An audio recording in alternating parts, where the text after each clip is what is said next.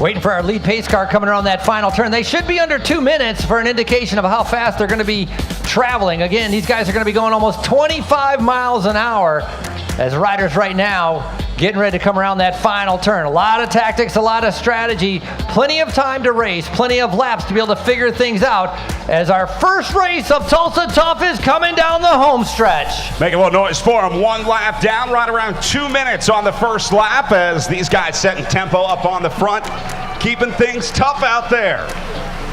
Philip Heck for the FCTN squad coming out of Texas, leading the way that time through.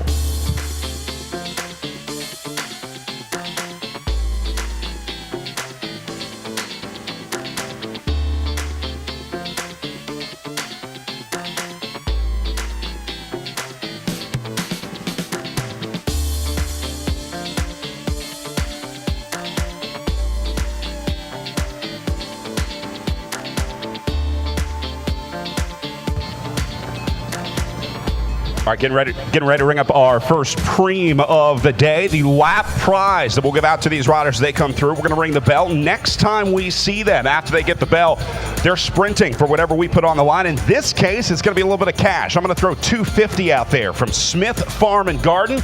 We'll ring the bell next time the riders come through, and then after they get the bell, they're sprinting for the cash. Money is free and clear. It doesn't have anything to do with how they finish. They don't even have to finish the bike race if they don't want to. So this is going to be an interesting start to this Category 3 race for sure, because pretty much every guy in this field needs $250. Let's be honest.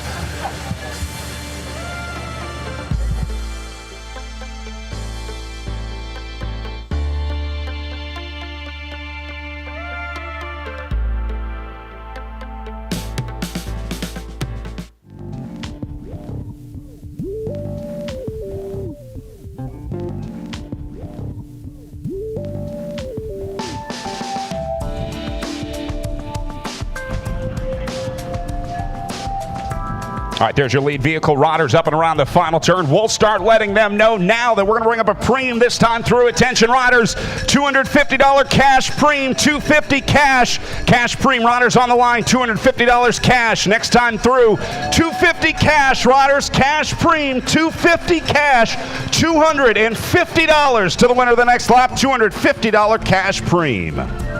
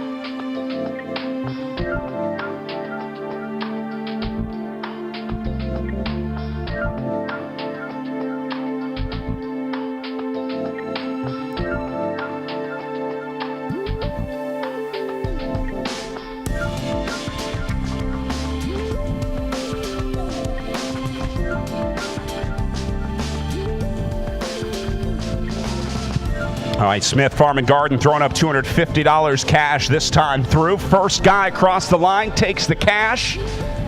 And somebody got a little gap out of that last corner. Let's see if he can hold it, though. This will be a good preview for the sprints to come tonight. This is going to be your preem winner, $250 richer, just like that. For $542 across the line, that's Aiden Wyant for the Cura Racing Region Bank Team from right here in Oklahoma.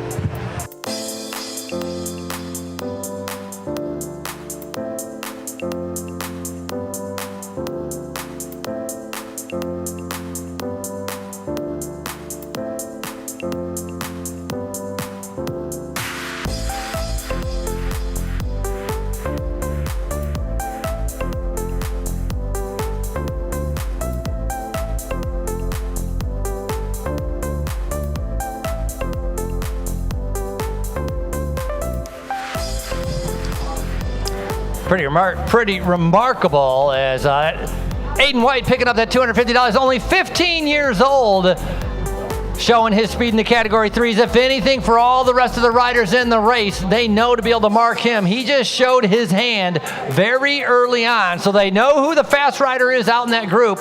They know who the sprinter is. Now the rest of the riders have to figure out how or if they can get away.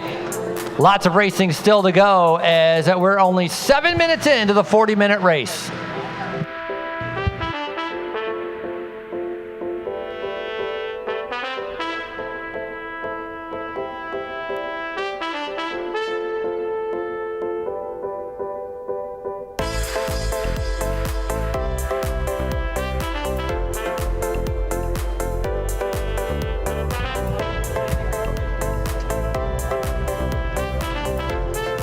Lead vehicle back through. We'll see if Wyant has gone back into the group as our Don Thornton Automotive Group pace car leads the way. Looks like this one going to come back together. New rider with a little space off the front here. Trying to see if he can't get the party started here. It's going to be Austin Del Rosso for Paragon Racing. Coming out of Texas, just inching his way off the front. Trying to get a breakaway started. He's sending out the invitation and seeing if any more of these Category 3 riders interested in getting a split.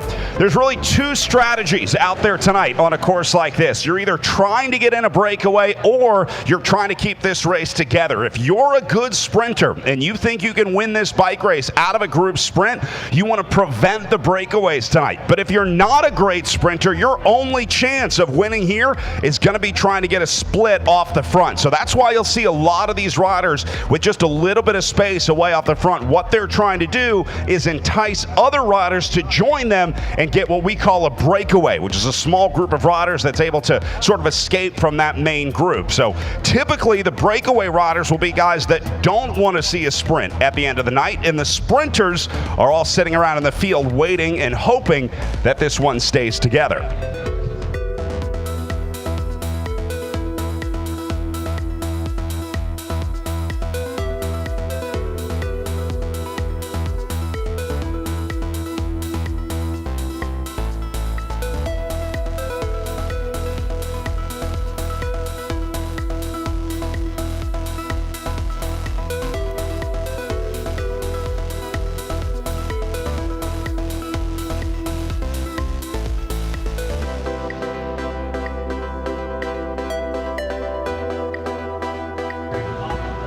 And here you go, first split of the day. Is this still Del Rosso away? Yep, gonna take a look behind him. The problem is not getting any help on the way up, so Del Rosso isolated on the front. He needs more guys to go across this gap. Del Rosso cannot do it alone, so he's starting to get some interest showing on the front of the group, but again, they need to get a quick, clean split off the front of this field. I'm not seeing it yet. Sitting in that second position in that black jersey was Blake Thompson out of Mississippi. But on the front, Del Rosso from Texas, 29 years old. He realizes he doesn't want to come down to a 75 rider group sprint. Wants to be able to try to have an advantage, maybe sprinting against 3 or 4. But just as Brad was talking about, ideally you need 3 or 4 other riders to be able to help you go the distance. A lot of racing still to go as riders right now in the backstretch getting ready to be able to come around again.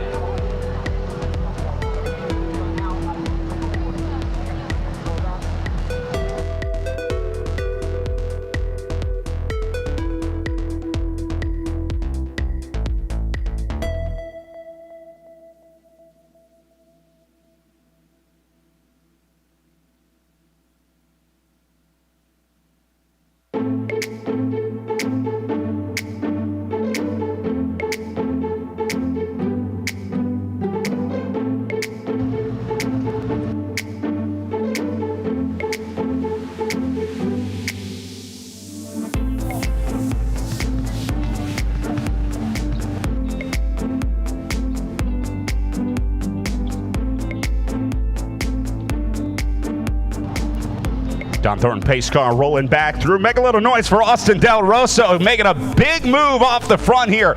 If nothing else, at least the guy's putting himself out there. It's certainly a gamble, but just like playing the lottery, you can't win if you don't play. So he's buying his lottery ticket right now. Here's one rider on the way up to try to join him. This is what Del Roso is waiting for. He's hoping that someone like 5'11" can get there. That's Matthew Richards for the Mustangs out of Wisconsin.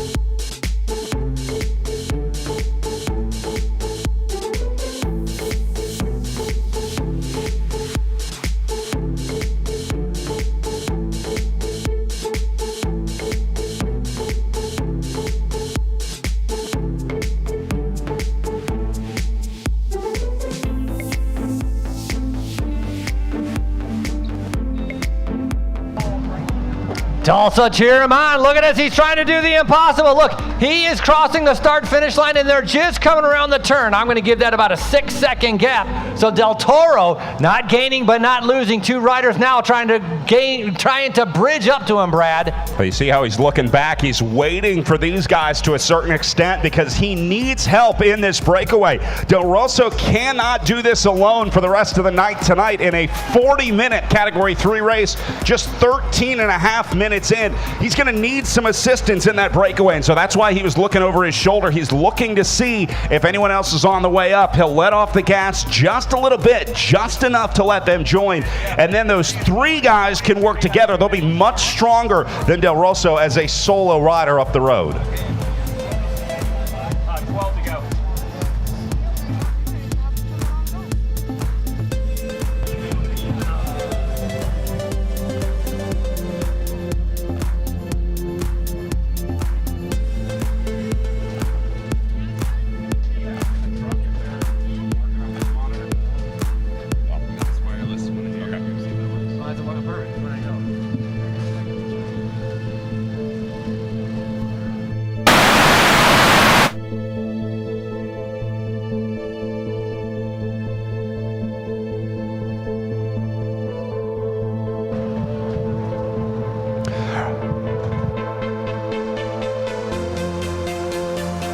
Check, check, check. 1 2 1 2 1 2 1 2. Check 1 2 1 2. Wireless check.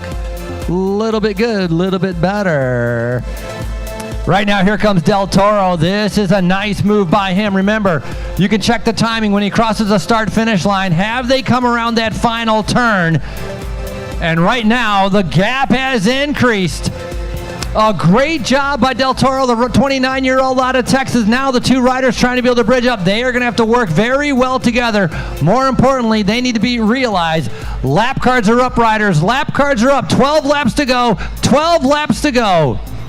Del Roso trying to get two up the road with him, but they're only a few seconds up there. As again, Austin Del Roso, number 436, your solo leader on the front for Paragon Racing.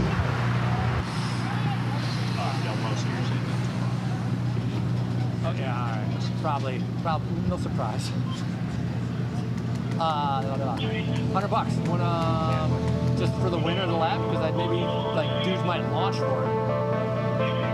Can't make it for the field because there's sort of two guys in between. He's got a big enough gap though, so. So you can see if they can see.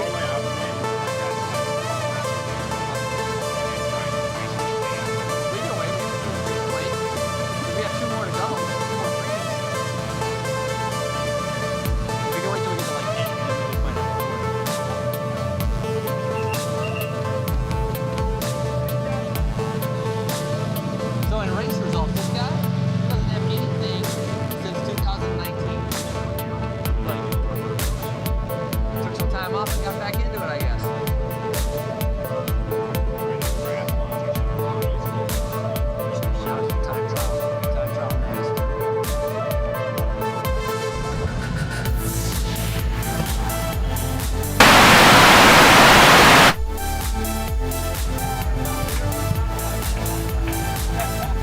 right, this will take us down to 11 laps to go on the counter. Del Roso dialed on the front, looking very smooth. You look at his upper body, not a ton of signs of fatigue yet here at 11 laps to go. Bad news for him, though, help is not on the way. The chase has been reabsorbed. This is now Del Roso versus the world with 11 laps to go. 11 to go on the counter, riders. 11 laps to go. 20 seconds, time gap, 20 seconds. One rider up the road, and that one rider, Del Roso. He's already been away for 5 laps. Can he stay away for the next 11 laps? That would be a tall order. Pretty impressive ride so far. Lots to be able to go.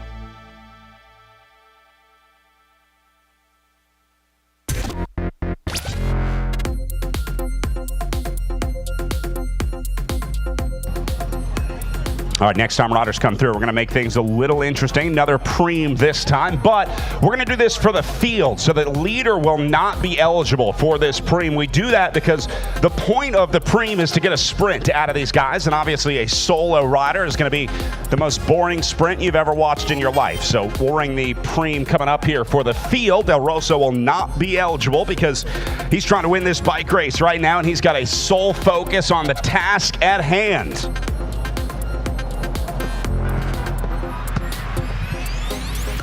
Down to 10 to go. How you feeling, Austin? That was a thumbs up. We'll take that. Austin Del Roso still away. Gap is growing from 20 seconds. And now he's going to have a chaser. All right, we'll let these guys know. Tension riders starting right here. $100 field preem. Field preem starting right here. $100 field preem starting right there with $528. $100 field preem riders. Field preem for $100 cash, courtesy of Bicycles of Tulsa. Field preem riders. Field preem on the line for $100 cash. $100 field preem next time through, gentlemen.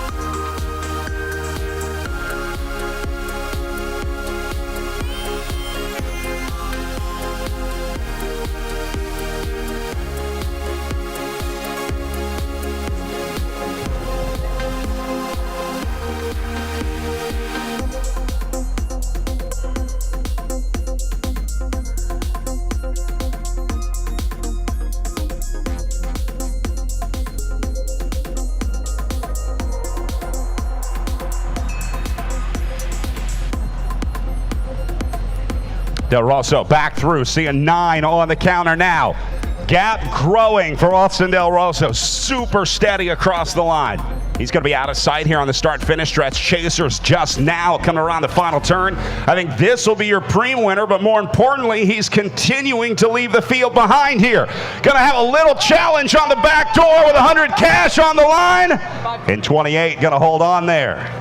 $100 richer for Andrew Townsend, coming out of Arkansas.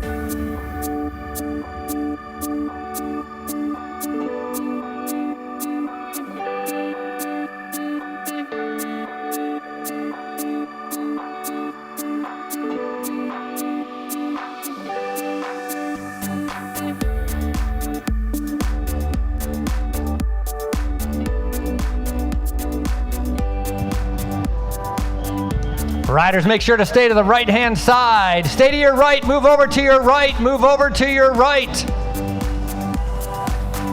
Del Roso right now, 25-second lead with 8 laps to go. An incredible ride. 8 to go, 8 to go. Looks like he's got a 1-by on the front of that Specialized right now.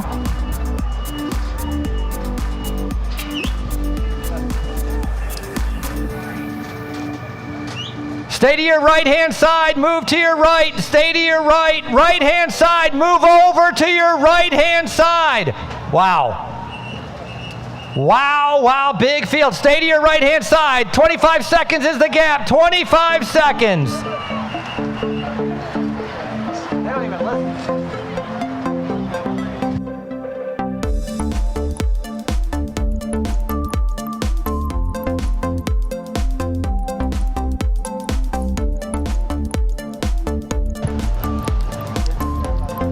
So right now, our 29-year-old Austin Del Roso up the road with a 25-second gap, 8 laps to go. There's 2 chasers just behind. They're trying to be able to work together. Right now, they are friends. They need to cooperate. Brad, even though they're on different teams, they do have one common goal, a common objective, which is try to get up to that leader. Yeah, everybody in that field right now, the big group, they all need to be working together. They all need to be on the same page because otherwise they're going to be racing for second place. So that means that they're all focused on how to bring Austin Del Roso back. And at this point, it's a simple math equation. 25 seconds, 8 laps. You got to figure out how many seconds you need per lap to bring this guy back. But the problem is you don't know what Del Roso's got left in the tank. He may start speeding up. And if that throws off your calculation, well, Austin Del Roso is going to win this bike race. So we need to start seeing this gap come down. If that field wants to have a chance at catching this guy at 7 laps to go, make a little noise for Austin Del Roso. 7 to go.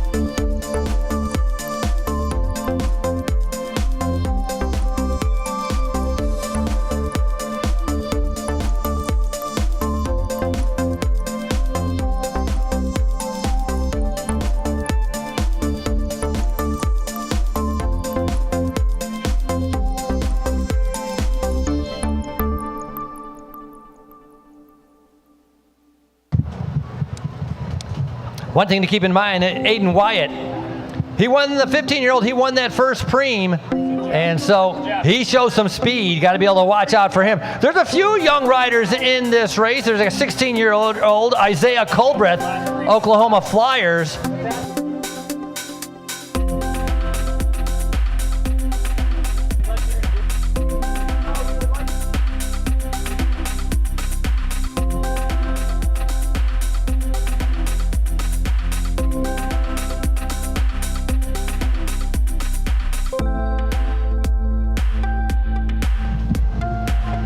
Del Roso down to 6.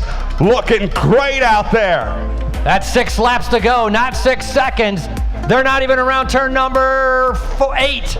Still not around. The gap is increased. Yeah. He looks like he is riding away with this. Tulsa, you're going to have to be able to make some noise next lap. Here come. Remember, our podium up for grabs here on day number 1. New group trying to roll away here. A couple guys taking a little look here. They've got to get their act together if they want to catch Del Roso up the road. Down to 6 laps to go on the counter now.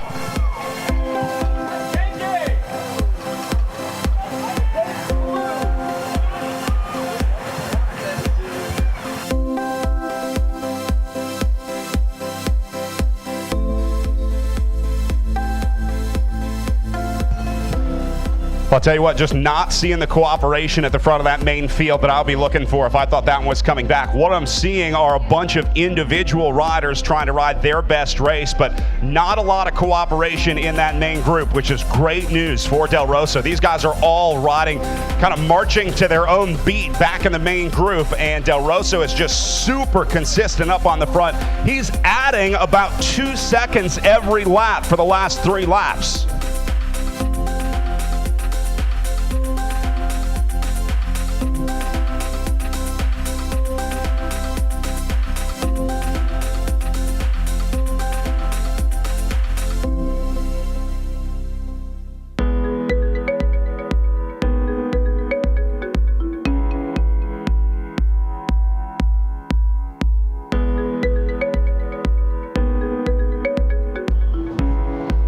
Down to 5 laps to go. He can count them on one hand. Help him out. Austin Del Roso still trying to make the roll here. Paragon Racing. Oh, look at him. Taking on water, having a nice little sip from the bottle. Del Roso looking amazing out there right now. Now we're going to be ringing the bell as our field comes through. We'll throw out a $100 cash preem for the field. Del Roso not going to be eligible for this one. Frankie's got the bell ready to go. And there's your first riders up and out of the final turn. These guys got a little gap going. Let's ring it for these two. We'll see if we can spark a little bit of action out of this group. Attention riders starting right here. $100 cash starting right here. $100 cash preem starting right here for the field. Leader is not eligible. 100 cash. 2 chasers are eligible. $100 cash preem riders. 100 cash. 100 cash. 100 cash for the field. It's getting spicy back in the main group. Saw some riders starting to move towards the front. The riders that were trying to work together, not big fans of guys trying to jump towards the front here to try and pick up the preem. So now the cooperation in that group is out the window. This field is working together about as well as Congress here at 5 laps to go.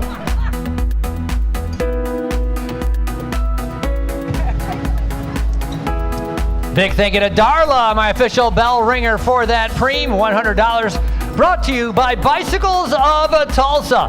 Brad was just explaining when our rider comes around, he's going to be seeing 4 laps to go for our leader. The money, though, is for the next rider that crosses the line. That's what we're going to wait to be able to see. They are not going to be cooperating. They want to put $100 in their cash, and they're going to stay in the front. They need to stay in position in order to be able to give themselves a chance for that final sprint. But in the meantime, it is all about Austin. 4 laps to go. Del Roso into a different zip code than the breakaway at this point. This guy continues to put time into this field. And I don't know if this one's coming back. At 4 to go, this will be a huge lift for this field. It's going to take something major for Del Roso to come back at this point. Pretty soon, these guys in the field are going to realize it too. They may be realizing it now. If they're getting time checks around the course, they're going to hear 20, then 22, then 25, then 27, then 30. And at some point, you're like, you know what? This ain't working. We're racing for second place at this point. Right now, they're racing for 100 cash. First guy across the line's getting paid. And we'll see if that brings any time back. One rider jumping off the front of the red jersey. He's going to hold on for $100. With a quick look over the shoulder to make sure 5'11's got it locked in. That's Matthew Richards again, his second preem of the night for Richards. Richards riding for the Mustangs. He's out of Wisconsin, traveling down here to Tulsa, participate in 3 days of racing. Remember, it's day number 1. Tomorrow our races continue as we head towards Saturday's race, which is going to be good. Our last day going to Crybaby Hill and River Parks. Tomorrow, it's the Tulsa Arts District.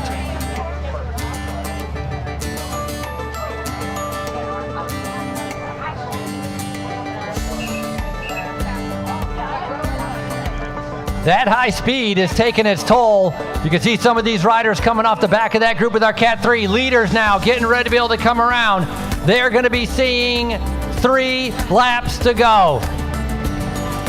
Come on, Tulsa, ring that bell and bang on those boards. He has done an incredible ride. Give him your praise, Del Roso going solo for over 25 laps. It's 3 laps to go. But at this point, Del Roso's got time to stop for a beer at Fassler Hall here just outside of turn 1. He's got all the time in the world to play with. You know it's bad when they start opening the crosswalks in between the leader and the field. And they don't take that lightly here in Tulsa.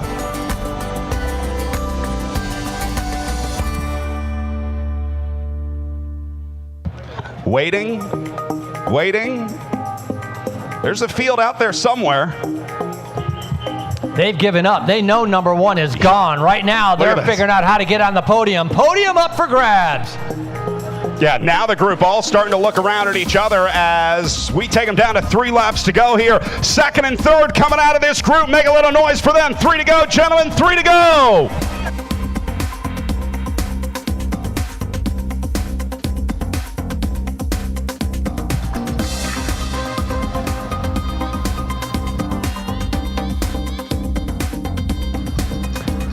Look at this, starting to see a lot of riders getting popped off the back here. These are guys that were right on the limit towards the end of this race, and then as they lift the tempo just a little bit, that's enough for these guys to come unglued. Now, it's not always your fault. Sometimes you're following the wrong wheel, so if the guy in front of you lets a gap open up, well, guess what? That's your problem now, too, and so that's why you'll start seeing these groups come off the back together.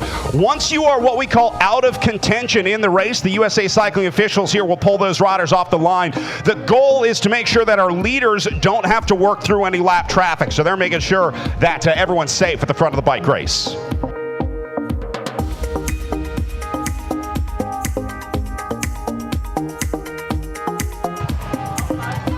Down to 2 to go, Austin Del Roso. I am not seeing a single sign of fatigue in Del Roso's form on the bike. He looks perfect. His upper body is solid. The shoulders not rocking. His hips are nice and steady. Everything that you should look like on a bike, Austin Del Roso looks like right now.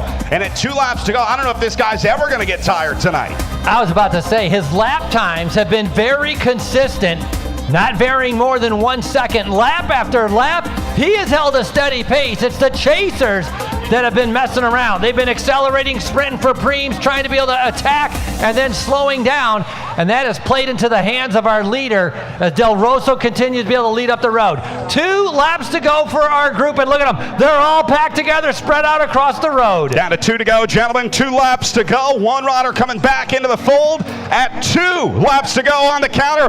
Look how many guys are left in this group. Not many survivors remaining. They don't call it Tulsa Tough for nothing.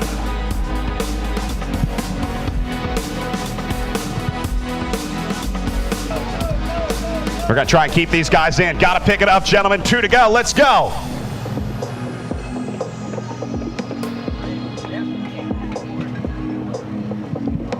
You can see just how dangerous it is to be caught in the wrong group. That's why it's so important for riders in the field early on in these races to stay near the front. It is a constant battle in the first, let's say, half or 3/4 of a race like this, just to stay near the front. One guy, though, doesn't have to worry about any of that, and that's Austin Del Roso on the way in right now to get the bell for 1 lap to go. Tulsa, I need your help sending this guy out one more time as Del Roso is on his way at 1 lap to go.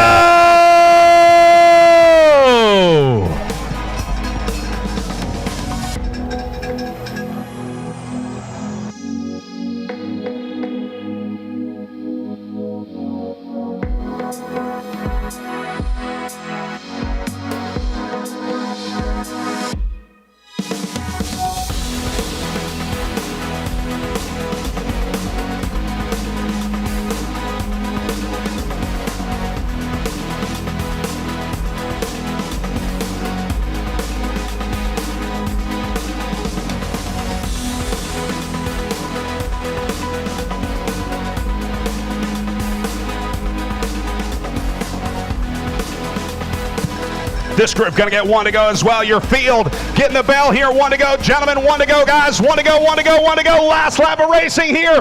1 lap to go.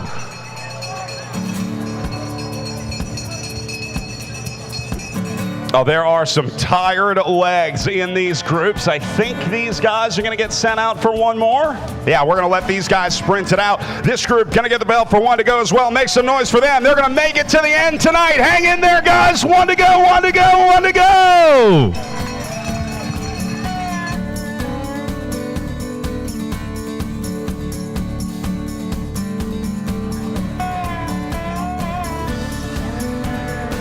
But one thing is for sure, it will be a worthy winner out here tonight in our Category 3 men's race. Ringing the bell, Del Roso's wife. He races for fun. It's a hobby of his. He's a runner, but today he is going to be crowned a champion here at Tulsa.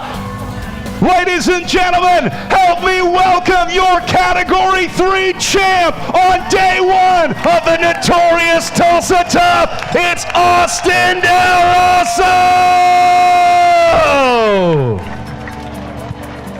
Bike racing as a hobby, a big-time runner, coming in here in Tulsa and dominating, riding away solo for 25 laps. We're not going to see that in any other category. This Category 3 race, an exceptional ride by Austin Del Roso.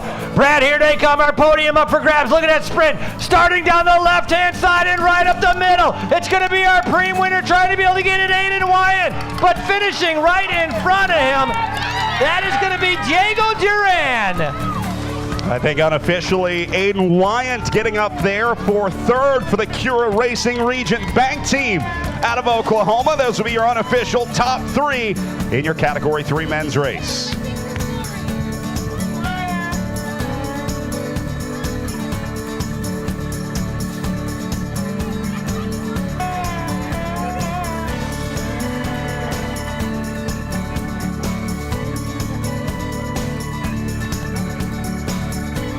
One more group finishing up here.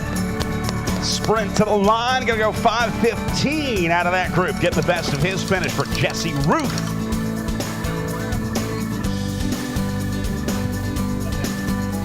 Gotta say, pretty exceptional ride coming from our Category 3 winner.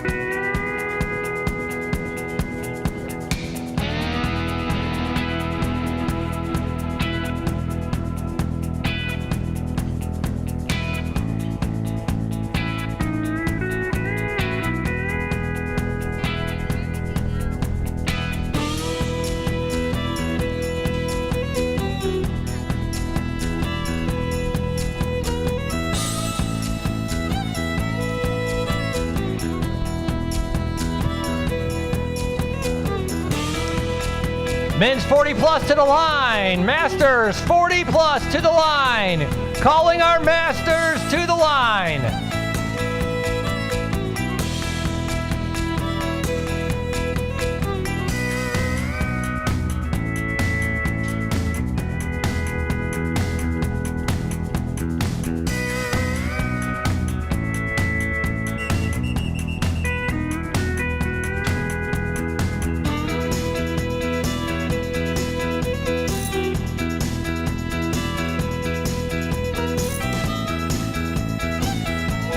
Cat 3s exit the course down there. Cat 3s turn and exit the course. At Cat 3s, I need my Masters to the line.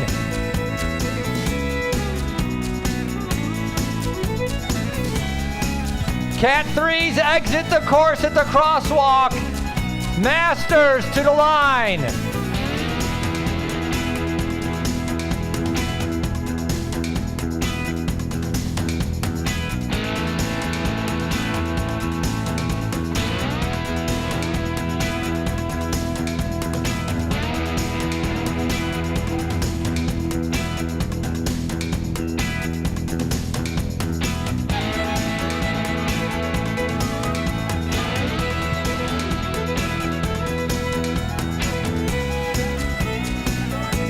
All right, Category 3 riders moving off the course. Masters men coming on to the course. We're going to have Category 3 riders exit at your nearest exit.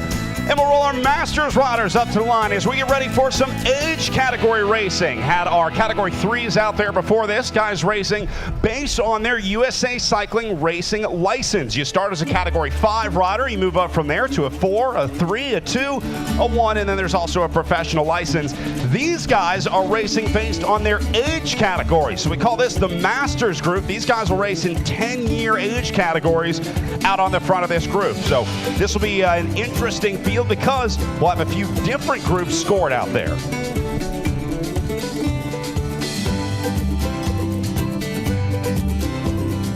Riders, welcome as you're getting ready for Tulsa Tough. It's our Masters 40 Plus.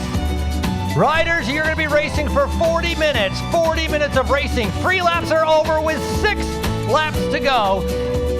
Your neutral pit is around turn number 1. If you have a mechanical or a crash, you go around turn number 1. That is where you can be able to take your free lap. Again, no more free laps with 6 laps to go. If you are out of contention, if you are off the back, you will be removed from the race. Respect the referee's decision and be able to remove yourself from the event.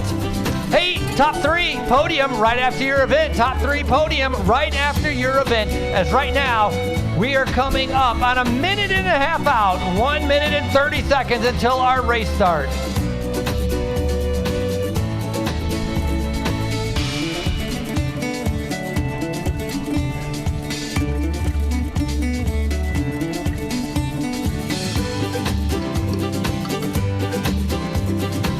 On the line right now, our former national champions, former professionals, some of the most experienced racers you are going to see of the entire night. These guys have been racing for a long time.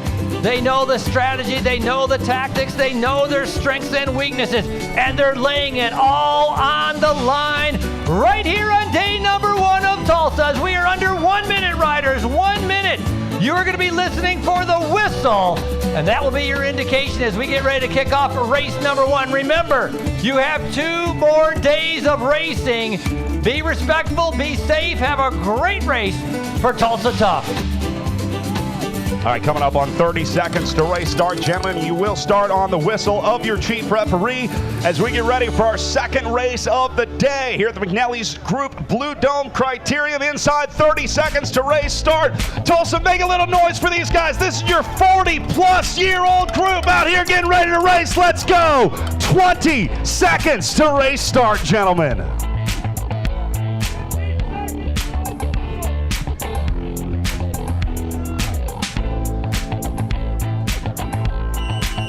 Let's go, Masters men underway. Your 40-plus field on course.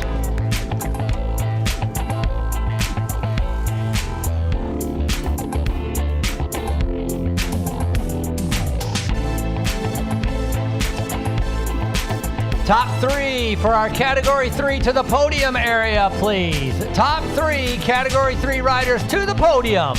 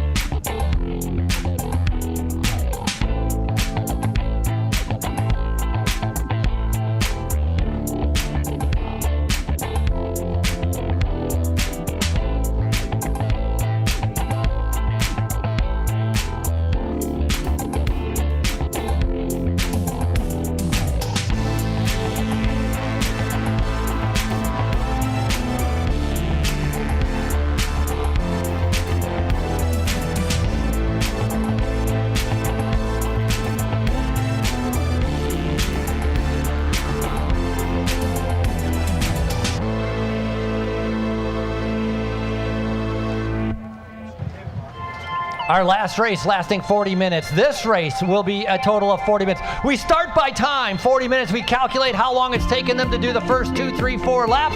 Then we switch over to lap cards, and then we count them down. That way the riders know exactly how long it is to the finish.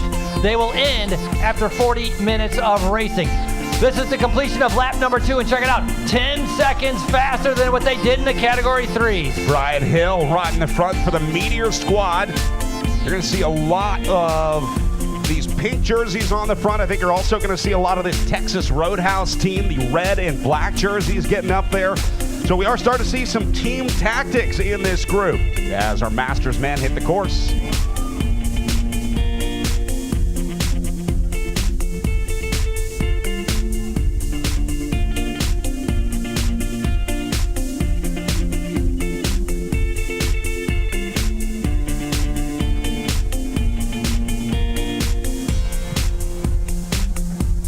Getting ready for our Category 3 podium.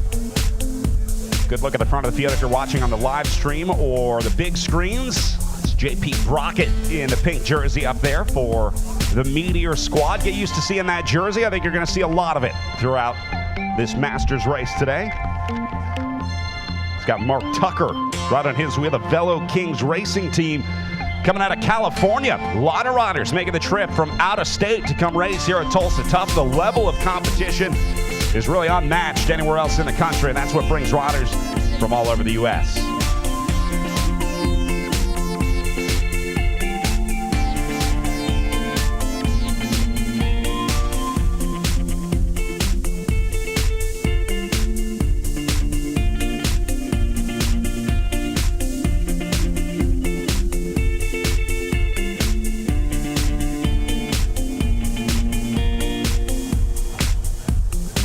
Front of the group, roll it back through. This is still JP Brockett setting tempo on the front. Brockett trying to string these guys out.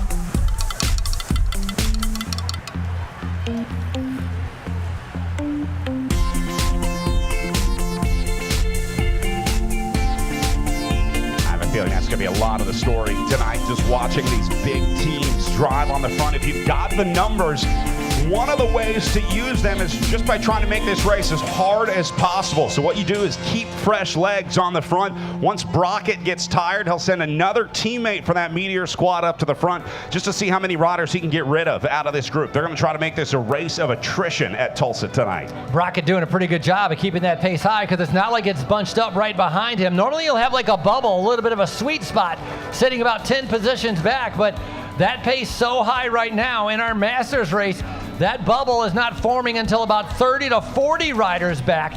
A lot of riders, look at that single file, tire to tire, following each other, trying to be able to stay in that slipstream. I got to give it, the rider sitting in that second position, he's in a dreamland position. Sitting in, saving about 30% of his energy, just following the wheels in front of him, and that is going to be Gary Zera from ETP Cycling sitting in third.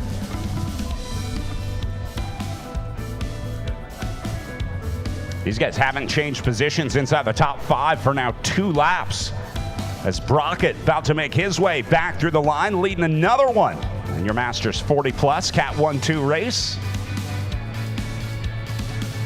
And I think a lot of riders are probably happy to just let Brockett set the tempo on the front again. The rider at the front of this bike race is doing more work than anyone else. He's creating a draft for all the other guys behind him. So that's why these guys are so happy to sit right behind JP Brockett until you start to see moves from riders like Marco Olivier making a move on the front here for the Texas Roadhouse squad.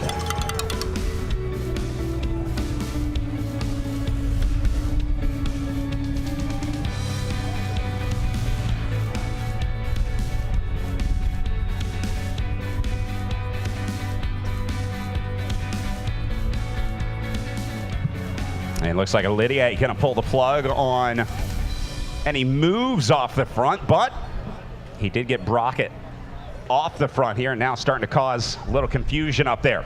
Next time we roll through, going to bring up $100 courtesy of the Saint Francis Tulsa Tough volunteers.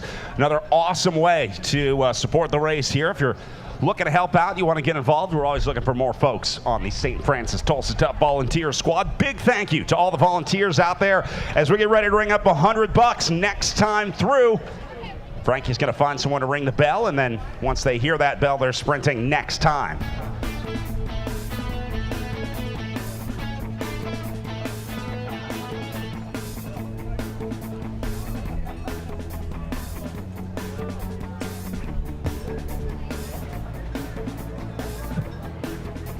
Looks like a couple guys going to have a little bit of space headed into this one.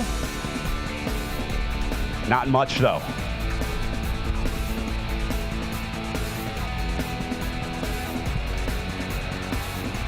Yeah, we'll ring it for these guys. We're going to go a full race, $100 cash preem. Attention, riders, $100 cash preem. 100 cash, riders. $100 cash preem to the winner of the next lap. $100 cash. $100 cash preem on the line. 100 cash next time through. Full race, $100 cash.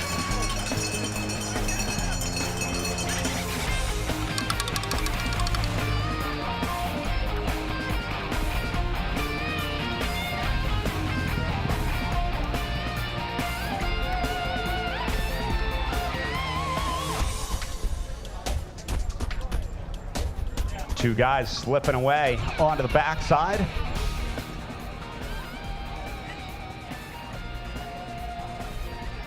A $1 million question here is going to be, are these guys looking at the preem, or is there a bigger strategy at play for riders getting away here? Ideally, these two guys would cooperate here, but with a preem on the line, you put $100 out there, well, that cooperation often goes out the window. So we'll see if anyone's going to jump out of this group of two. Looks like Texas Roadhouse on the front, trying to keep this Methods to Winning rider at bay. Eric Anderson, the Methods to Winning rider out of California, on the back. Very early on in the race, but these guys are going to put a little bit extra effort trying to be able to hold them off to be able to pick up that $100. Cooperation thrown out the window. A big thank you to Bicycles of Tulsa, bringing many of our $100 preems to all the different categories throughout the night.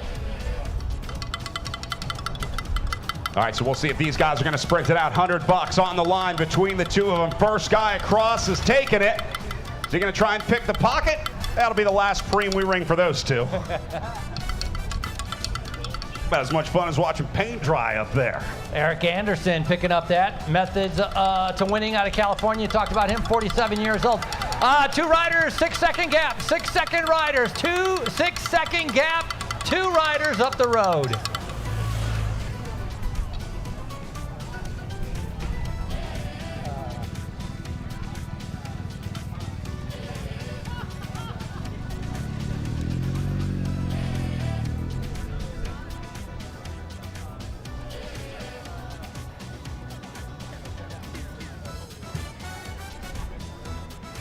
Chad Bertzelauskas making it into that group along with Eric Anderson. Bertzelauskas out of Indiana, former road professional, a very good sprinter. He was excited to be able to come back to Tulsa, and right now finds himself in the front. He's not afraid to be able to race. Now the question is the rider in the red jersey pulling?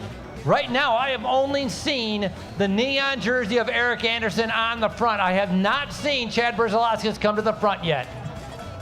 Bertzelauskas was doing a little bit of work early on. I think these guys are starting to come to an agreement. They're figuring out how they can best cooperate to be as smooth as possible, because that's the name of the game here in this breakaway. This is a very unique scenario in sport where now these two guys who should be opponents in this race now have to work together. So these might as well be two teammates in the breakaway now, at least for the next 30, 40 minutes.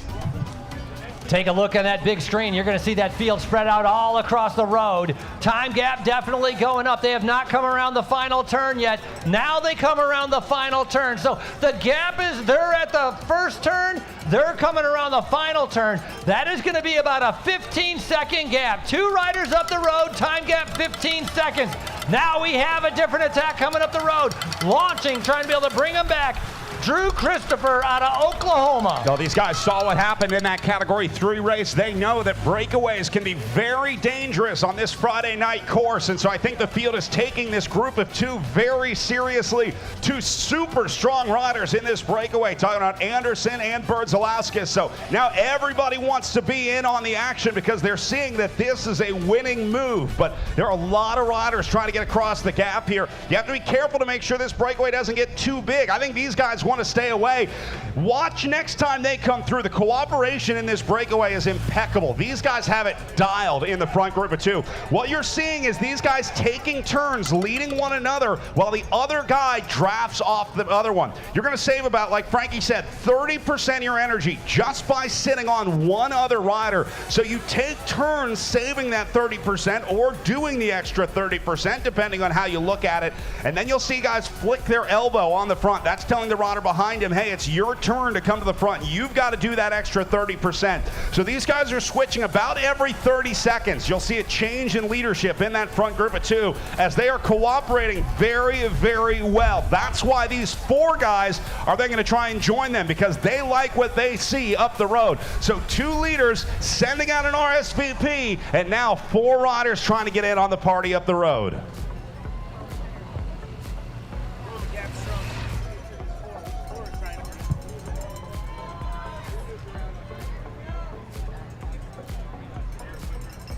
So our 2 leaders coming through. One thing to keep in mind is look at this second group. There's a teammate sitting right in there. He's not letting them go. He's not pulling through as well. Did a fantastic job what they call blocking. Steven Salazar from Texas Roadhouse shutting down that second group of 4.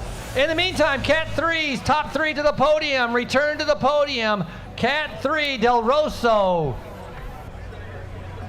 Was that 4? Duran and Wyant, return to the podium, please.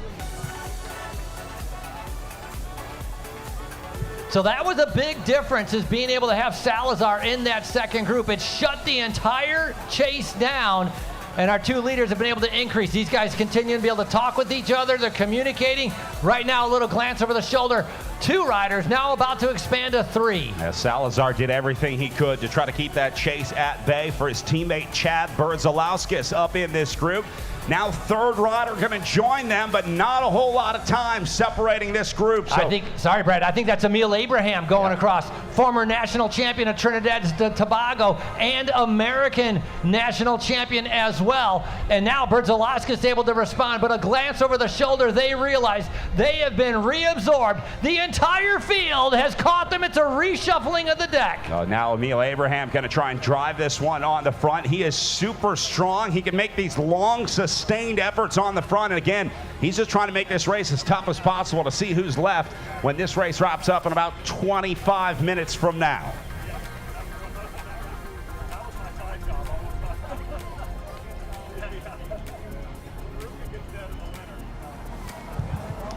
Early on in the race, we saw the pink jerseys of Meteor Racing controlling things. Will they try to be able to do the same? But now, the attacks have only instigated a flurry. Nobody's willing to wait around for anyone, as right now, that's going to be Randall Coxworth. That's Monster Racing Team going up the road. And look at this group. They have sat up. The last 2 laps have been very, very hard, very, very fast. And so everybody trying to be able to take a breather, trying to be able to catch their breath. And now's the opportunity for the counterattack. Getting down to it here as these guys racing 40 minutes on the clock. We are just ticking past 15 elapsed time so far. And these guys all trying to figure out if this Masters race is going to go the way of the Cat 3s, where we saw Austin Del Roso launch his successful solo breakaway. But now it looks like we're going to have a group of 4 rolling off the front, maybe 5. One rider just dangling in the gap here.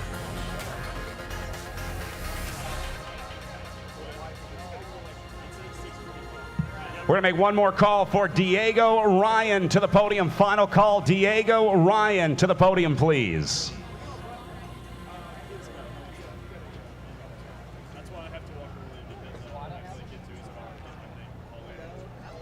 We're going to be counting laps next time these guys come through your Masters field on course. We'll see 13 laps to go. So we are now moving off the clock. That is no longer relevant. These guys are down to a straight 13 laps of racing remaining. Look at the field spread out across the road. I think a lot of the riders, they have teammates up in the front. Not a lot of concern coming from them. 6 riders have separated themselves right now. Clock is ticking. We're going to start counting them down. That is over a 10-second gap. Lap cards are up, riders. 13 laps to go. 13 laps to go. 13.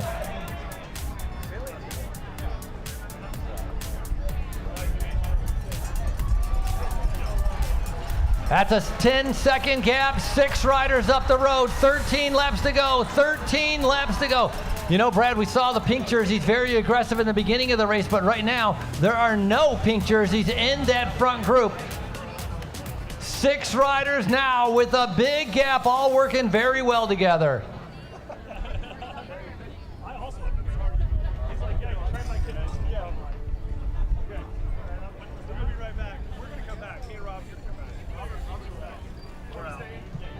Well, Frankie's headed out on to course with the bell. That can mean only one thing. There must be a preem coming up.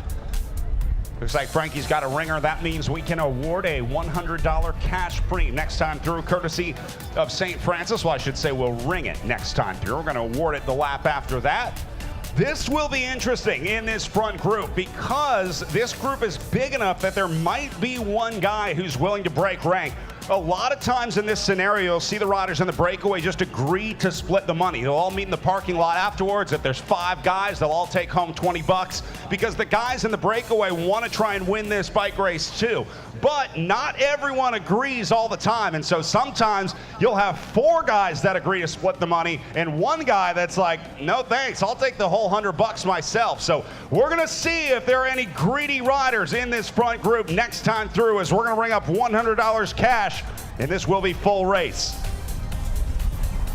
Attention riders, $100 cash preem next time through. $100 cash preem, 100 cash. Gentlemen, $100 cash, $100 cash on the line. $100 cash preem to the winner of the next lap. And this is full race. Leaders are eligible. 100 cash, full race, 100 cash to the winner of the next lap. This $100 courtesy of Saint Francis. Throwing out some money to our Masters 40-plus field out there.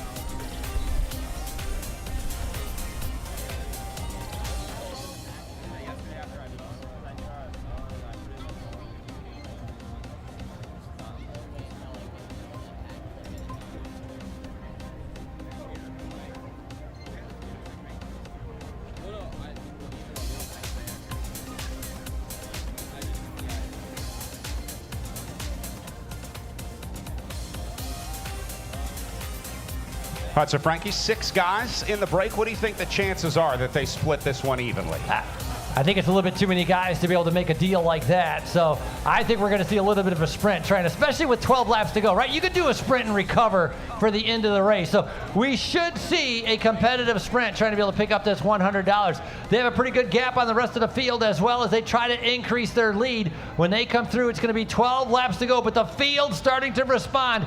This race is far from over. A lot of laps to go, a lot of racing to go as we're waiting for the Bicycles of Tulsa. $100 on the line as they fly around that final turn. Front group still together. We'll see if anyone jumps. Oh, they're going to race for it. A little bit of money on the line. $100 to the first guy across.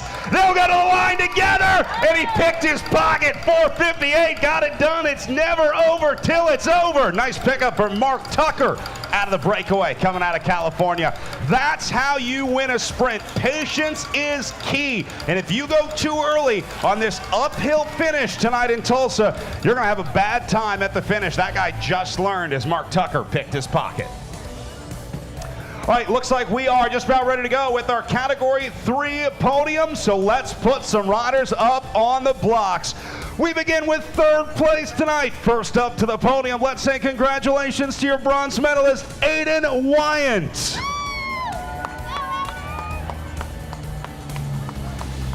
Second place next to the podium, big round of applause for Diego Duran.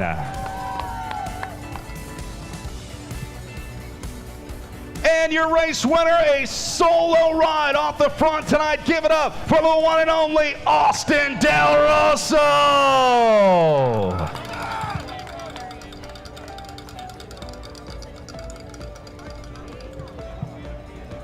There you go, your men's Category 3 podium, Del Roso, Duran, and Wyant.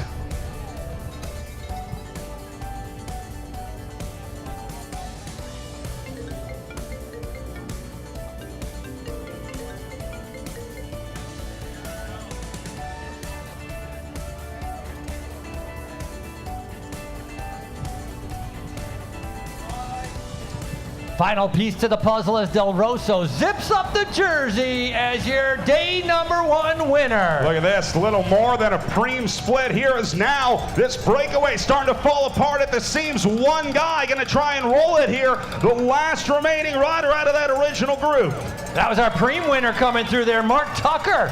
He took the preem and kept going, and now the field, a lot of tactics going on. Look at them, they're strung out. 2 hot laps has made it a single file. Riders trying to be able to catch their breath as they get ready for the last part of this bike race. We saw Drew Christopher moving up, a former pro. Now, remember, this is a Masters 1-2 race, which means every guy in this race technically would be eligible to race in our pro races later tonight because they have one of the top 2 levels of license. But they're choosing to race with their age category, and so these guys all 40 years of age or older and hold a category 1 or 2 racing license.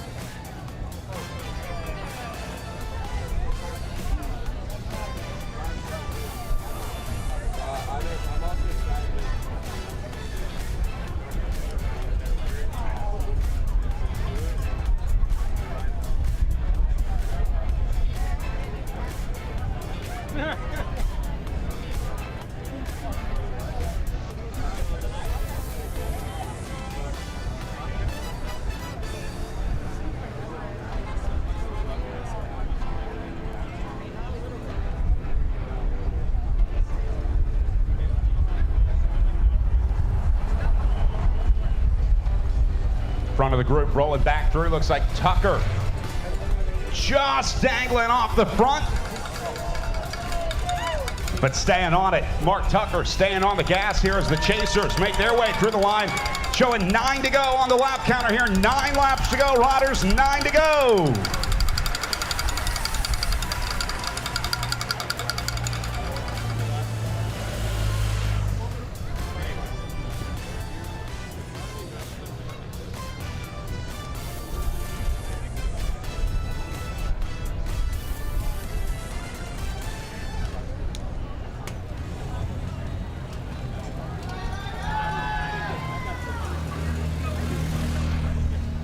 We're going to get that group 1 to go. You guys will sprint it out next time through. Now you're going to start seeing the officials here giving riders 1 to go instead of straight polling them. What they're doing is giving groups a chance to sprint so that those 3 guys aren't just placed in a random order. If you are polled, you still get placed. And so giving those guys 1 to go gives them a chance to sort out those places. It's going to be something like 52nd, 53rd, and 54th place, but that matters. Every place matters to a bike racer.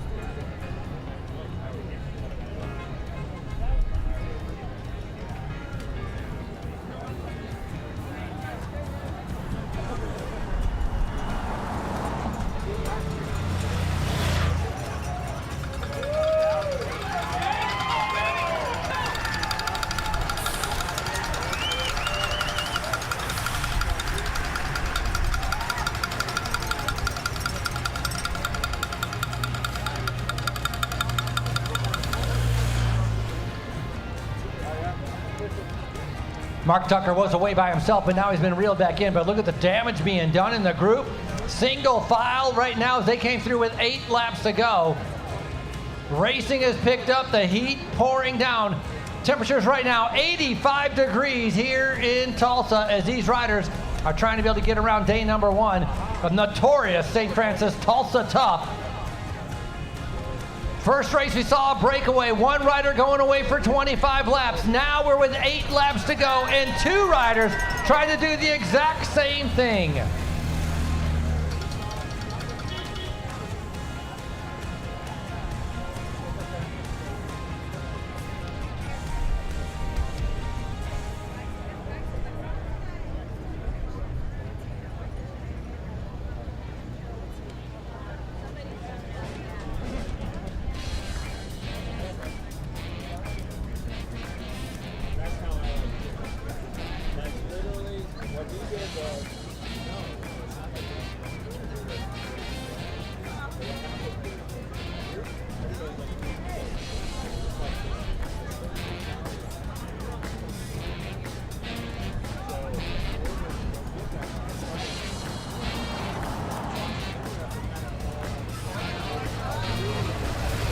All right, here we go. Lap counter taking us down to 7.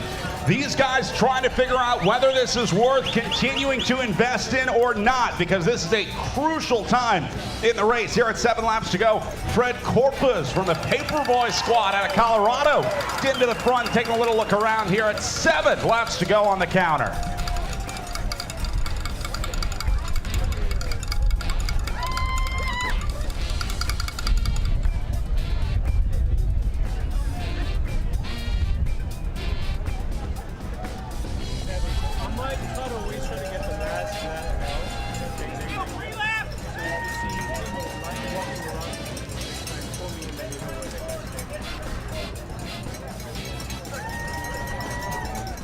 All right, so a bunch of riders rolling through the line right now. These guys were involved in a crash on that last lap. Now, they'll get what's called a free lap here. Up until 6 laps to go in the bike race, if you go down in a crash, you're allowed to go back to the pit, get your bike and body fixed up, and then those guys will be able to go back into the race without being scored a lap down. We call it the free lap rule. It also applies to mechanicals that are beyond the control of the riders. So if you get a flat tire, broken chain, something like that in a race like this, those riders will be able to go into the pit, which is just around turn number 1.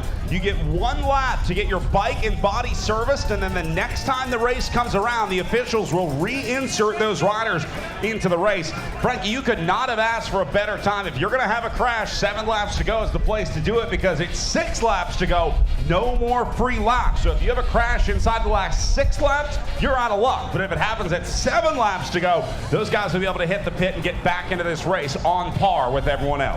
Yeah, and right now we're getting ready to tell all of these riders that free laps are over, as they are getting ready to see 6 laps to go. A little bit of a split in the group right now. Got to be able to react to it. Riders, 6 laps to go. No more free laps. Free laps are over. 6 laps to go.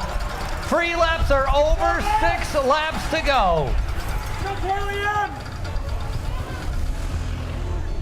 All the back and forth, the yin and yang that's been taking place out in the race course, now getting reabsorbed with 6 laps to go. Oh my gosh, riders getting thrown out of the pit right now extremely late. They are going to be off the back. Maybe they held them, trying to be able to give them another chance. Going to be able to find out once they come around. Yeah, they're going to do a free. They're going to throw them out with 5 laps to go. Maybe they kicked it out. Especially if this was a wireless, I would go even further back. Just that it'll kill me if I run this one for 8 hours.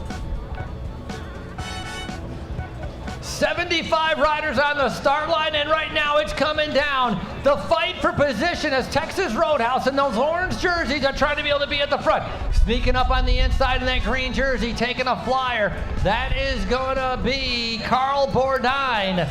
Bourdine, a time trial former national champion. I talked about many of these riders, former national champions, former professionals. That's what Carl Bourdine is, and the riders chasing him as well. They are getting ready to see 5 laps to go, and Texas Roadhouse on the front. They're not panicking, are they? Just riding their own tempo, keeping it together, and making sure they have numbers, which is going to be the difference in the later part. We're going to do, hold on.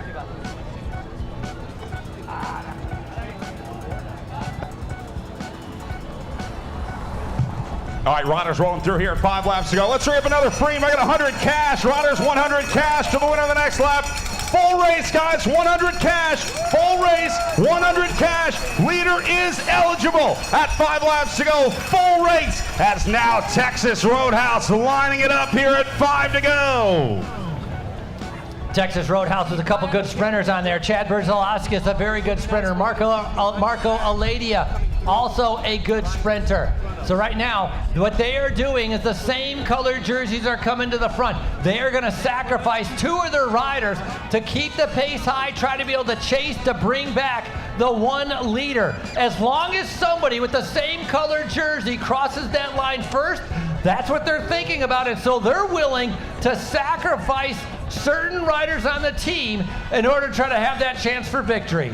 Well, this is pro-level racing from this Texas Roadhouse squad. Now, remember, these guys aren't in any hurry to catch this solo rider off the front. In fact, a lot of times you'll see them put a rider like this on a leash and leave him out there to roast for another 2 or 3 laps. Now, why would you leave that guy away? Because it's the devil you know versus the devil you don't. Would you rather have a tired solo guy out there, or do you make the catch right now and open the door to a new set of fresh riders getting away? So they're going to wait, I think, to make this catch. That's the right move. This is Bike Racing 301 right now. We're getting into some advanced tactics for this Texas Roadhouse team on the front, and I think that's what they're going to do here. Just let this guy roast as long as you can, make the catch at 1 or 2 laps to go, and then try to control this race until the end. Now, you control it by riding just as fast as you can so that everyone is riding on the limit and no one's got any headroom to try to get away. Now, it doesn't always work out for the big teams. Every once in a while, a guy like this can catch him off guard, and that's exactly what Carl Bourdin is hoping he can do tonight. Bourdin picking up that $100 preem from Bicycles of Tulsa. So for Texas Roadhouse, they have to keep the pace high. The moment the team in the orange-colored jerseys, if they slow down at all, you're going to have riders coming right around them and attacking. We talked about the former time trial national champion Bourdin right now trying to be able to increase that gap. The problem is it's one rider of Carl going against 5 riders from the same team. Texas Roadhouse working very well together to not allow this gap to grow.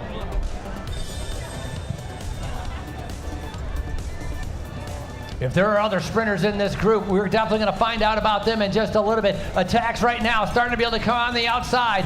They don't want to let Texas Roadhouse do the controlling for the final laps right now as riders battling for position right behind the orange and black jerseys.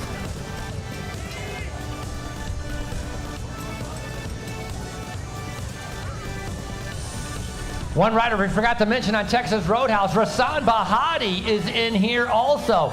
He is a very fast sprinter, a former Criterium national champion. Bahati, that's who they're trying to be able to set it up. And if you got Berzalaskas, Aledia, Hill, some of the other riders on their team trying to be able to do a lead out, this is looking better and better, especially the fewer laps we get to the finish. Well, now what you're going to start to see are these Texas Roadhouse riders dropping out off the front. The lead guys at the front of this race are doing everything they can. They are now into full 100% effort here, and just like booster rockets taking a satellite into space, they are going to fall away as they run out of gas here. So start to watch for these red and black jerseys at the front of the race, but watch the guys in the back too. Like, this is Brian Hill right here. Mission accomplished for that guy right there, number 430. He did his work, and now he turns it over to the next guys. One guy will go all in on the front, and he's going to blow up. And then ideally, you drop your one sprinter off out of that last corner. Use your last booster rocket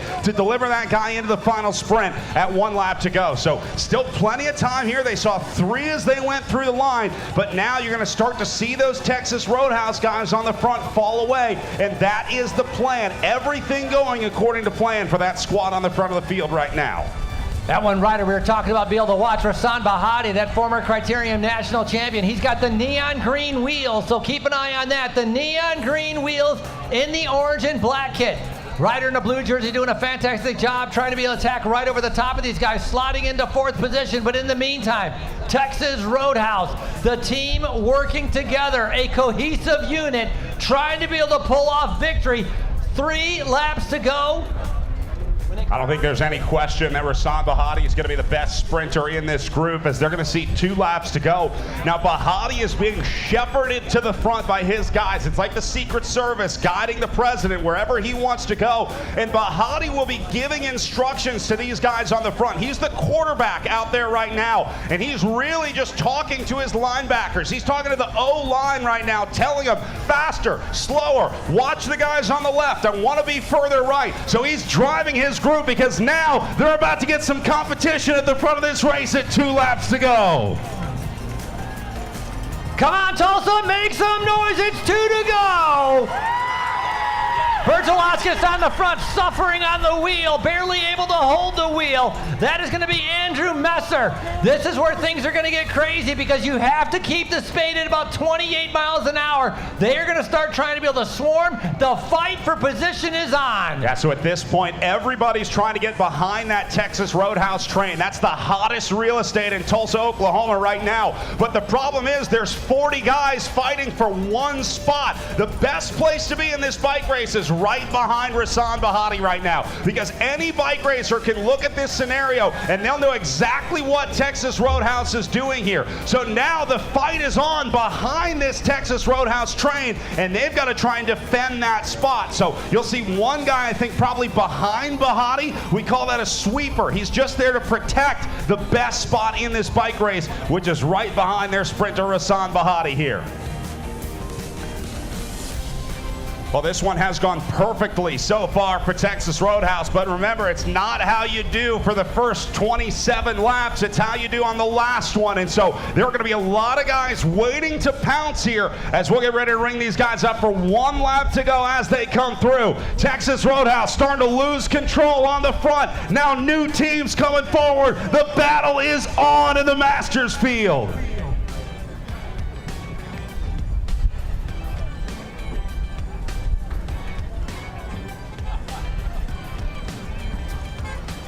Oh, look at this. Beautiful takeover from these guys on the front, taking us down to one lap to go. All of a sudden, Texas Roadhouse is no longer in charge. At one lap to go, there's a new boss in town on the front of the field as Chris DeMarchi takes over. What's up?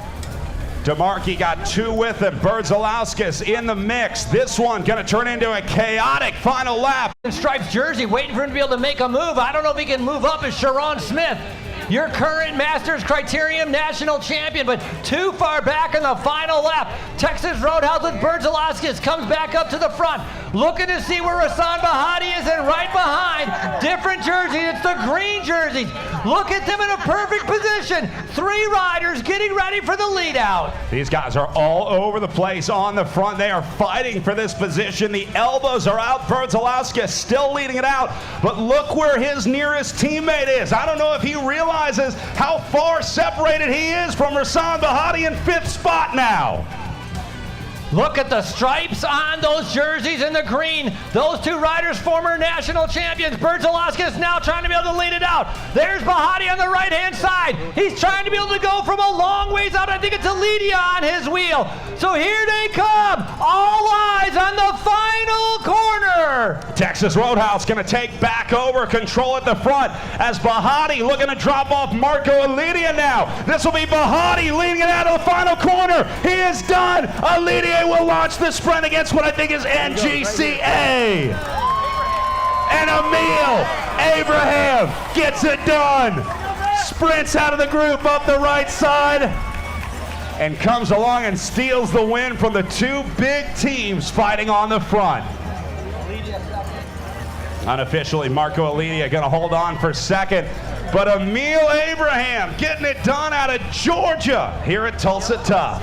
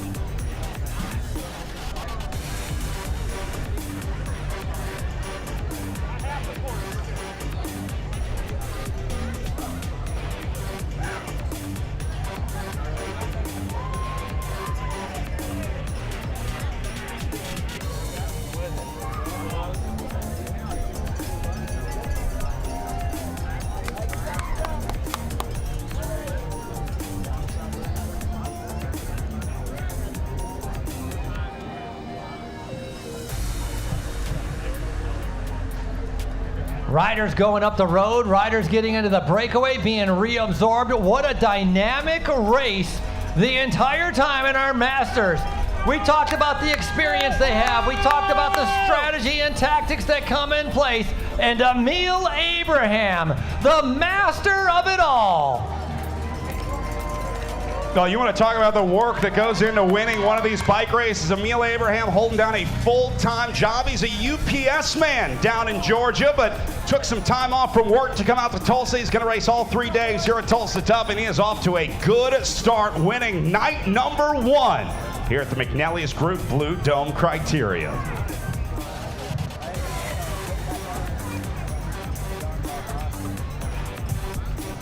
All right, well, as these guys wrap up, we would like to recognize a very special group of individuals gathering on the finish line right now. Ladies and gentlemen, this is your Tulsa Tough Board of Directors, the group that makes the race happen every year. Can I get a round of applause for your Tulsa Board of Directors?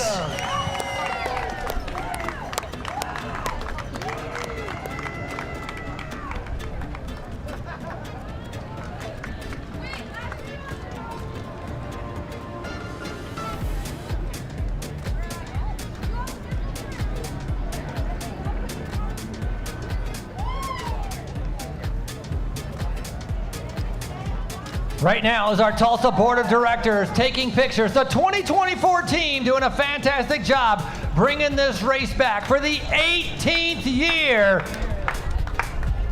One of the highlights of the Tulsa downtown area and in the American cycling scene.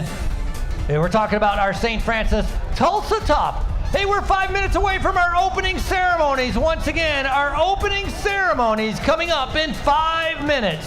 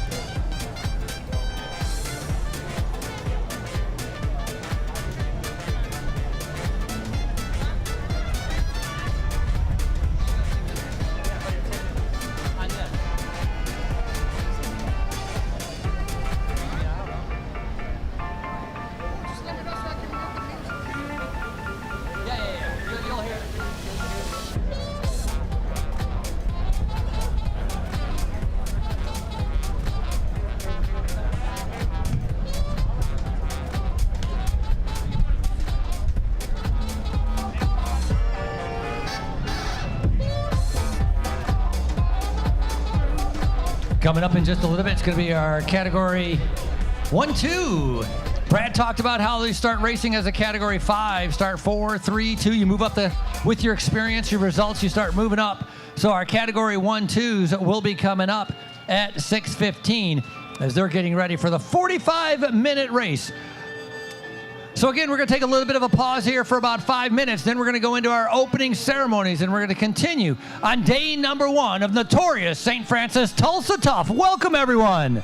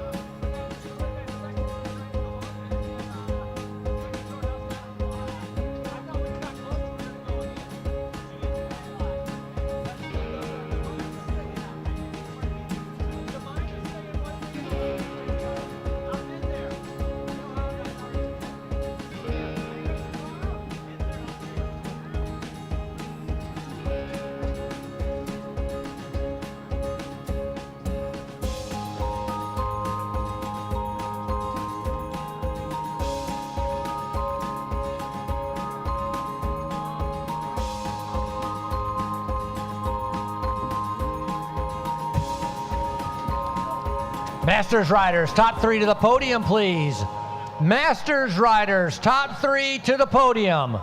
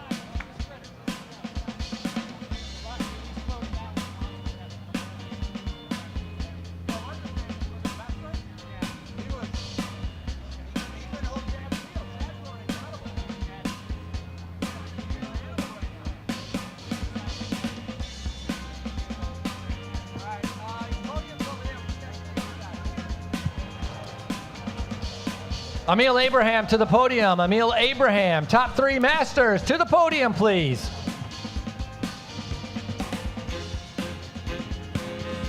We're going to see if we get Emil down. Oh, yeah, my man making it to the podium because Emil is signed up for both races. I'm not sure if he's going to do both, but this guy registered not only for the Masters race, but the 1-2 race that's coming up right now. And so he's going to go hit this podium, and then if he still wants to race, he's going to get back out there and race again. We're going to page Malcolm McCullum to the finish line, please. Malcolm to the finish line, please.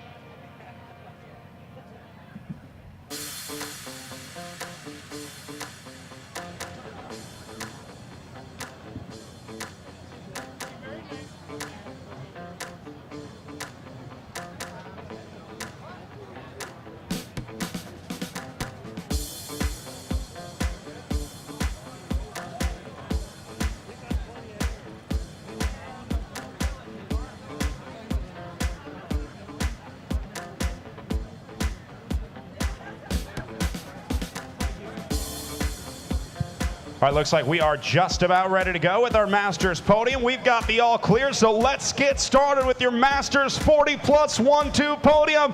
Starting with third place on the day, riding for Monster Racing out of California, it's Phil Tinsman. Second place, representing Texas Roadhouse from the great state of Ohio, it's Marco Olivier. And riding out of Georgia, your Masters race winner, the sprint to the line, won by the one and only Emil Abraham.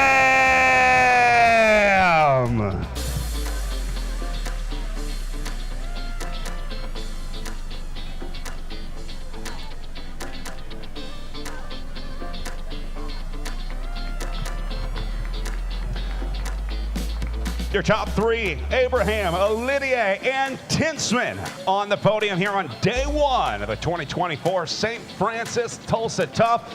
We'll get the winner's jersey on the back of Emil Abraham. He'll wear that headed into day two tomorrow.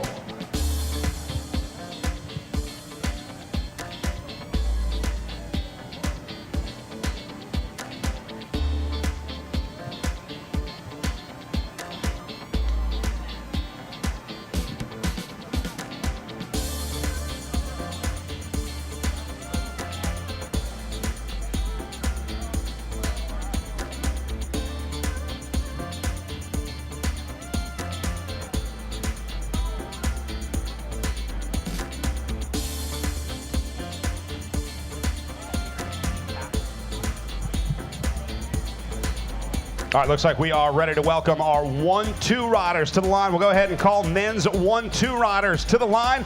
We'll get them staged. We'll have the singing of our national anthem, and then we're back to racing.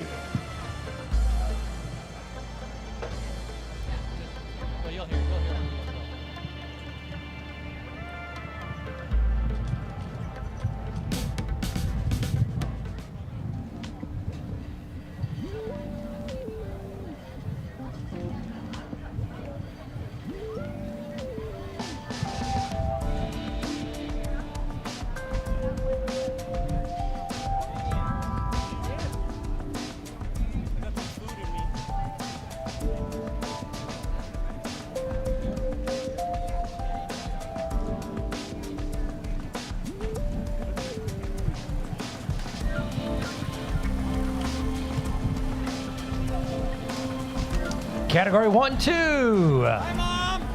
Welcome, Category 1-2 riders to the line. Welcome, Category 1-2.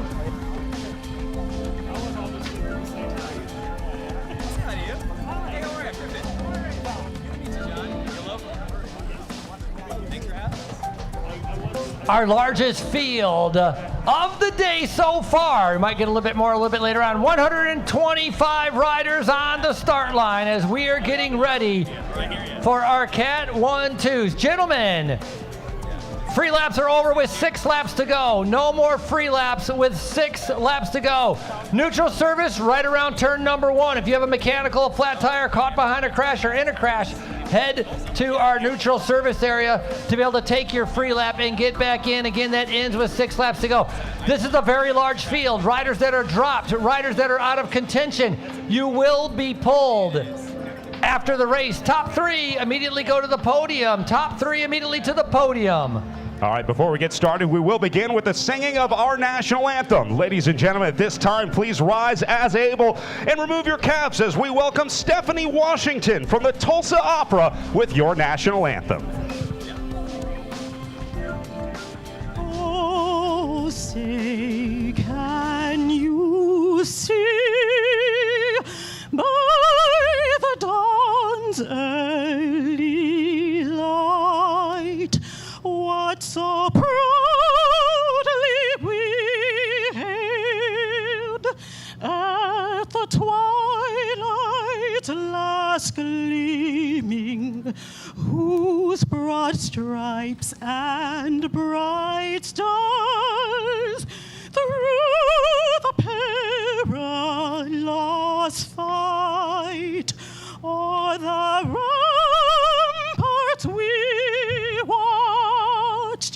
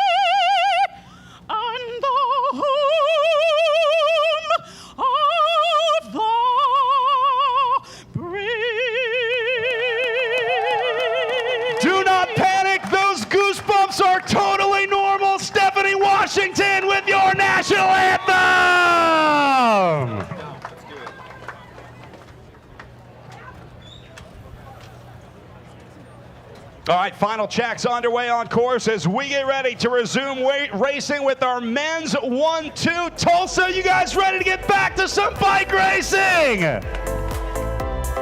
Inside 45 seconds to race start. We've got the all clear. Gentlemen, you will start on your chief referee's whistle.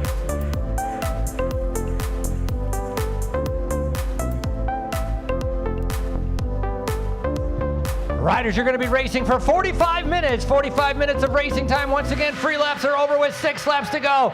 You're listening to the whistle. Tulsa, make some noise. We are down to 10 seconds as we get ready to launch our Category 1-2 men. Let's count them down from 3, 2, 1. 1-2's underway.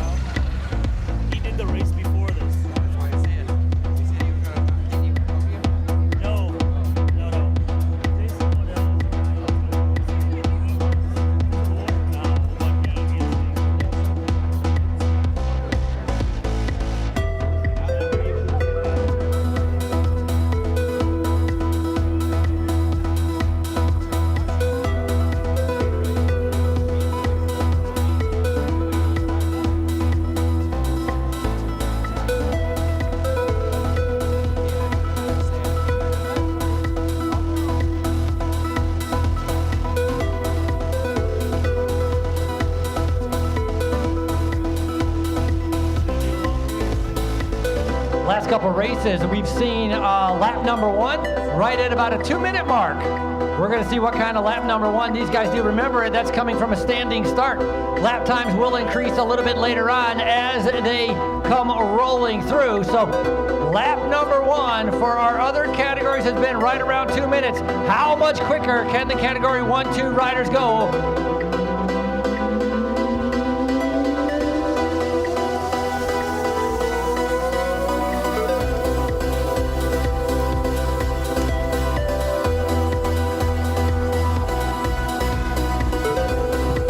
How about this?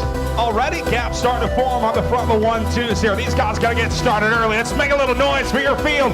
Get them off to a good start here, Tulsa.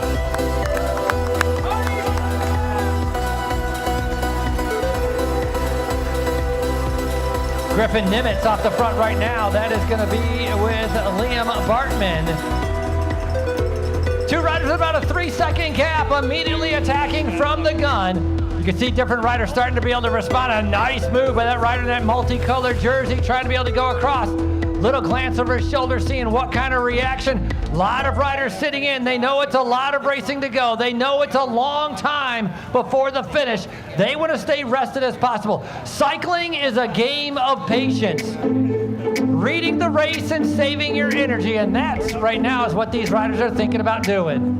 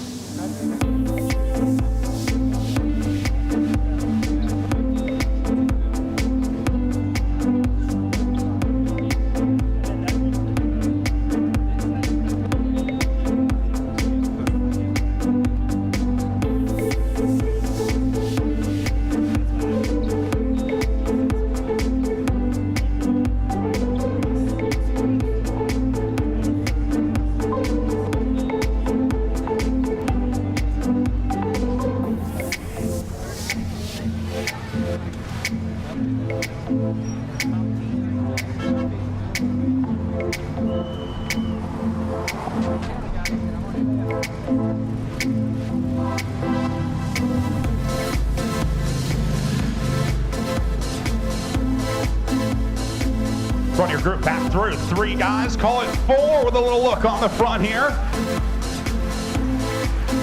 This one's going to be aggressive early on here.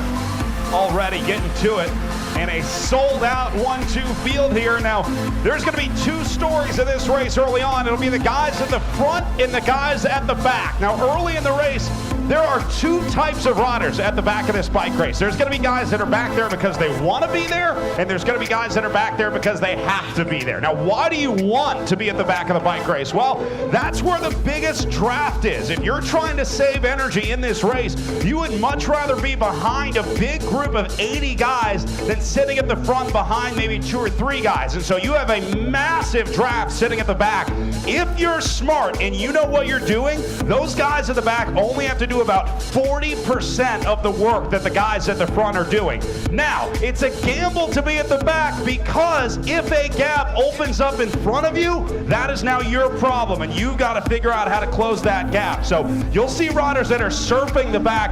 You're also going to see riders that are sitting at the back looking like they're thinking about selling their bike on Craigslist when they get done with this one. You'll be able to tell the difference between the two types of guys. One will look super smooth, you'll see them coasting, and one will look like they're going through something outlawed by the Geneva Convention. So you'll be able to tell which one is which. Just take a look at the guys on the back. But I can already tell the racing going on out there. There is going to be some riders in serious trouble early on here tonight.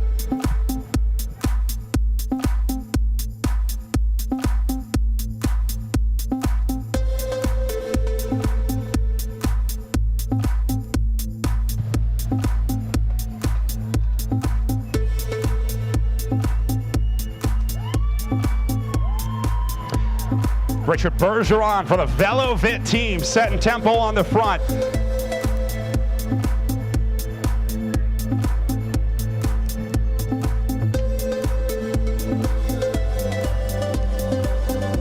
So you can tell which one was which at the back of that group, right?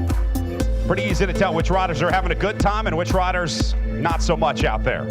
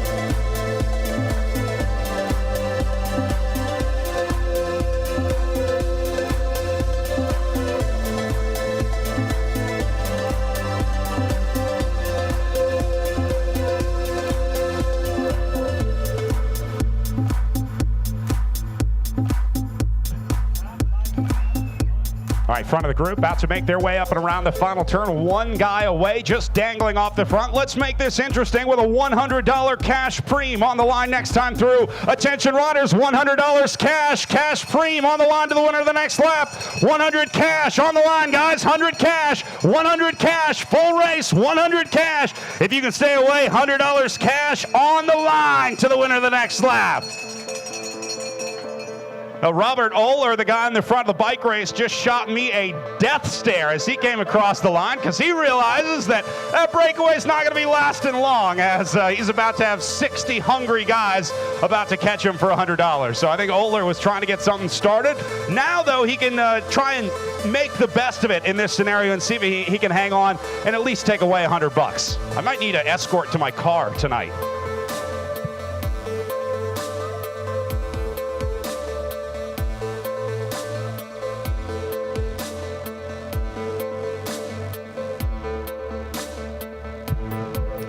$100 preem brought to you Bicycles of Tulsa. Hey, if you lost an iPhone in the Porta-John, if you happen to have lost your iPhone, actually it doesn't have to be in the Porta-John. If you lost an iPhone, period, come on over here. It's all in Spanish, so got to be able to open it up.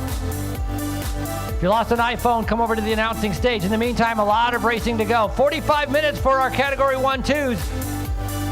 120 riders on the start line. We just ring a bell. $100 up for grabs.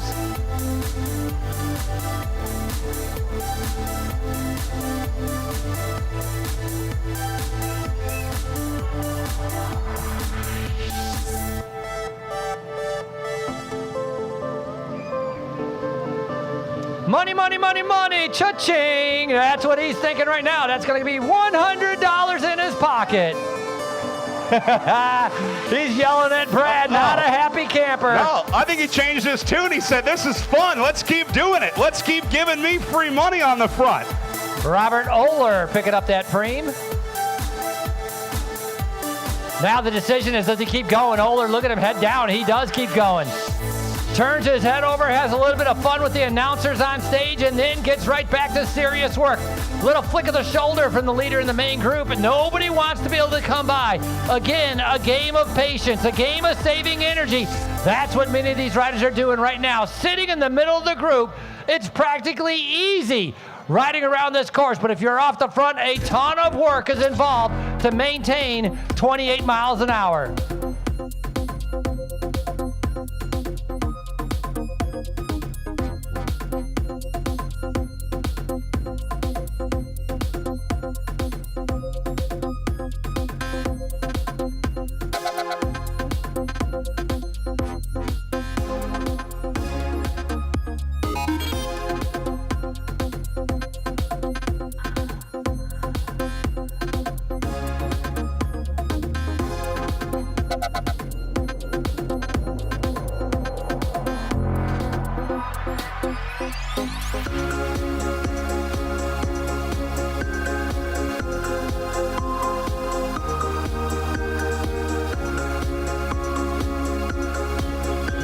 Oler still away here.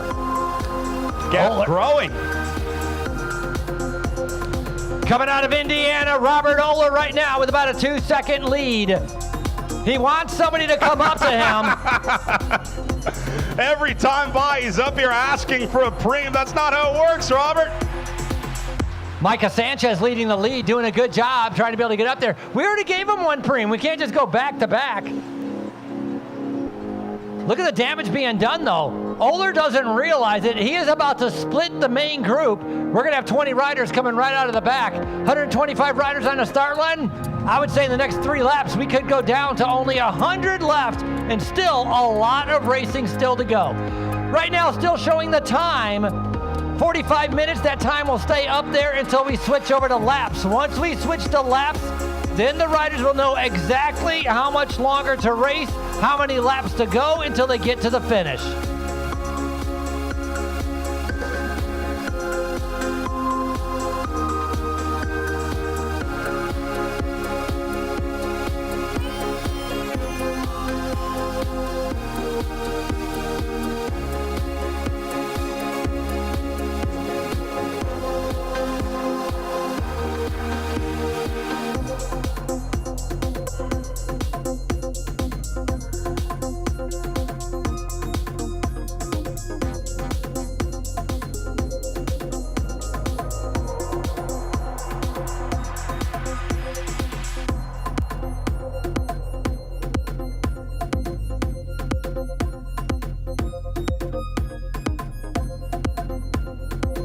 Look at this.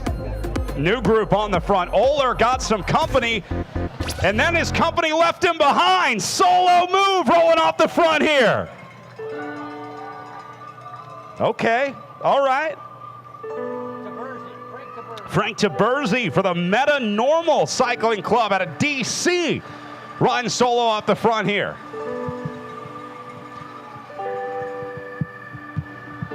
Taberzi glancing over his shoulder a few times, more concerned about what's coming up after him, and right now it looks like the entire field, though he does have a 10-second gap.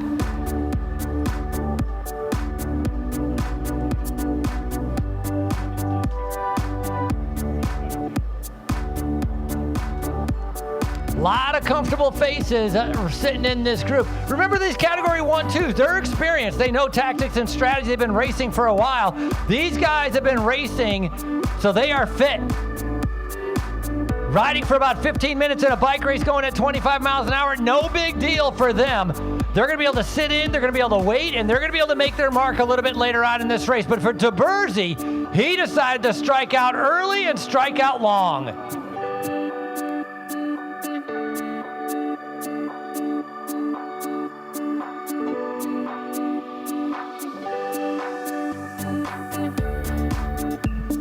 This rider going to wrap it up early. Nice job out there.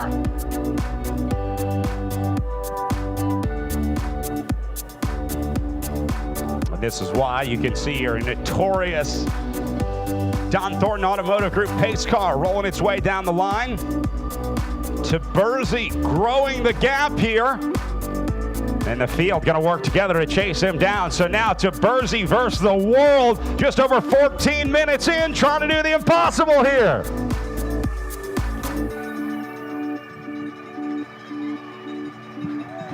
Riders' lap cards are up, 17 laps to go. Lap cards are up, 17 laps to go.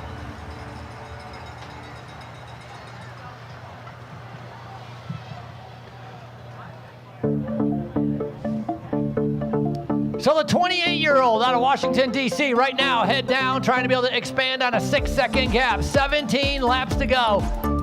We've seen it done before. In our Category 3 race, we saw a rider going solo for 25 laps. Taberzi doing a lot of coasting right now. Not sure if he had a problem or if he decides, you know what, these guys are chasing too hard. I'm going to sit up, I'm going to save my energy.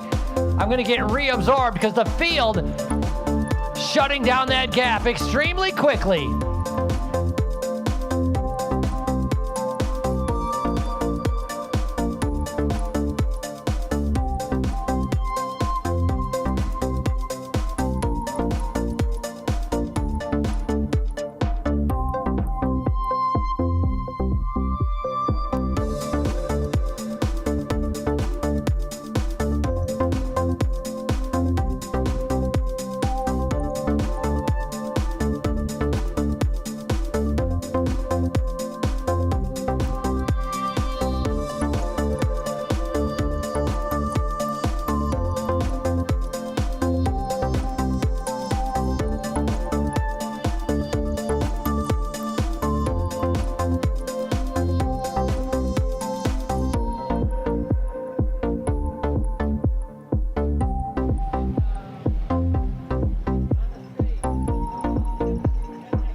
All right, they're going to shut that breakaway down as we hit the reset button up on the front. Primal Audi setting tempo up there. Guys coming out of Denver, Colorado, taking back over on the front.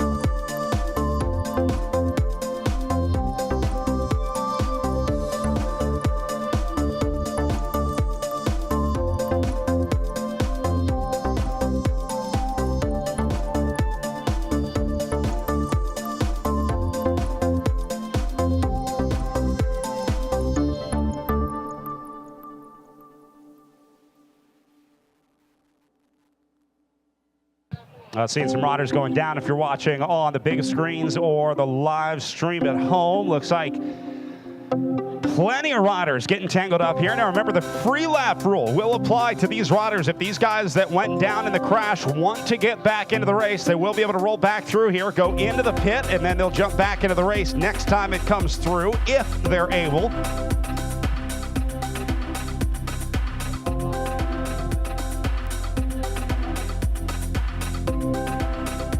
And it looks like those guys still getting untangled.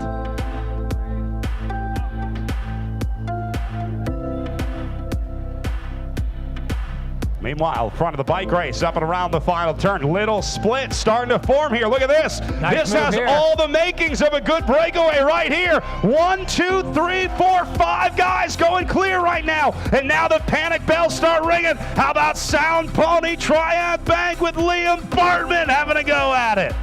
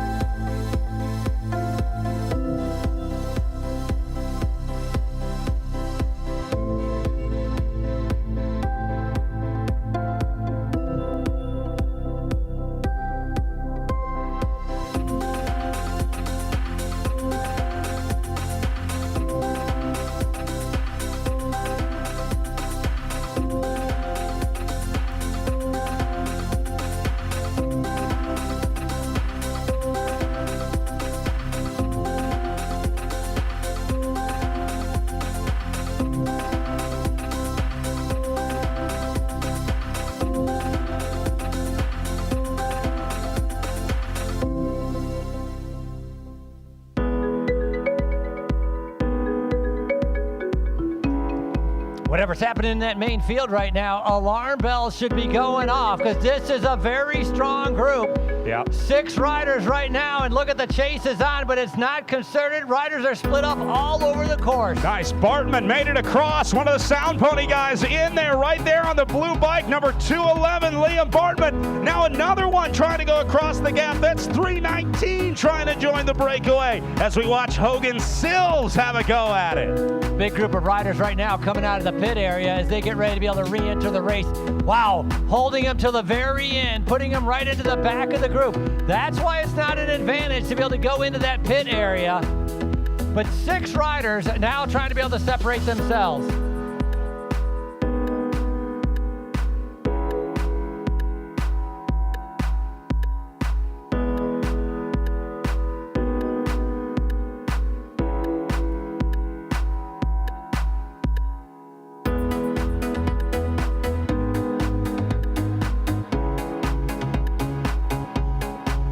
Well, some tough luck for Robert Oehler. Remember the guy that was attacking earlier on laps 1 and 2, just rolling through the line here. Now, Oehler came through with the mechanical. It was a dropped chain. That does not qualify him for a free lap. In order to receive a free lap, something has to break on your bike. It's got to be something that is beyond your control, which means either a crash or something going physically wrong with the bike, a flat tire, a broken chain, a broken spoke. Dropping your chain is a rider mistake. That's something that could have been avoided, and so you don't get a free lap for that one. If something is loose on the bike, that doesn't qualify either. You should have tightened that before you took to the start line. So Oehler now going to have to fight back as he comes in what will be a lap down here.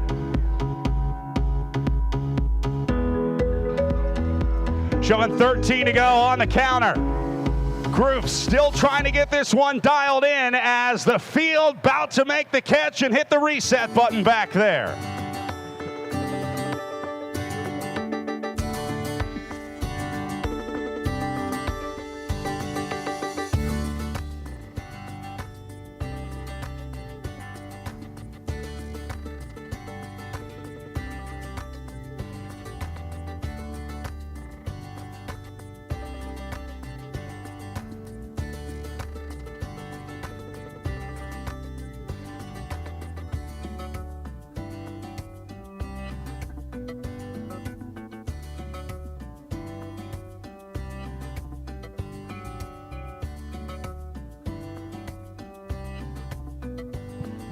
These guys going to wrap things up. You're all done. Nice job out there tonight.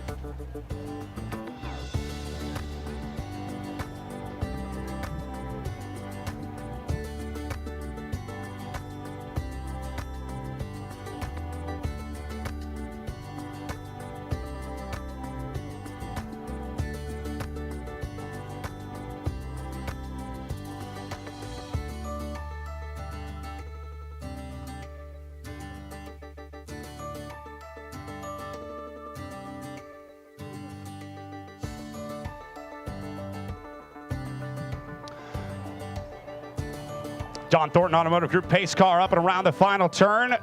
Another split forming off the front. Let's make things interesting here with a $200 cash preem. Attention riders, $200 cash. $200 cash preem riders. $200 cash on the line. $200 cash on the line. To the winner of the next lap, $200 cash preem.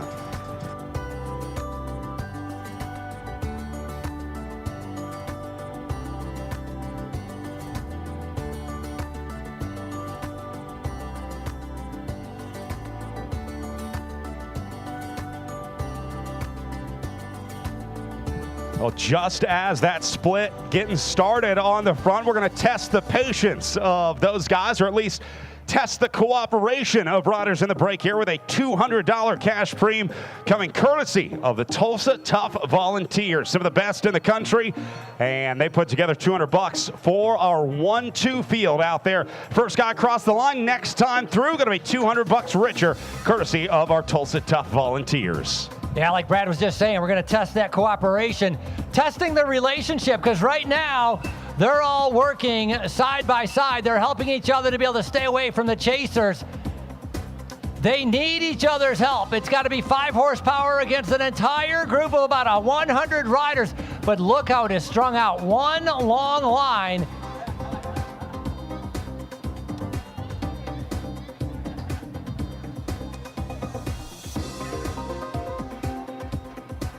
What an incredible move. One rider in the pink jersey getting about a 3-second gap.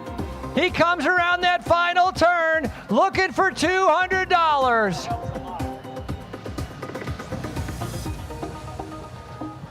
He's going to keep going. He's not going to slow down. $200. Excellent job. That's going to Spencer Miller. Well, now we'll see if Miller's going to try and keep rolling this one. He already did the work to get a few seconds off the front. Does he try and cash in on that? Meanwhile, big gaps starting to form in this group. This is why you don't hang out at the back of the bike race, and these guys are now paying for it.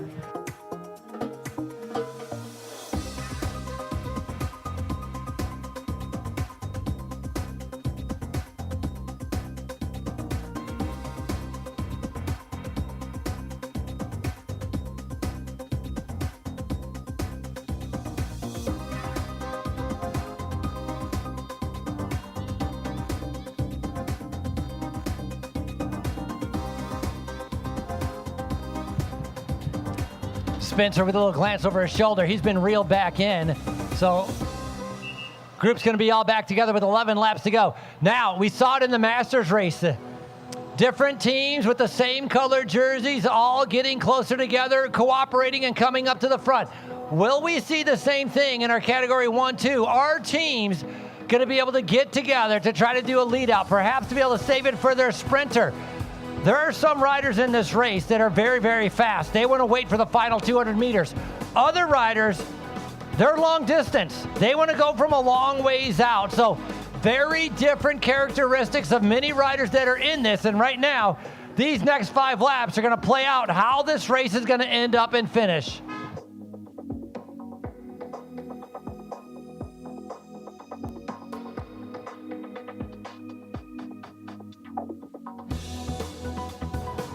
Riders 10 to go, 10 to go, 10 laps to go. Lap cards are up, 10 laps to go, 10 laps to go. Kyle Cooper. So Kyle's on that Team 6 team out of California.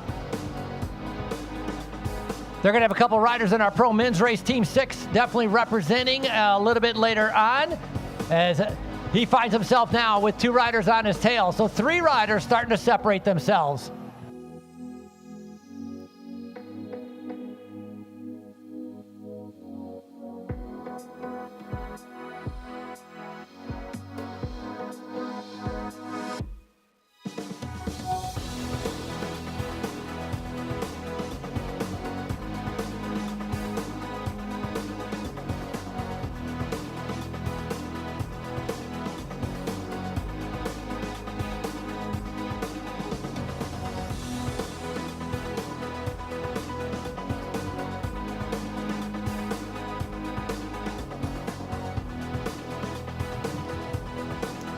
Last lap, that gap was about 3 seconds. Now going up to about 5 seconds. They're getting ready to see 9 laps to go.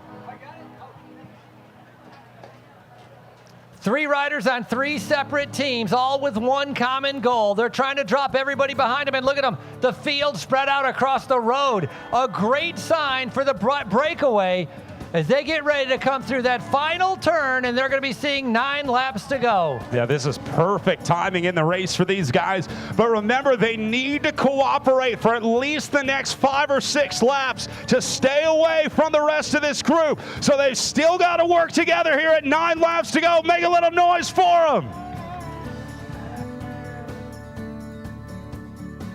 4th rider got on. Now these guys trying to figure out what to do. They're working together. This guy trying to flick the elbow and getting no help from the Team 6 rider behind him. That was Dylan Hubbard on the front right there, trying to be able to bring them back.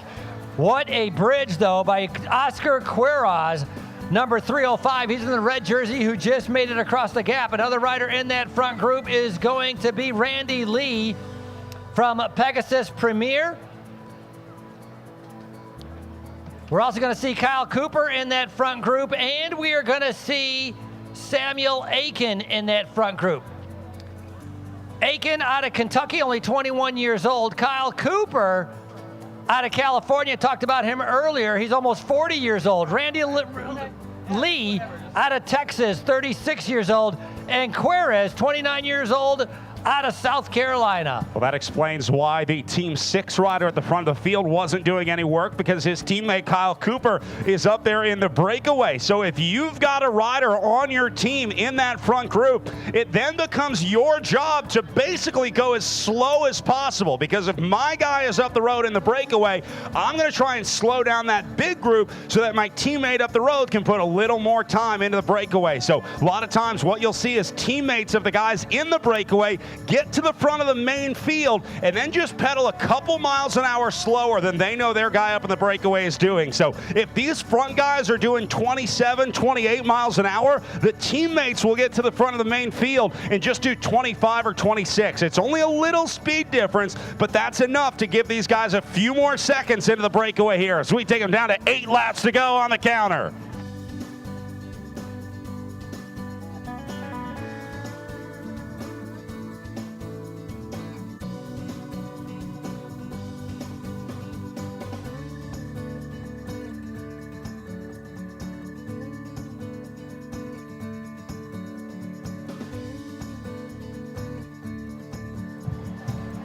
That's Querez saying, let's rotate, let's keep it going. Team 6 comes on to the front right now.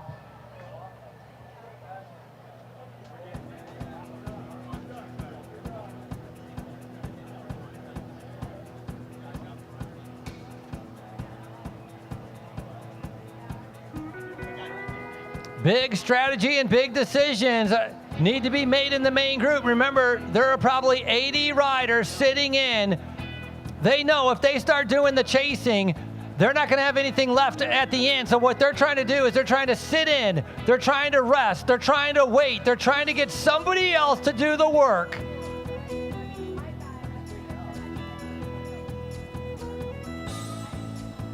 It's like delegating. When your father tells you to take out the trash, you turn and tell your sisters to do it.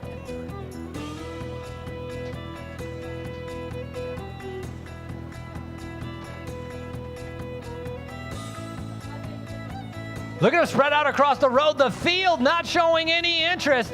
This plays into the hands of the breakaway. What an incredible move. They are getting ready to see 7 laps to go.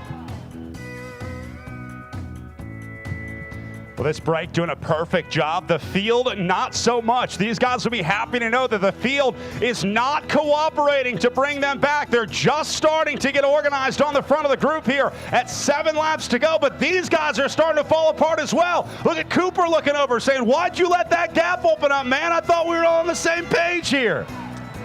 Gap was 9 seconds on the front right now, bringing them back. That is going to be Antonio Torres. So Antonio Torres on Team Mike Bikes committing himself. 9-second gap last lap. What's it going to come down to? Man, that was a close call right there. Samuel Aiken in the pink jersey coming off, and almost running into the back of him was Oscar Querez. The fatigue starting to set in, the heat taking its toll, the mental function, the stress, the anxiety, all starting to be able to play into their bike handling capabilities as that gets a little bit less lap after lap, leading closer to the finish.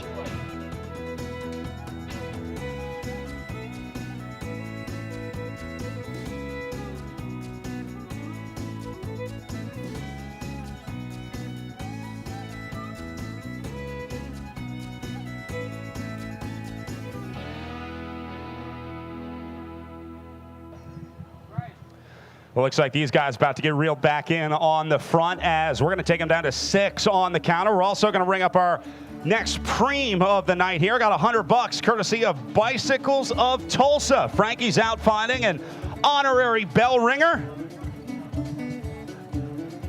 as we get ready to ring these guys up for $100 next time they come through. So they're going to get the bell right now, and then the lap after this, they're sprinting for $100 courtesy of Bicycles of Tulsa.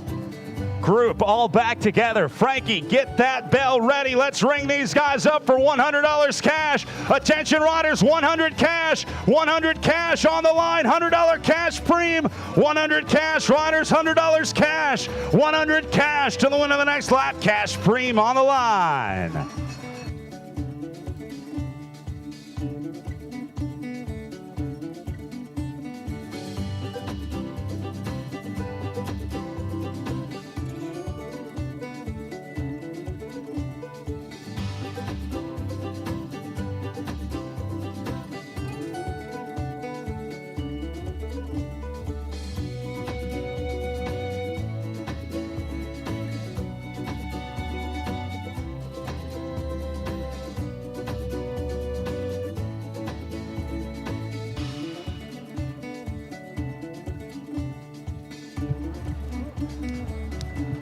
Last lap riders all together. Kate, my official bell ringer for that preem, $100 on the line. We're going to see what's going to be able to happen. Guarantee they are going to be sprinting for this. No cooperation. It's all going to be about speed. It's all going to be, you want to come home with something. You do not want to come to the bike race and end up getting away with nothing in your pocket. So a little bit of insurance, that's what this $100 is all about.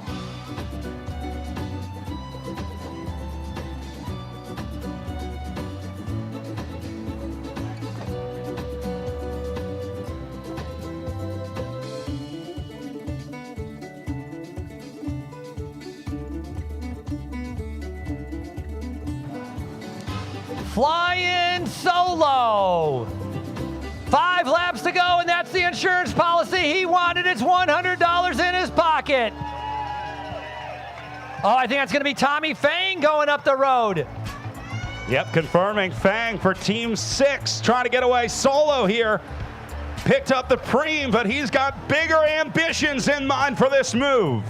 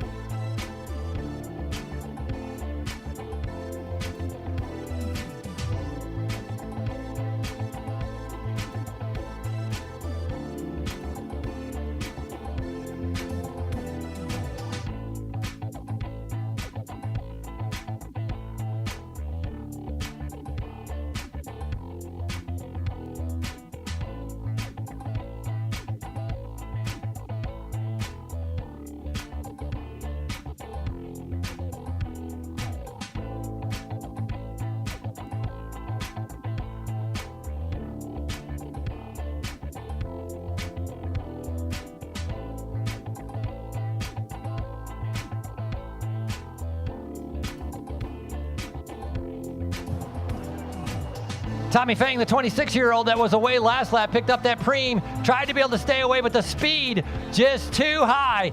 Brad, all signs right now are pointing towards a field sprint. Oh. This is a sprinter's dream, having the opportunity for that mad dash to the line here in Tulsa Tough. Look at this reset happening on the front right now. It is back to anyone's race as Samuel Aiken leads the way through for the Apex Cycling Team, presented by Old Fort. So now this becomes a game of positioning into the final sprint. These last 3 laps will be all about defending your position near the front and trying to drop yourself off in the perfect spot out of the last corner on the last lap. 9-time Tour de France finisher Frankie Andreu up here on stage with me. Frankie, take me through these last 4 laps. If you're stuck in this chaos, how do you stay at the front of this bike race? You need to constantly kind of watch over your shoulder. You want to be able to stay in the top 10 and on that last lap be able to move up. If you're 30 riders back and you think you're going to move up with 1 lap to go when you're going 30 miles an hour, it's not going to happen. So right now, a fight for position, rubbing elbows, bumping shoulders, that's what's taking place from now all the way to the finish.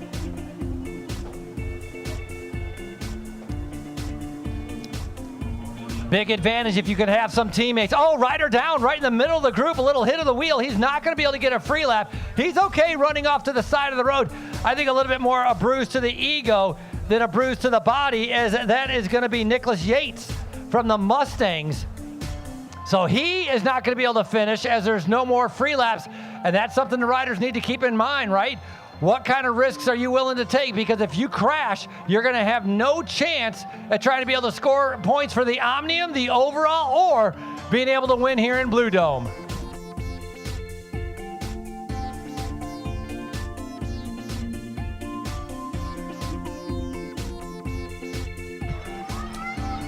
Riders, 3 to go, 3 to go, 3 to go. Oh, on the front right there. That's Spencer Miller, Apex Cycling Team in the pink jersey.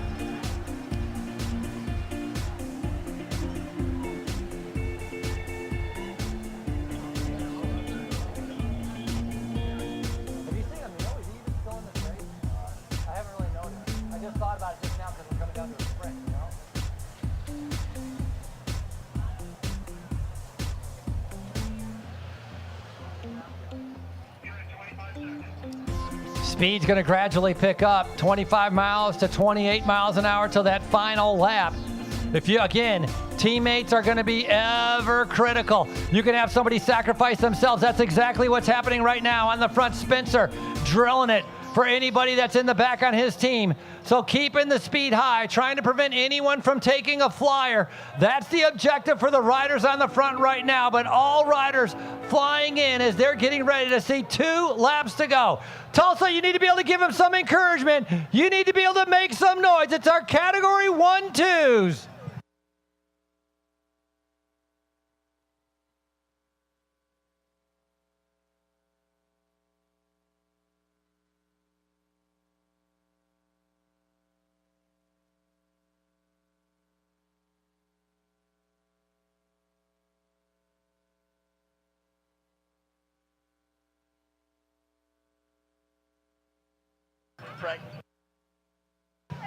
All right, here we go. Front of the group, all back together, down to 2 laps to go. Tulsa, help them out, make a little noise at 2 to go!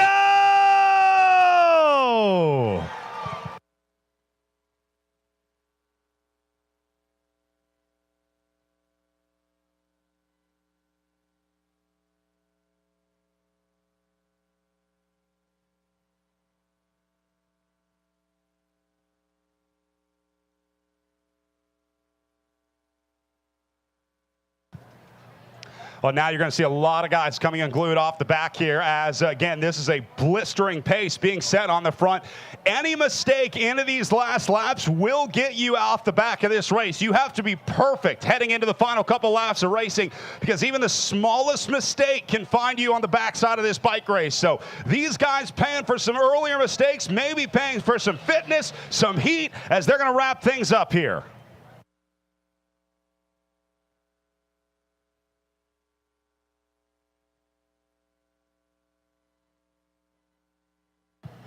All right, leader is going to be getting the bell for 1 lap to go. Frankie back on the prowl, looking for our official bell ringer here, heading into 1 to go in our men's 1-2 race.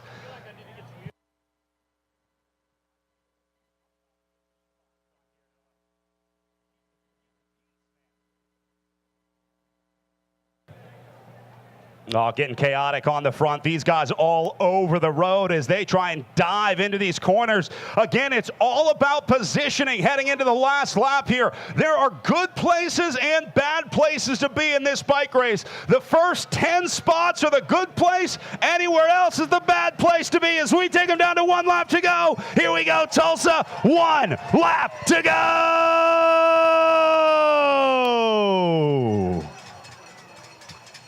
Oh, and look at the chaos on the back of this race. It is over for a lot of these guys. 1 to go, 1 to go, 1 to go.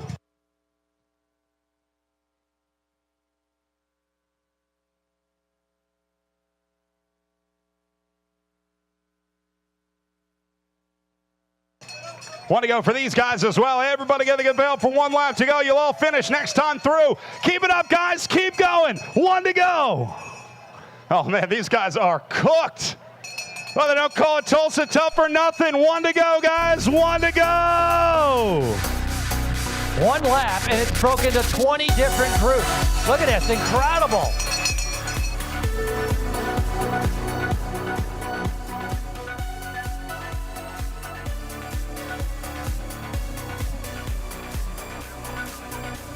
We're about to find out who's going to be the fastest riders. Those pink jerseys doing a fantastic job.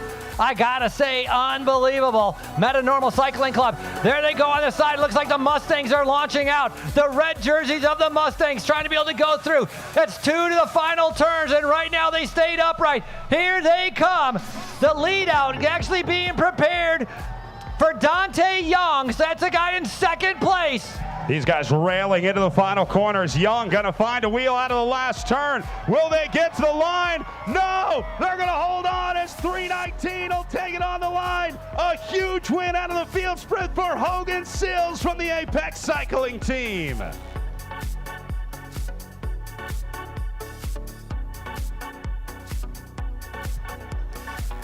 Hogan Sills with an incredible ride. In second place is Dante Young. A great ride, unofficially. Not sure who third was as that came down to a bike throw. Rest of the riders coming through on a hot, hot Tulsa day.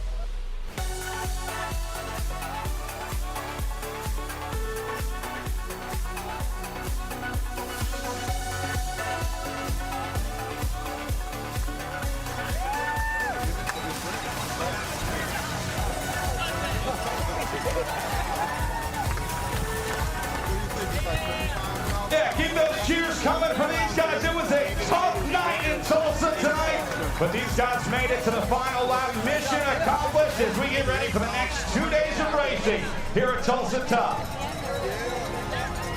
Mike Spikes rolling in. NorCal represent. Found through the line as well. Great job out there tonight, guys.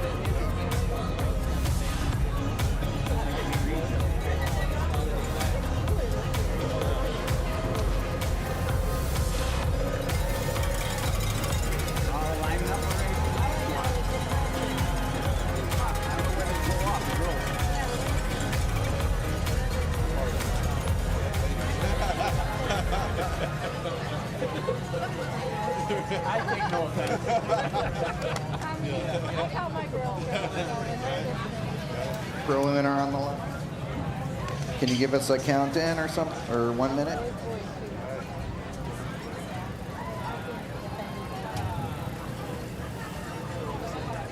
There'll be a day when it's the ladies, but it's not the ladies.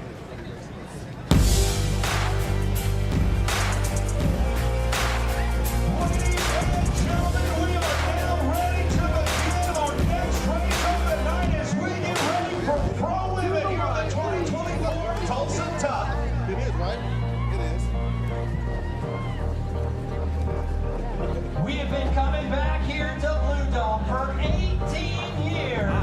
As we get ready to celebrate the Saint Francis Tulsa Tough.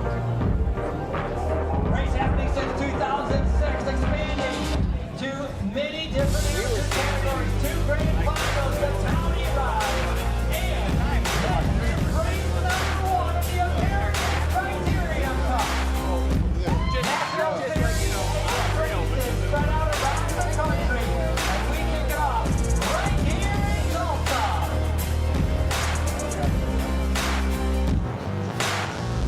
And smile. Good evening and welcome to the Saint Francis Tulsa Tough. My name is Gabe Lloyd. I'm joined by Daniel Holloway here at Christmas Eve here in Tulsa, Oklahoma. We're thrilled to be here with you tonight and thank you for joining us for Friday night at Blue Dome.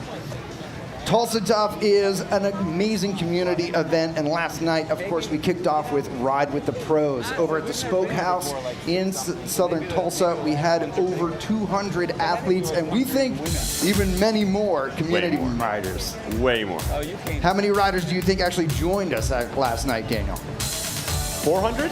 Wow. 400? Hundreds of riders coming out and joining us for the community ride, which is the Ride with the Pros at Spoke House. You can see here that all of the pros from our teams came out and joined us for an amazing night of riding with our riders before they get ready for tonight, Friday night here in Tulsa. This is the kickoff to the ACC races for the 2024 season. Last year, we had Paula Munoz taking the win, Andrea Sear in second, Skylar Schneider in third, Samantha Schneider in fourth, and Kendall Ryan in fifth. All 5 of these women racing with us here this evening. Friday night last year here at the Blue Dome was controversial in our women's finish. We saw Kendall Ryan here pushing Olivia Cummins out in the final sprint. Ryan's contesting that she was jumping off of her sprint train early and Cummins was just behind it, but that was overruled by the officials. And ultimately, Olivia Cummins was awarded the win even though Ryan crossed the line first. That gave Paula Munoz second and Samantha Schneider third.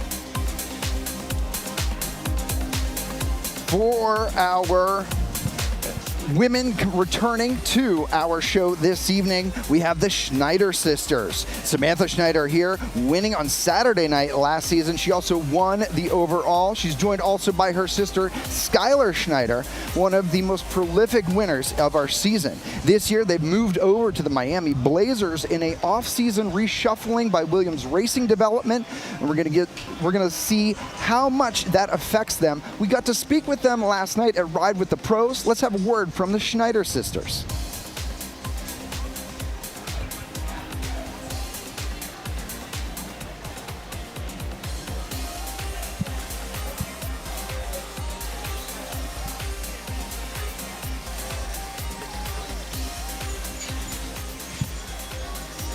Of course, we also had, along with our Schneider sisters, we have the Goldman Sachs team returning with Paula Munoz and Andrea Sear.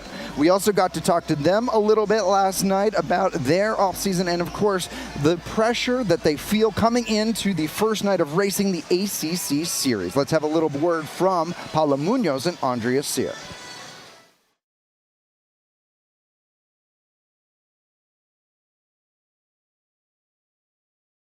Builds upon the previous day, so then by the time we get to Sunday, which is my favorite day, we're pretty pumped to be here.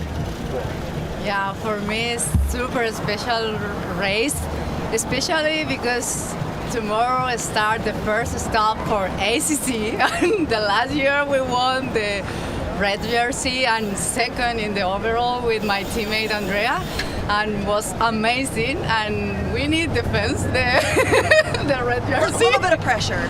Yeah. Hearing from Paula Munoz and Andrea Sear there, talking about a little bit of pressure on their shoulders coming into tonight, trying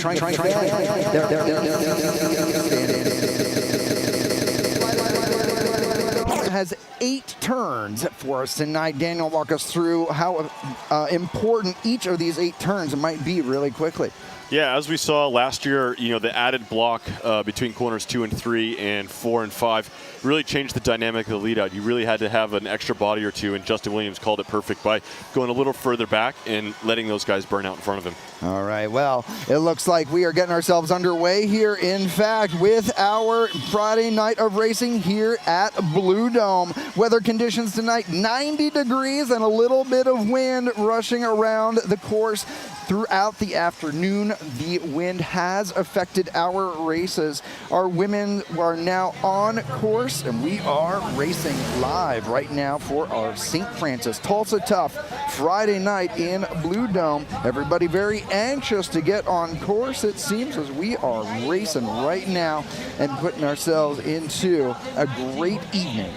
Looks like right now our Schneider sisters, it looks like Skylar Schneider on the front with that distinctive gold helmet is on the front, and her sister Samantha right there. We think the smaller team sizes this year are going to have an impact on this year's St. Francis Tulsa Tough, because last year the Legion Super Team really dominated this race from the start to the finish.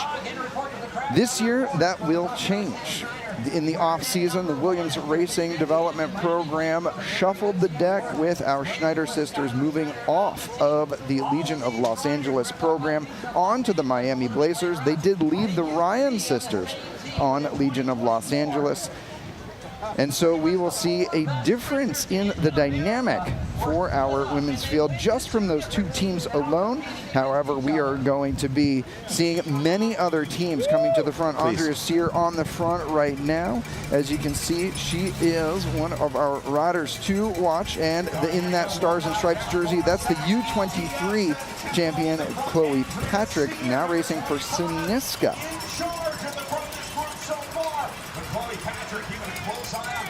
Now, Patrick will be easy to spot in this race because she is your reigning national champion. So our field coming by us here at the booth as they come by the start-finish line past our neutral pit, and already gaps are starting to open up at the back of this field, already proving just how fast and hard this race is. One of the things that we learned last night at Ride with the Pros with our interviews with riders is that the dynamic so far has in fact shifted to be much harder overall. Well, I was just talking a little bit about the Williams Racing shuffling of the deck. We also saw the NCL League unable to continue this season, and that meant a number of riders very late in the off-season moved themselves on to new programs, and therefore we saw big changes in our team overall dynamic. We're going to see the benefits of that because honestly the racing has been a lot more exciting this season because of this change in dynamic. Over the past 3 weeks' time, in fact, in the build-up to tonight's St. Francis Tulsa Tough Friday night at Blue Dome, we started off in Easton and Somerville, and then we moved to the Armed Forces Cycling Classic, and then culminating here. Throughout the past 3 weeks, we have seen different winners on different days in different conditions. And moving back even further into the springtime races, again, we saw different teams taking on the onus of our leadership roles. So this has been a very exciting 2024 season, Daniel. And as I was just talking a little bit about even the beginning of these races, they can be very dynamic just to sort of try to, I think, suss out who's doing what. But from your perspective and your experience, can you talk a little bit about what happens in these first few laps and why is it important for some teams to be dominant while other teams should stay hidden and out of sight? I mean, first of all, my screen, I got goosebumps. I'm excited. You could feel the energy here as everything's getting turned up, and now that the pro women are on course. And yeah, the overall off-season shakeup, right, is a lot of different riders moving around.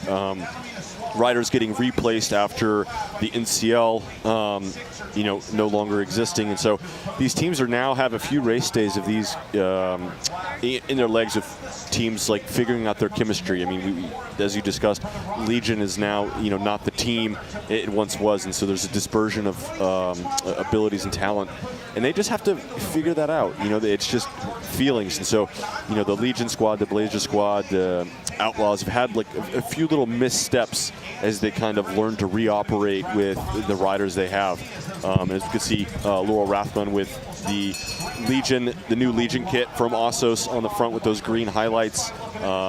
EFT Goldman Sachs behind. With Chloe Patrick, the national champion in the U23 category. Yeah, and we see Sam Schneider right behind, and in that Trinidad and Tobago national championship kit, that would be Alexi Ramirez. Rathbun, a late addition to this Legion of Los Angeles program. And Legion actually releasing their kits last night at Ride with the Pros. Legion now in that gray kit. So as you're watching along tonight, maybe you're like, I thought Legion was in black and white. Well, in fact, now they're in the gray. They still have that blue helmet, though, so if you're watching from home, thank you for joining us, of course. But if you're trying to find out who's who by just watching throughout the screen, you're going to be looking for a gray kit with a blue helmet to find Legion of Los Angeles. Now, Laura Rathbun, she has quite the background. I was speaking with her last night at Ride with the Pros. She used to race for United Healthcare. She was on Exergy way back in the day. I believe she's also been on the Velodrome more recently. What's her background right now? Yeah, so when she was on United Healthcare, she had a really bad crash, and she's had nerve damage in one of her arms, and so yeah, she stepped away from the sport a little bit, took some time, and now is super motivated to get back. She was on a para tandem as a pilot, trying to get to Paris in that capacity, and that road just kind of ended. And so with her personality and her ability, she was able to kind of pivot and find a spot and fill a gap that actually Legion really kind of needs. This big, strong rider like her to just kind of manage the field, chase anything back, and really take some pressure off of Kendall and Alexis. You also have Ureli Salazar, an Olympian from Mexico. She's very accomplished on both the velodrome and on the road, and I believe they also have former World Tour rider with them from Jamaica, also making up that program, Lori Sharp. And so Sharp, Salazar, and Rathbun. Now, DNA Pro Cycling, that is Riley McMullen. She's a former New Zealand national champion for Criteriums in 2023. McMullen, definitely a rider to watch. And now we're seeing LA Sweat also intermixing into the front. Ariel Coy for them over the past few weeks has been very proactive in their races, and it's been great to see, and nice to see the Siniska orange shoulders. Last season, Daniel, Catherine Sarkisov here in Tulsa had a great overall, right? So Yep. She was 4th in Blue Dome, 4th in the Arts District, 5th at Crybaby. She ended up 3rd overall behind Samantha Schneider even. And Sarkisov is really very young. I mean, she's still, I think, 19 years old.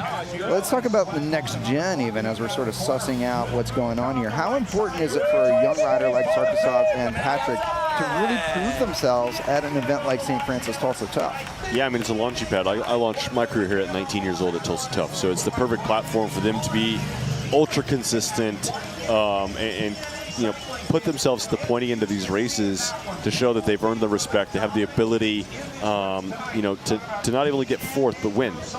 And only a couple things need to go right for them to go from 4th to 2nd or 4th to 1st, in these races. And so there's no time like the present, and opportunities now this year, especially with how the field is laid out. The spread out of talent opens that door for them to take a couple risks, put themselves really far forward, take a chance, and find themselves on the top step. CCB now coming to the front with Kate Seiler, I believe. Kate, a collegiate national champion. I believe she also has some other accolades to her name. Some of her teammates include Cassie Hickey, the current collegiate national road race national champion. So in the collegiate ranks, CCB, presented by Levine Law, have done quite well in these races. Sort of the next step up. They've been trying to work through some of their inner team dynamics, but it seems really nice to see those pink shoulders of CCB on the front right now with Kate Seiler and the rest of them. You see a little bit, thanks to this Halmeric and Payne drone shot, there's going to be a washing machine effect on the back straight. So we're told by the athletes so far that on the back straight, coming into what is now turn 7, and now they're entering turn 8, it's a big headwind. Daniel, talk to us what it's like racing into that headwind on a long straightaway. What happens in that field dynamic? Yeah, so right now, if the wind stays as it is, going into 7, the second to last corner with a block headwind, is that you can't go early, right? You're going to need an extra body for the lead out than if it was as a tailwind. And so it's going to play to that little bit patient rider, or to that team that has that little bit of extra strength to carry, to really accelerate into the last 2 corners rather than get halfway or 70% down that straightaway and all of a sudden find themselves fatigued too early and let that rush of riders who's been in the draft, come over the top into those last 2 corners. So it's going to be something that a lot of the riders are going to be clearly noticing when they're at the front. You're going to be seeing it and feeling it from 20 wheels back, that all of a sudden the front is just going to kind of have this deceleration. at certain points in that backstretch. And they're also going to have, preems throughout and point sprints throughout this race to kind of test what does that feel like. Where's my lead out need to start? Where does my sprint need to start? Where do I need to be to win? Coming out of that final corner, is it fourth wheel? Is it third wheel? It's surely not going to be first wheel coming into 7 and 8 that's going to win these races. Right now we're seeing Andrea Sear for Goldman Sachs ETFs. Last year, Sear was second in the ACC overall. She is clearly working for Paula Munoz if she's putting herself in the win this early. For me, watching this from the sidelines, I guess I would have expected the rest of the ETFs program to do the work now. They have Taylor Cook-White. They have also Olympic gold medalist and 5-time world champion on the ice. Excuse me if I didn't get that pronunciation correct, but she is an absolute workhorse. And Sear, normally, is she not a finisher for herself and in these teams? Yeah, I would expect her to be one of the protected riders throughout the weekend. So seeing her so far forward so early, like fully in the wind, a little bit of a surprise. But again, just getting towards the front, staying out of kind of any, just hustling and bustling and getting too far back. But also, if the pace is off, going and riding through those last two corners like we just kind of discussed with the wind, what does it feel like? She's getting a little bit of feedback from the course and maybe a not so crucial moment just to know what it feels like exactly, to go back and give feedback or plan for the finish of the race.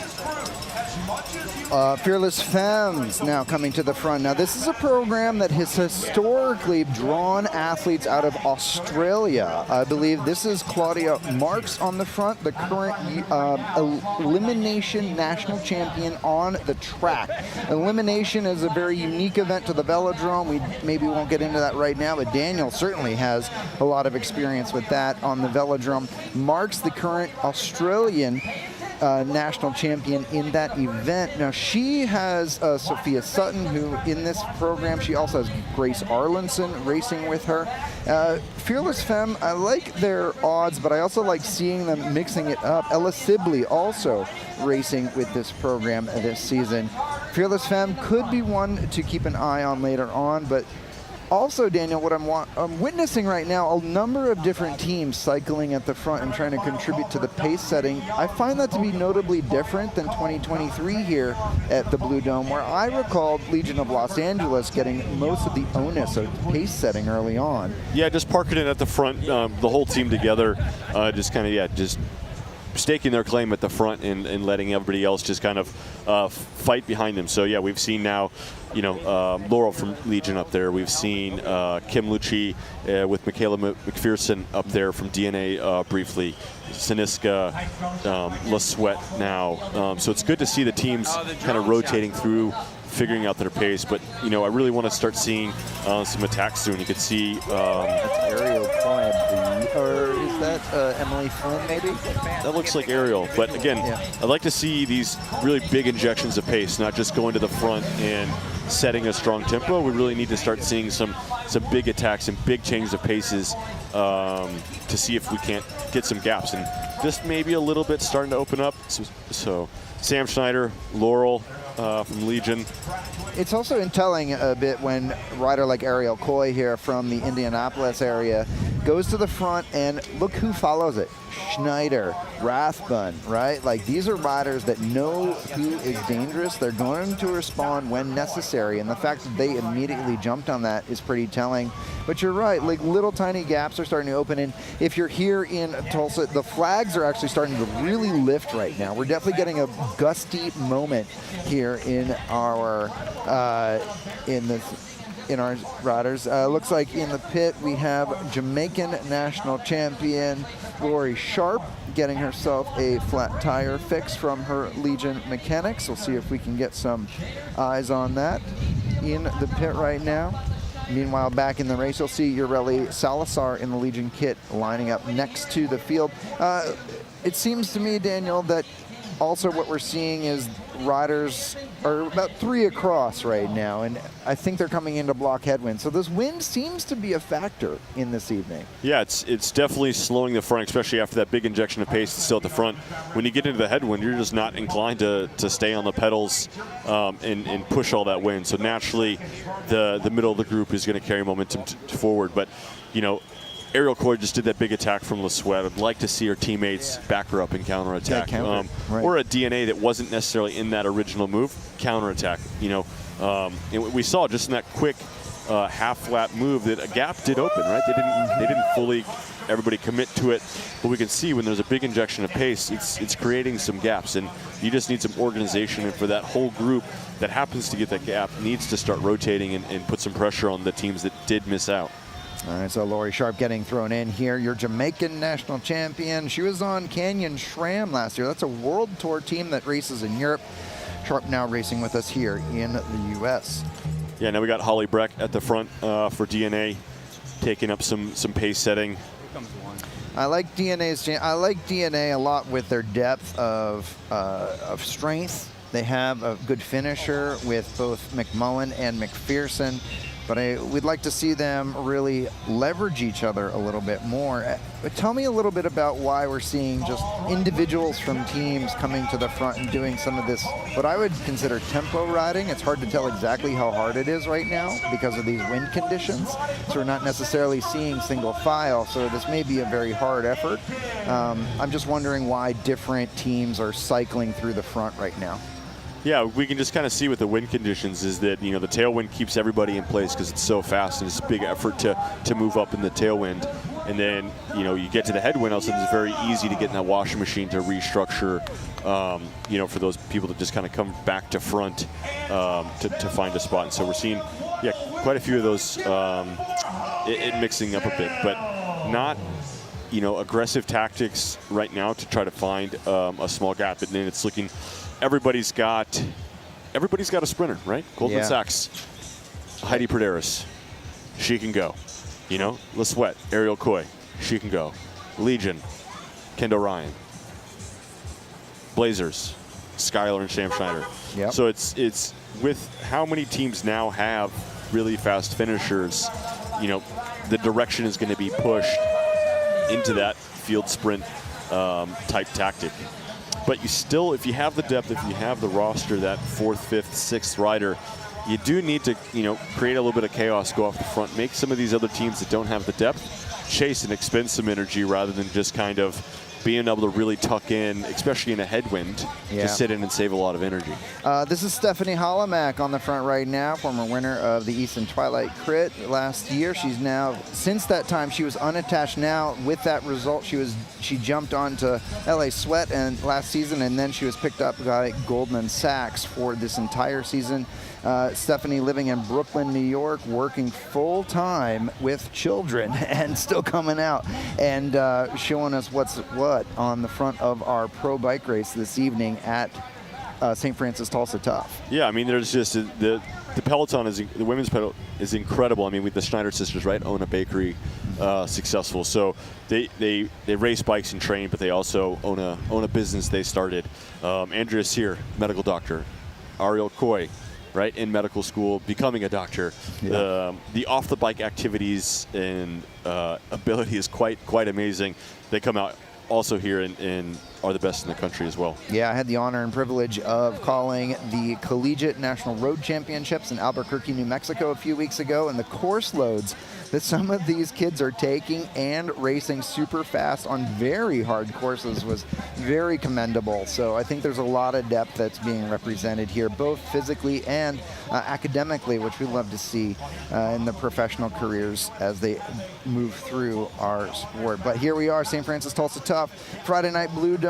Stephanie Holomack now has been on the front for quite a bit. You can see her looking around, and let's see, possibly looking for her director on the sidelines at some point. There we are. We're seeing the Goldman Sachs ETF team director with the radio speaking in, giving her a little bit of advice right now as Skylar Schneider comes over the top as we come by us here at the neutral pit where our team directors are stationed.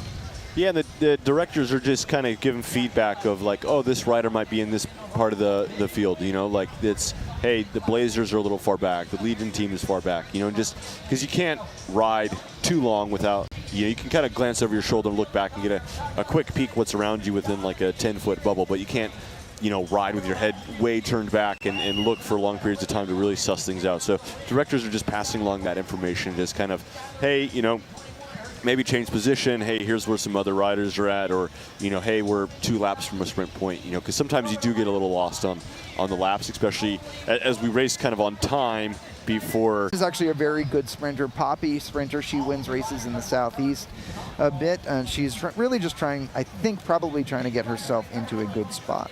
Hey, big thanks to Quick Trip for sponsoring our broadcast this year. Quick Trip has a whole bunch of locations here, and some of our locals even have favorite store numbers that they go to frequently. Know which store number they're at. So big thanks to Quick Trip for coming out, and to all of you that have your favorite Quick Trip store, be sure to thank them for their support of the Saint Francis Tulsa Tough.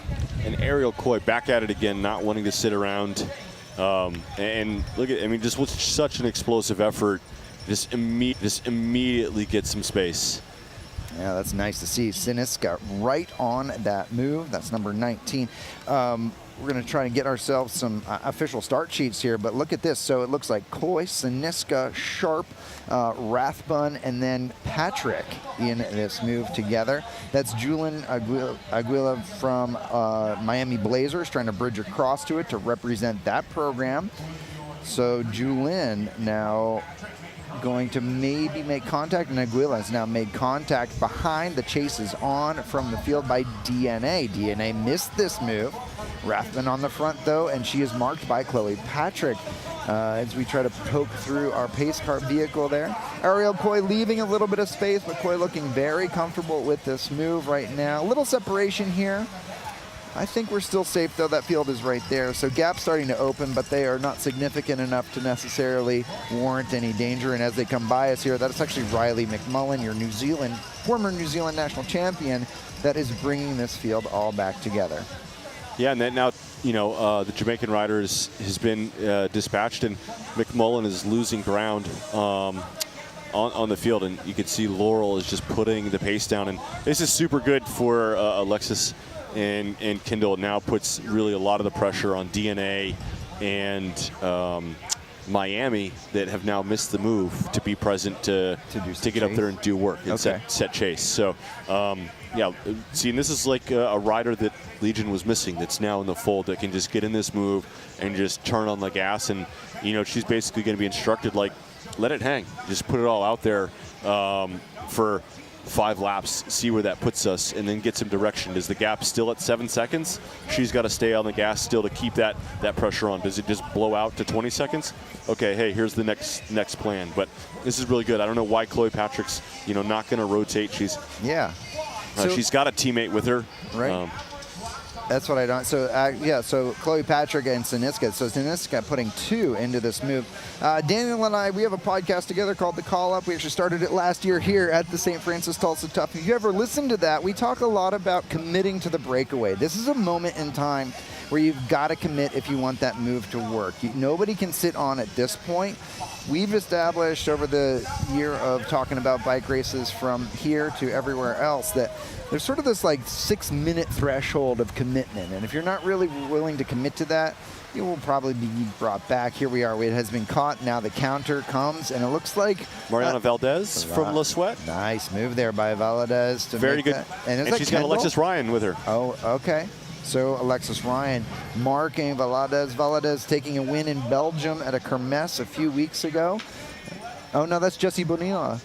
Yeah, so that's Jessica Bonilla from Mexico as well. And she is joined by... Yeah, it's Alexis. Alexis, okay. Yeah, and so this is, I mean, super good. Alexis is going to be motivated to work again. It's protecting Kendall in the back, but now we have good representation with Blazers, DNA, and Chloe Patrick following that up to make that move. And yeah, you've got to commit for that 5-minute window, because if you don't, the chase back to the move is too easy, right? It's not, you know... It's you wasting the energy out front, right, and making it too easy for the field to come back to you, and therefore you're emptying your tank at a faster rate than the peloton. You want that to be opposite. You want it to be get it away, work well together, and have the field just take these big efforts and not make up any ground because you're smooth. But now that group of 5 is all together with basically everybody.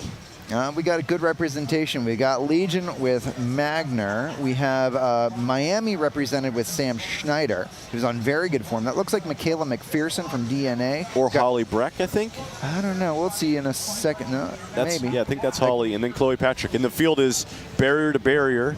And Kingdom Elite has missed it in trying to bridge across. And it's good. Solo move, go fast. And you had Sinsica there that didn't need to follow. They've got their champ up the road, and it's okay to put one more in that move. That's extra horsepower for that break to stay away. Yeah, and I believe I saw Kate Seiler from CCB on the front of the field on a different camera trying to bring that back. So we're going to see Breck, Patrick, Magner, and Bonilla, and Schneider. But they've got to work. They've got to rotate. Yeah. Look at this Magner now attacking this group as she comes out of turn 1, now into turn 2. Alexis Magner, your winner at Athens Orthopedic Twilight 2 years in a row, now attacking this group, going solo. Again, right now, I think if I understood you from earlier, this is a move actually to protect Kendall from further back. However, Alexis can sprint herself, can she not? Oh, I mean, she's as rapid as anybody. When you're one of the best, when you're the last lead-out person, right? You have to be rapid. You have to be good. You're just missing that 3% that your pure sprinter has. Really, 5%. And so she's pretty good, and she's got, leans into like a little bit just bigger, high-sustained engine, right? Which when she's in a breakaway or solo, just absolutely danger woman to give her too much of a leash. Wow, time. Yeah, I'm sorry. Time flies here. I just realized we're 28 minutes into this race, and this is actually the point that we've seen in a lot of races this season when moves start to snap off, if they're going to snap off. And in our pre-race show today, when we recorded another episode of the Call Up podcast, we talked about how we expected this race to come down to a field sprint. Yeah. Right now, we're looking at potentially a breakaway situation. Yeah, I mean, we saw in the Cat 3 men's race today, solo winner, long sustained breakaways in the other categories, and it's just with the wind, it's testing the field, right, and picking those moments, and sometimes it gives the break ability to get a big leash as the field tries to figure out how to chase it back in the conditions. But when you're a solo rider and you get a block headwind for 8 or half the course, it makes it really hard to carry momentum and stay on the gas, especially as we look at, from the last corner to corner 1, that's uphill. It's 1-2%, and then there's a last little bit of kick that goes up to 3 or 4%. So it definitely stings the legs, but luckily there's a tailwind to help nullify that. All right, so Magner, to me, looking like she's riding about 60% as she came through, which tells me that she saw her gap wasn't really significant to fully commit to, and that looks like Kingdom Elite. Shannon Koch does the bridge with Laurel, so Alexis now has a teammate, or just somebody to replace her off the front, and now she can just rest the legs if she doesn't have the ability to quite get on. But then there's Skylar following that back up with Holomek and a Butcher Box rider. Yeah, that's interesting to see. I know Butcher Box come into the front. We haven't talked about them at all yet this evening, 29 minutes into racing. They have a few good finishers with Bennett and Agnew, and looks like Andrea Sear also paying attention up at the front now. So all of our riders paying attention. We now have a single file race tonight as we are starting to turn the screws here, Daniel. This is starting to become a very pointy race. Yeah, and we just seen action for the last 5-6 minutes. There's accumulated fatigue. The attacks need to keep flying if you're one of those riders that needs a breakaway, a small group to come off the front. Don't let too much recovery happen, and let those people that are out of position from the back of the field get into position, or if they are, they just need to spend energy to get back. So keep the pressure on if you're a team or a rider that kind of needs a smaller group rather than the bunch finish to be successful. All right, so we've been brought all back together courtesy of a little bit of block headwind on that turn coming into turn 7. We're now entering turn 8. And should we see a counter move from this that could continue to stretch it? However, we're starting to see just a little bit of tempo set. That's going to be relief for the riders in the draft. Is that right? Yeah, I mean, it just, Goldman Sachs with the full team, it looks like, or that's still Shannon Koch still in the front. Putting that on, but we just need to continued counterattacks from the likes of DNA that has the depth, maybe LeSuet, who kind of missed that last move, to go on the attack. Or potentially a fearless femme rider. Maybe Grace can poke herself off the front when everybody's tired, draw out some riders, and who left to chase. This is actually playing back into the favor of riders like Kendall Ryan, is it not? Yeah, into the pure speedsters. It definitely kind of goes back into their hand that way. Who is this? Maybe Brittany Parfait, perhaps? It looks like a Kingdom rider to me, and another CCB trying to cover it. So we're going to see another acceleration here. Perhaps this will be another expansion of the elastic on the front of this race, with Kingdom trying to really punch it. And we have Kate Seiler, their second wheel. Kate's having a very good night. She's covering things on top of everything. And we see a Goldman Sachs ETF rider. Field's still together, but it is single file. This is a moment that hurts if you're sort of midfield and on your heels. Yep. And LeSuet coming on the inside, hopefully for another counterattack to keep the pace on. Yeah, this is the perfect moment, I think, to just snap it and just hit it hard, right? Yeah, just keep it going, keep the pace high, and let those out of position, those tired riders create those gaps naturally. But Goldman Sachs back on the attack with a LeSuet rider. That might be... I didn't catch it. I was looking at our start sheet, or at our registration sheet here, with Ivani Blondin and Audrey Drummond, who are racing with us this evening. That looks like, that's our Olympian there. That is going to be Ivani Blondin from Canada. She's an Olympic gold medalist, a 5-time world champion in speed skating. Absolutely somebody to watch in our sport. This is her first year racing bikes, and she is on the front of our pro women's race. Great to have an Olympic champion racing with us this evening.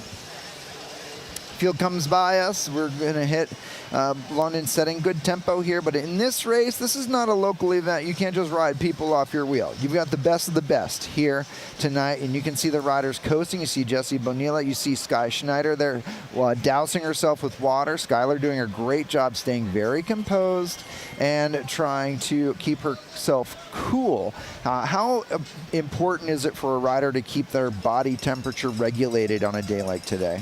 I mean, it's super important, right? Like, as we ride a bike and create power, energy expenditure, right? We're like 70% of the power is your body's a radiator, right? So it's creating heat, and to be efficient, you need to dump that heat as much as possible. The human body's not super efficient at being a radiator, so you just need to help it any way you can by staying cool, and pouring water on the skin enhances evaporative cooling, right? It just, that water coming off your skin is pulling it off and helping your body be a radiator. Before these races, right, putting ice in your pockets over your kidneys and high blood flow areas, keeping cool, your hands cool, your feet cool, anything. Yeah, because once your body temperature comes up, it's not like one of these things. It's not like your heart rate where you go hard, and heart rate spikes, and then if you rest, heart rate comes down. It's like once your body temperature is up, it's up. It stays there. You have to fully, drink cold water, AC, cold shower, and your body temperature comes down very, very slow. So once it's up there and it overheats, you're in for a long, long day. Kingdom Elite attacking off the front right now. We're going to try to get an ID of this rider for you if we can. But we also saw a response. Looks like Goldman Sachs ETFs here in the pits, trying to keep an eye on things. That's Alexis Magner bringing back that one rider from Kingdom Elite with Siniska paying attention here this evening. They're riding very well. I suspect they're going to try and keep this thing together for either Patrick or Catherine Sarkisov. Sarkisov having a very good Saint Francis Tulsa Tough race block last year. So we'll see if she can get there again. Here we have another counterattack. This could be Brittany Parfait as she comes by us here at the start-finish, or through these final turns. And we're just trying to get some IDs on our riders. We just apologize that we don't quite have that for you at the moment. But this is Kingdom Elite off the front right now. Love seeing Kingdom Elite countering their own move. So what we just witnessed here in the past minute of racing, Kingdom was on the front, they were stretching it out, Magner brought it back together, an immediate counterattack into turn 3 was this rider, number 29 for them. And it looks like DNA is responding to that perhaps. And now it looks like Ariel Coy of LA Sweat is getting there. Samantha Schneider getting there. Laurel Rathbun also responding to this. And Andrea Sear for Goldman Sachs getting herself up into contention. And just look at the damages it's causing. This is a big learning from Kingdom Elite. Like as we watched that team progress, very slow to counterattack each other, very slow to react to the race. And now they're just back on it, right? They're on the front foot instead of the back foot, causing chaos in the race. And look at it, it's just getting splintered. You have DNA following with Kim Lucci. You have Ariel Coy there. You have Sam Schneider, Laurel Rathbun, Andrea Sear, Taylor Cook-White, it looks like, potentially. Potentially, but this no, that is a Fearless Femme rider there. This is Kelly. I'm sorry. I was just going to note, this is Kelly Samuelson, the team director for LA Sweat, trying to give them a little bit of intel.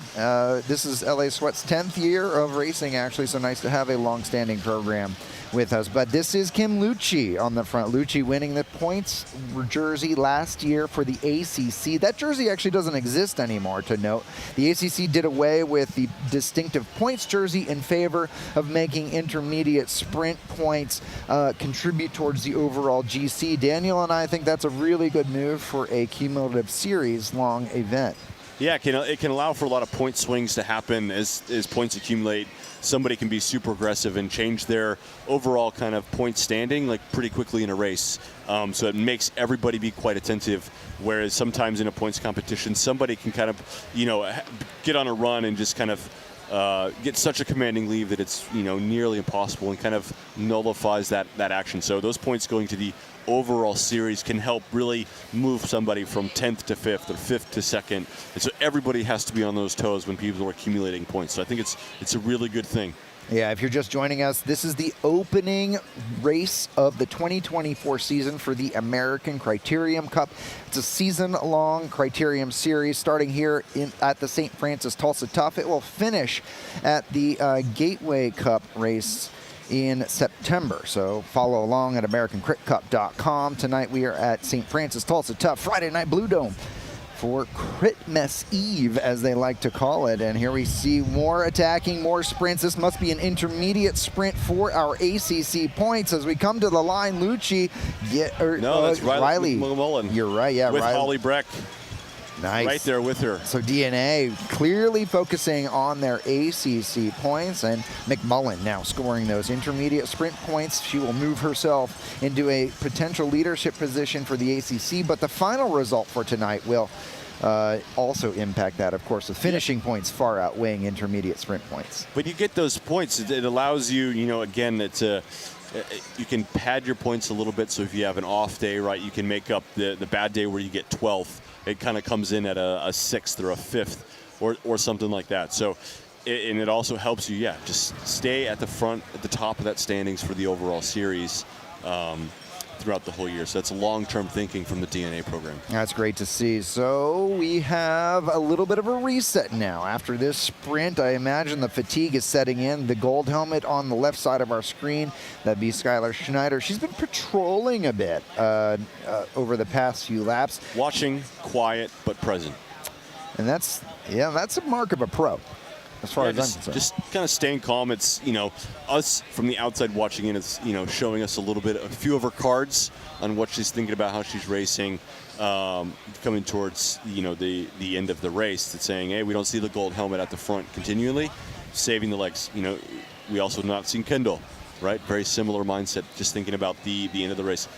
Michaela McPherson, we haven't seen too much of her coming towards the end of the race. So 3 names that we are definitely going to be talking about the last couple of laps. Yeah, I'm sure if you're watching this at home, you're very familiar with the concept that if we don't say your name very much in a bike race, that actually improves your odds for your finish result. So we'll see who's there. Holly Simonson, your Canadian national champion, now coming to the front. She races for LA Sweat. Great to have Holly joining us this evening, and another national championship kit in the mix this evening. Holly on the front, setting tempo. Now, Ariel Coy, I believe, would be one of their finishers. And here's Kelly Samuelson going to give them a little bit of feedback as they come by the neutral pit. Yeah, and Kelly does a really good job communicating with her riders, giving them updates, encouragement, and just kind of, plan A, plan B type thing. So I imagine LA Sweat will try and keep the pace moving here, as it looks like this is a refeed moment in the field. I saw 3 or 4 different bottles come up out of the bottle cages, and hydration being a forefront as this moment of respite occurs in the field. Riders taking the opportunity to hydrate themselves. This is almost the final refueling opportunity for us, as we're looking at just under 20 minutes of racing to go here. So yeah, and that's the time window when you take on nutrition, something like carbohydrates, caffeine, that it's about the absorption window. So anything kind of any more time than this, you're going to take carbohydrates and gel, and it's just not going to get into your system to be active for that final sprint. So that is very much the window for gels, last second quick sugar to get into the system, to have that little bit of quick fuel the last part of the race. Jesse Bonilla now coming to the front for LA Sweat. Mariana Valadez definitely could be one to watch. She's on the left side of your screen, a little further back towards the fence. Bonilla on the front right now, just trying to keep this thing moving. They do not want this to slow down too much, because that'll make it harder for Valadez to position herself up near the front. Yeah, and it's 18 minutes to go. You just kind of want to start formulating your team's riding, as a unit, and just kind of letting teams know that you're organizing, that you're just kind of claiming your space. And it doesn't have to be at the front for it to be effective. You can do it, kind of middle of the group or off to the side in the front third. But you want to just start getting organized. So as chaos starts to unfold, anything happens, you're surrounded by teammates. You guys can work together and keep your A rider in the position, spending as little energy as possible the last 15 minutes here. Simonson now still on the front. Julian Aguila also there for Miami Blazers, keeping a check on things. Legion of Los Angeles not far behind, and the national championship kit of Chloe Patrick, U23 national champion, to clarify. Michaela McPherson actually on the wheel there. Notably, those two have won a national championship together as Madison partners on the velodrome. So they do know each other quite well, and perhaps that will play into some later tactics in the next sort of 12 to 15 minutes or so. Yeah, and 2 other riders we haven't mentioned that much, the Butcher Bucks riders, Jillian Bennett and Caitlin Agnew. Yeah. So just biding their time, and if that duo, they were on just the cusp last year, very much of, kind of cracking the code. And so if these two get together and kind of one makes that move for the other, they are ones to watch. Thank you to James Grady, our stagehand here this evening, for helping us out, by the way. We have Siniska now, number 19 this evening has been Kara O'Neill, and Kara O'Neill's had a really great race, covering a number of different things for Siniska, being a very good workhorse for that program. I wanted to call her out earlier, but we are now able to do so. And now coming through the line, racing for Work Hard, Be Humble, looks like Izzy Harden back onto the front. I'm surprised to see Harden on the front right now. You'd expect her to hide out a little bit longer. I mean, she might be taking care of her teammate. The roles might be reversed. They might got halfway through this thing, 40 minutes in, and say, hey, I'm just having that. Don't feel sharp. How do you feel? I feel good. Okay, let me take the work on and protect you, keep you out of the wind as they get toward the end of this. Lori Sharp now on the front, our Jamaican national champion, coming by us here at the neutral pit. Right behind her, number 2 with the gold helmet, that's going to be Skylar. So remember, Skylar was on Legion, but Lori and Skylar were not teammates at this time. So even though they are from the same sort of Williams Racing family, and Schneider being traded over to the Blazers program in the offseason, they have never been teammates. And so perhaps there's not as much insight as you might think between those two. CCBs getting themselves into the mix there. Try to focus in on our field here. And DNA starting to amass themselves. So Michaela McPherson is the smaller rider on the right side, talking to Riley McMullen, the blonde rider, there on the left. And from the outside, Alexis Magner and Kendall Ryan went from mid-pack to the front right now with just about 14 minutes left in this race. Yeah, and with Laurel just taking up the front there, I mean, she's just a strong rider.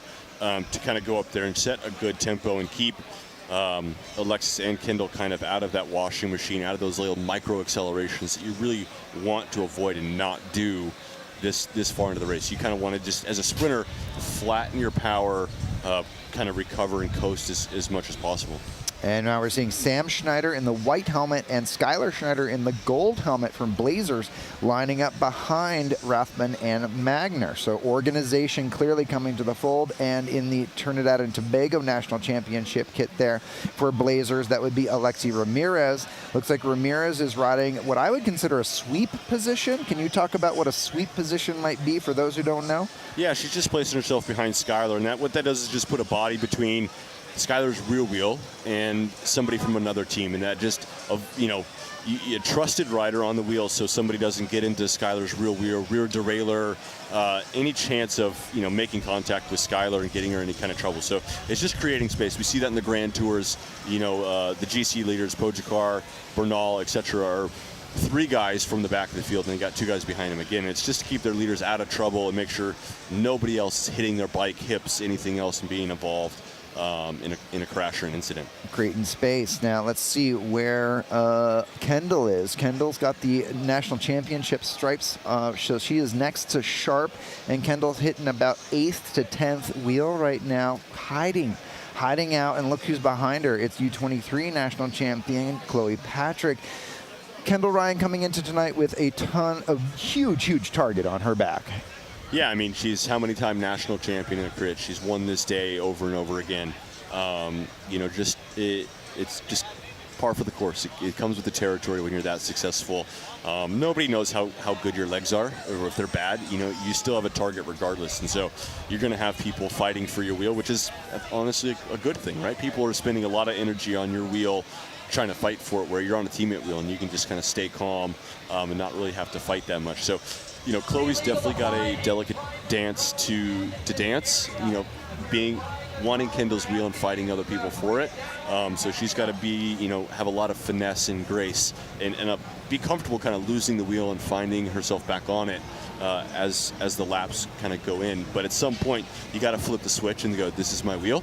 Stop bothering me. Go find somebody else or get on my wheel. Yeah. So again, it's that dance of when do you turn that up? When do you turn that switch on to say, I'm going to throw the elbows a little bit and protect my space, versus kind of let the dance happen and lose it, gain it back, lose it, gain it back. Kendall looking very relaxed. Her sister up near the front, Rathbun doing a big pace set right now. This is perfect for that program. And looking at LA Sweat starting to amass on the right side of the screen. Some teams starting to come together right now with just about 11 minutes of racing to go. We're probably at lap count territory in this event right now. So we're going to start to try to get a lap count up so we can see exactly where we are with our race. Looks like about 11 laps to go, perhaps, if we're looking. And there's Christy Gokay-Smith. One of the most, she's got more laps and more race days than a majority of these riders combined. Just expert experience up here, finding herself towards the front in the last, as we get into 11 laps to go. Yeah, and then when we start to get into single digits, we're going to really start to see who wants to start fighting for position. And I think that's why we saw Kendall being very relaxed. This is still a bunch of time for Kendall to hang. She can relax, sit. Everybody else is going to do the work. Rathbun on the front right now. Schneider sisters up here near the front. Are the Schneider sisters too far too early? Not necessarily. They're together. The pace isn't super high. They're not fighting a ton of wheels. They're single file. So as they get into, the headwind, they are in the draft, right? Okay. And they're staying out of those little micro fights that are happening 10, 12 back when it's, 2-3 riders wide. They're just single file, calm as can be. Okay. And then they do have the sweep of Ramirez in that Trinidad and Tobago national champion. You see the riders continually checking the shoulder over and over. They know so many times over they have to watch their hip, they have to watch their blind spot. Here comes Ureli Salazar up on the outside. Salazar, a bit absent at the front over the past few laps. Your Olympian from Mexico will come up to the front and continue, I believe, to help Rathbun. That shows that Legion wants to this thing to stay together. Talk to us a little bit about pacing in these final few laps, as far as how fast you want to go to keep it together versus creating a situation that may hesitate and allow a breakaway to perhaps get away. Yeah, you just ride kind of a strong tempo, and you're getting a little feedback from your teammates as they can kind of check their shoulders, saying, hey, a little more, a little less. You know, you only have to ride as hard as you need to before people start passing. So you want to ride right on that cusp, and you want to basically, you know, as the front rider, you can kind of take the most opportunity to coast earlier into corners as there's not much pressure, spend more time coasting out. And then as you get back on the pedals, it's more of like this long acceleration to the next corner rather than just punching it immediately out. So it's finesse. It's the best lead out, best trains have this ability to just really finesse those type of things. Siniska with those orange shoulders putting themselves up in front of Chloe Patrick there. So Siniska perhaps trying to get themselves. I also see Catherine Sarkisov right next to, or perhaps behind Patrick there on the right side. So the orange shoulders starting to organize. I think that's Emily Flynn for LA Sweat, putting herself in a good spot. Yet that is Flynn, number 42 here tonight. And so her teammates just got to go find her. They've got to get linked up and kind of claim their territory. Say, hey, we're just going to sit here on the left side of the field, all four together, and just, you know, somebody's got to take that workload. So her teammates got to get up there. Daphne and Ariel Coy, Valdez need to get up there and help Emily keep that spot. If not, it's just a wasted effort. She's out there by herself, not really helping her teammates. And now here comes Jessie Bonilla up and around, but they're not really together quite yet. They have a few laps to get that sorted, though, as we should be coming into, this might actually be coming into 9 to go now. We've seen 11 for a bit. And who is this? Could be Butcher Box with a flat tire. With 11 laps to go. She's got 3 laps into six or 7 to go, 3 laps in. So she's got time to get there. What she's got to be thinking about is not rushing to the pit, taking time to get there. Have some water now. Come in, take this, 20 seconds time to lower your heart rate, right? Like just do as much as you can to kind of stay calm as she gets to the pit and let the mechanics do the work. So that would be Rachel Canning going to the pit. It's actually 9 laps to go. 9 laps remaining right now in this race. So 9 laps to go in our race. And this is Coy on the front for LA Sweat. Here we come into the pit. And this is going to be Canning. She's going to take her time. She does get the free lap. And so the neutral support will come and help her out. You see she has a rear flat tire. Coy on the front, and they're checking out Lori Sharp, keeping this thing very much in check as we are looking at our rider in the pits.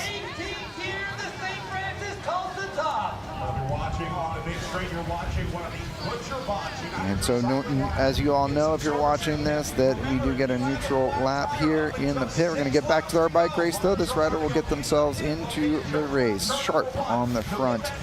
Sharp on the front right now, and we're going to see a little bit of fighting going on, it seems. Like we had organization for a hot minute, and now we're seeing a little bit of a washing machine effect occur. Yeah, I mean, it's just, Laurel kind of lost her spot, went back into the wheels to recover a little bit, or maybe they said, hey, it's too early, come off the front, save the legs, we're going to move up in a couple laps, and that just puts the onus on another team. Blazers now coming to the front with Alexia Ramirez backing her up. But, Le Sweat is a little, we see them riding a little bit together towards the back, but they need to get up there around Ariel and claim their position and just continue to ride as a unit, whether that's where they are now or at the front. They just kind of need to be together as we see lap cards. It's the most advantageous, as the laps tick down to just, be calm, be around each other so you can communicate. Looking at 8 laps to go now. 8 to go. We're going to see Canning get herself back in. She'll have a hold. It looks like Kelly Samuelson from LA Sweat going to try and help Canning get in here. Maybe not. We'll see what happens here. Either way, she's going to get herself back into the bike race with 8 laps remaining. Field coming by us here. We're starting to get a little bit more aggressive, but clearly the Blazers and Legion of Los Angeles controlling this race. They've been on the front. They've really been the ones controlling it. However, DNA Pro Cycling, they've done a nice job hiding out. Siniska also doing a nice job hiding, and a little further back behind them, that pink and blue of CCB, presented by Levine Law, also hiding out very well. That might be Cassie Hickey in the midst of all that. Hickey not doing so well here in the past few years, but now she's the Collegiate National Road Race Champion, perhaps giving her a little bit of confidence in some of these races. She's also also, I believe, a cyclocross racer as well, so she's maybe comfortable fighting for some wheels. So we're going to see if we can look at the dynamic of what's going on. It looks like Kim Lucci now coming up and around for DNA, and all of a sudden we're seeing DNA doing some pace setting. Yeah, it just seems like kind of the bigger teams are kind of taking their turn at the front to, keep it a little strung out, but, not commit too early to run out of bodies going into the finish. Lucci is a good pace setter. This is a great role for her. So Lucci there on the front with the tattoos. That is Kim Lucci on the front. Sorry for the graphic, but it's a DNA Pro Cycling on the front. And now we see Work Hard, Be Humble starting to come up and around. And the black helmet in second wheel, number 77, that's going to be Izzy Harden. A little early for this organization, though, for them. I would say that they would benefit by letting the other programs do a little bit of work. Yeah, but sometimes you just kind of do that effort to get to the front and then kind of float back and find your space rather than kind of work your way through the middle. Sometimes if you have a good teammate, is just to find that moment in time to carry momentum around the outside and then just find yourself at the front and just, again, float back in the middles. But, they definitely can't spend too much time on the front here. They need to kind of coast and then find themselves behind one of the bigger teams. 7 laps to go in our bike race this evening. 7 to go as we come around, and we're going to see a little bit of an acceleration of tempo here. Schneider sisters, though, looking very comfortable there in 3rd and 4th position, as Work Hard, Be Humble sets themselves up, and Harden just need to float, as Daniel was talking about. Let's look for where DNA might be. They're starting to organize with around 3 of them together. Maybe what they have remaining in the field, so they need to be very cautious about how they're using their effort with 7 laps remaining. Again, it's 7 to go here this evening. And Magner on the left side of the screen. Look who's always shadowing Legion. It's going to be the Stars and Stripes of Chloe Patrick continually.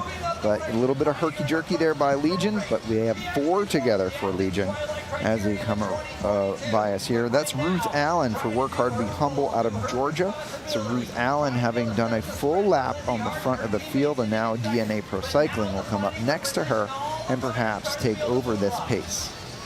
So, yeah, I mean, what I'm seeing so far the last 5 laps, everybody's kind of settled in, finding their teammates. What we haven't seen is Kingdom Elite, and Goldman Sachs is now coming, but is Kingdom Elite setting up for a 2 to go flyer? Just back-to-back attacks, and all you need is a couple seconds and a little bit of hesitation to make something crazy happen. They've gone to the back and sitting in the draft, but one of those small teams that kind of doesn't have a traditional lead out. They don't have the traditional depth or experience to do the lead out that we're seeing from some of the other teams, but back-to-back flyers are not out of the question for that program.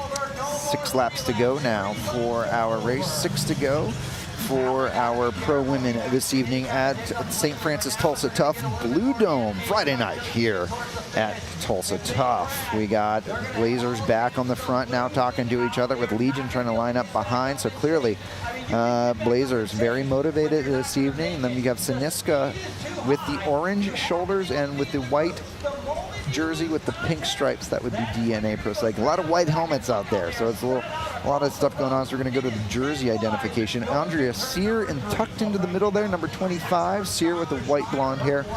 Sear is a good finisher. She did a little bit of work in the first quarter of the race. She was proactive in following the middle separations that occurred that looked like they may have had potential to be dangerous, but now she's tucking in.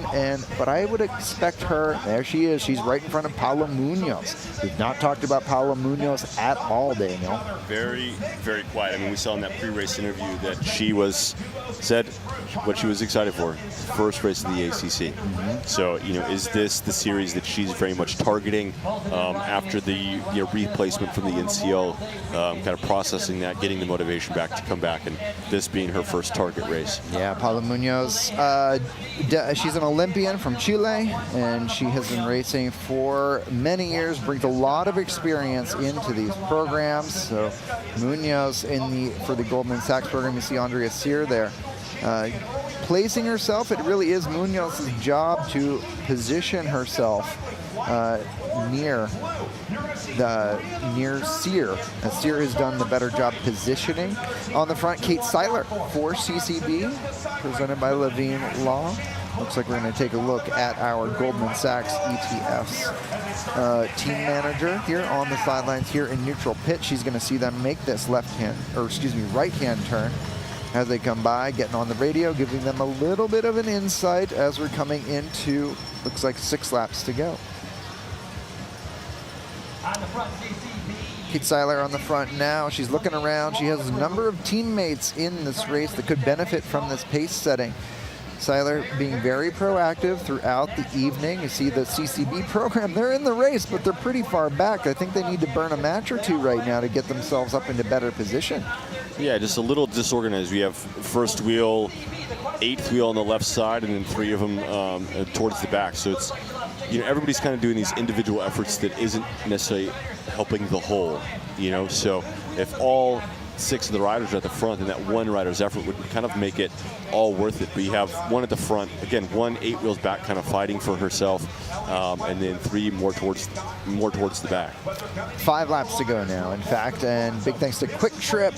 More than a gas station, they're the official sponsor of the Saint Francis Tulsa Tough live stream. So thank you to Quick Trip for all of your support and allowing us to bring this broadcast to the world over. Thank you for joining us at TulsaTough.com or wherever you may be picking up this feed. My name is Gabe Lloyd, and I'm joined by Daniel Holloway here at Friday night at the St. Francis Tulsa Tough. This is Blue Dome, our first of 3 races for the weekend of racing. We're looking at 5 laps to go for our professional women's race, and our professional men's race will come up next. On the front right now in the pink and blue is Kate Seiler for CCB, but we have the programs of Miami Blazers and Legion of Los Angeles patrolling behind. Looks like we got a little bit of a split occurring, and we got riders down. Big crash. Big crash. Jillian Bennett. Yep. Bennett there, number 74. Butcher Box, the whole Butcher Box team. Holly Simonson, Kim Lucci, Madeline from Kingdom. No, that's. It looks like a lot of Kingdom Elite, almost the entire Butcher Box team at 5. Taylor Cook White. At 5 laps to go, Daniel, there is no neutral support, I think. I think the pit is now closed because the pit closes at 6 to go. Is that correct? Yep, yeah. So there should be no more free laps, unfortunately, for these riders. We're going to look at a replay here really quickly. I'm not sure where we're going to see it, but we're going to see a replay here momentarily. Here is the replay right now. This is turn 8. Where's the touch? On the middle inside, and it just takes out a lot of that field. Almost must have just been a light touch of the wheels. Bikes are all together, but our field is now reduced to just about 15 riders.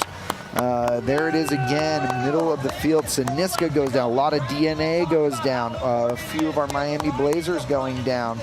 Kingdom Elite suffering from this. Holly Simonson, your Canadian national champion, going down. Aubrey Drummond going down. So our field greatly reduced to a late race crash. The pit is closed. There is no neutral lap at this point in time with just 4 laps remaining. This is what's left of your professional women's field.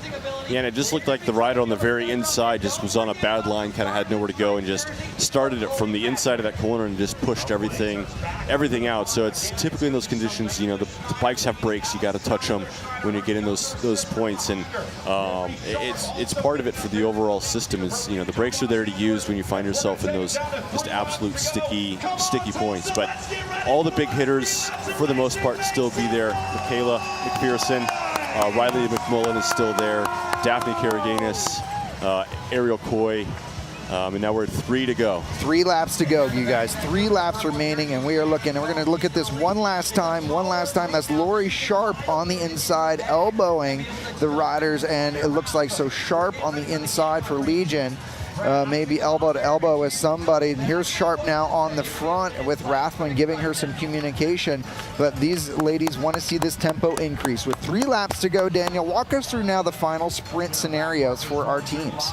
Yeah, now you're just finding that it's going to get faster and faster progressively as the riders get down. So Lori Sharp setting that high tempo, and you had Salazar just protecting that team from the rider coming up the inside and letting Sharp continue to do her job. And Sharp is going to go basically as hard as she can for as long as she can before Rathbun takes over from here on out. So well, I'm confused. I'm seeing Skylar Schneider with the gold helmet now on the front. They may have switched up now. Samantha Schneider being the protected rider. They're talking to each other really quickly, and Samantha now perhaps taking over. So Skylar just putting herself into a safe spot in that moment. Yeah, and just being a little distracting, causing a little bit of chaos is two riders versus the big team, and it's making them, Legion spend more energy just by doing these awkward fights rather than setting a big tempo. And yeah, like we just saw from that previous crash, it's just staying far forward, kind of getting out of the mess and not feeling the pace was high enough for their comfort being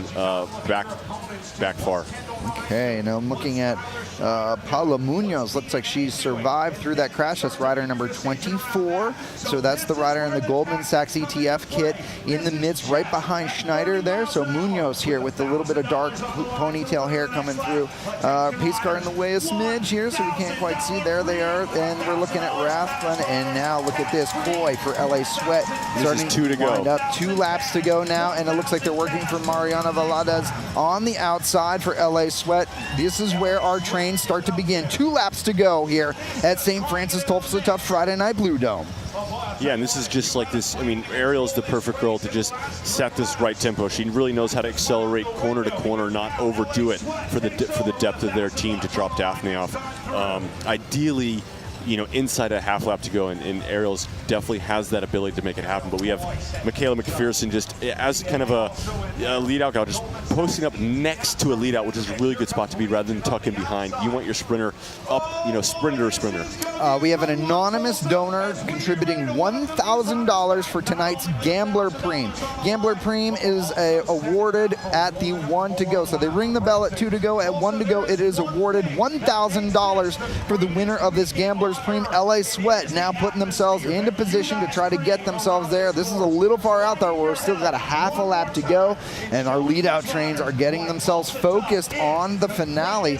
Looks like LA Sweat, though, wants to get themselves this $1,000 Gambler's Preem from an anonymous donor here tonight for Friday Night Blue Dome. Yeah, and Valdez seems to just kind of lost the wheel in that little bit of a fight, but now you have McPherson and McMullen in a really good position, kind of right there in the middle of the field. Perfect, in that headwind, just being in the perfect armchair ride. That's Daphne Caraganas, number 39. That's the rider in second position for LA Sweat. It's Coy on the front. Coy comes out of the turn number 8. Can Caraganas get there? This is $1,000 on the line. Coy wants it. Caraganas doing an inverted layup. Can Coy get there? Coy perhaps will get that $1,000 at the line, and Ariel Coy for LA Sweat gets $1,000, and we're now at 1 lap to go. Yeah, it's, Rathbun, Blazers, Legion. Chloe Patrick making her way up there onto the lead out.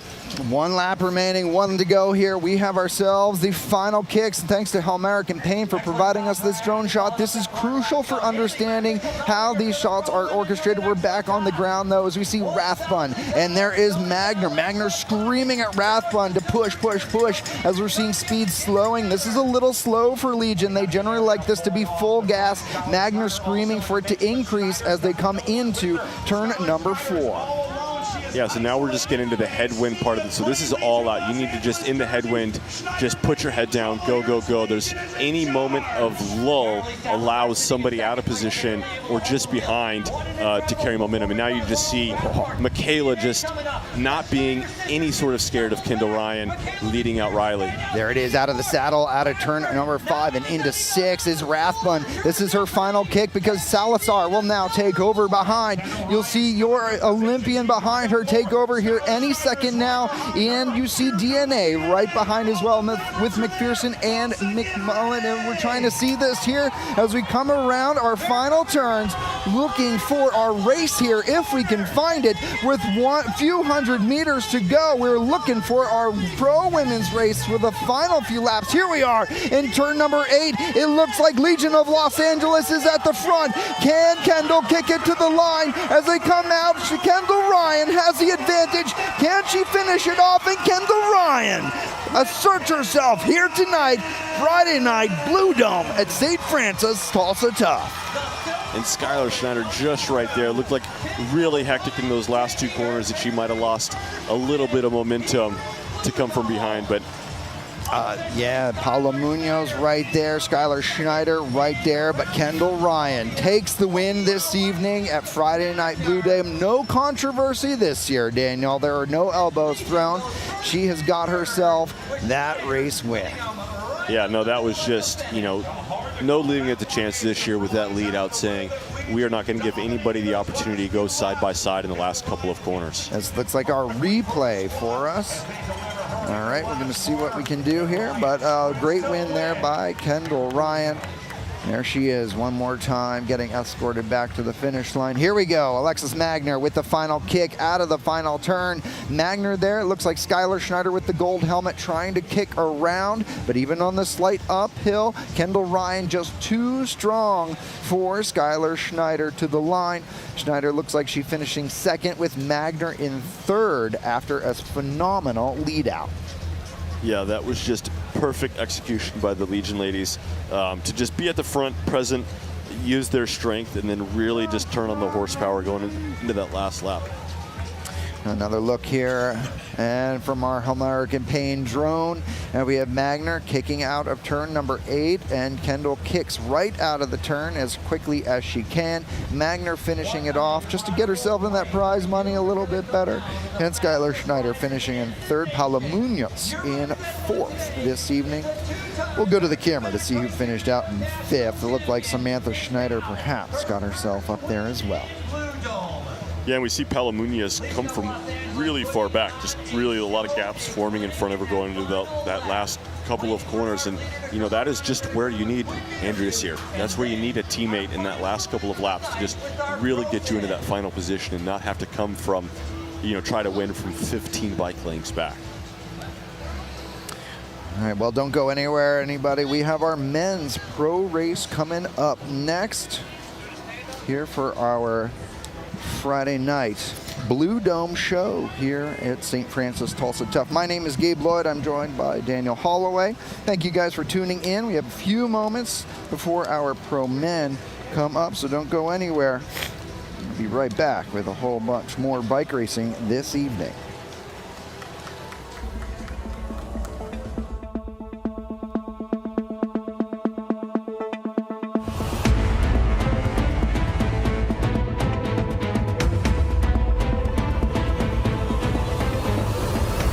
Riders to the line, please. Take no prisoners. This time we come to end it all. Won't stop, can't stop. It's the end of the road, trying to see y'all fall. Pulling out stops, gotta shut them down. We run the town, going on top. The baddest around, we take the crown. The war is won. The war is won. The war is won. The war is won. The war is won. The war is won. The war is won. The war is won. The war is won. The war is won. The war is won. The war is won. Good evening and welcome to St. Francis Tulsa Tough. My name is Gabe Lloyd. I'm alongside Daniel Holloway here tonight for Friday night at Blue Dome, the first race of 3 races for our amazing weekend here in Tulsa, Oklahoma. You're about to watch our professional men's race. We just concluded our professional women's race, which was absolutely thrilling, and we're very excited to get ourselves underway. Kicking off this night will be the beginning of our 2024 ACC Championship. That's the American Criterium Cup for 2024. We have ourselves an amazing weekend here in Tulsa, though. Before we get to any bike racing whatsoever, we ride with the pros from the Spoke House over in Tulsa's beautiful residential neighborhoods, where over 200 riders joined all of our pros last night for a little shakeout ride. Daniel Holloway got to ride with them a little bit as well, and it was really a great opportunity for riders to get to join an opportunity with the pros. But here we are Friday night in Blue Dome. Last year we saw Justin Williams coming up to the front with a masterclass in final sprinting. With the ACC though on the line tonight, it could change things. Danny Summerhill returning to the ACC championships here in 2024. Alfredo Rodriguez also back. Dushan Kalaba, Brandon Fury, and Clever Martinez, all 5 of these gentlemen are racing with us this evening. But we can't forget the result that Justin Williams displayed last year. In the end of the professional men's race, Justin Williams put on an absolute masterclass in how to finish off Friday night at Blue Dome, taking home his 4th Friday night at Saint Francis Tulsa Tough. Corey Williams is here though as well, and we had the opportunity to discuss what Tulsa Tough means for the Williams brothers and Williams racing in general with co-founder of Legion of Los Angeles, Corey Williams, at Ride with the Pros.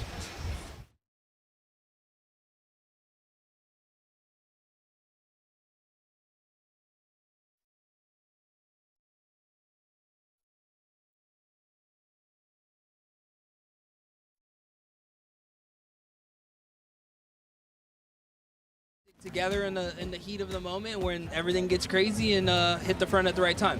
I will definitely be looking for the Omnium, and you get the Omnium by winning stages, so I think it's important to look at both.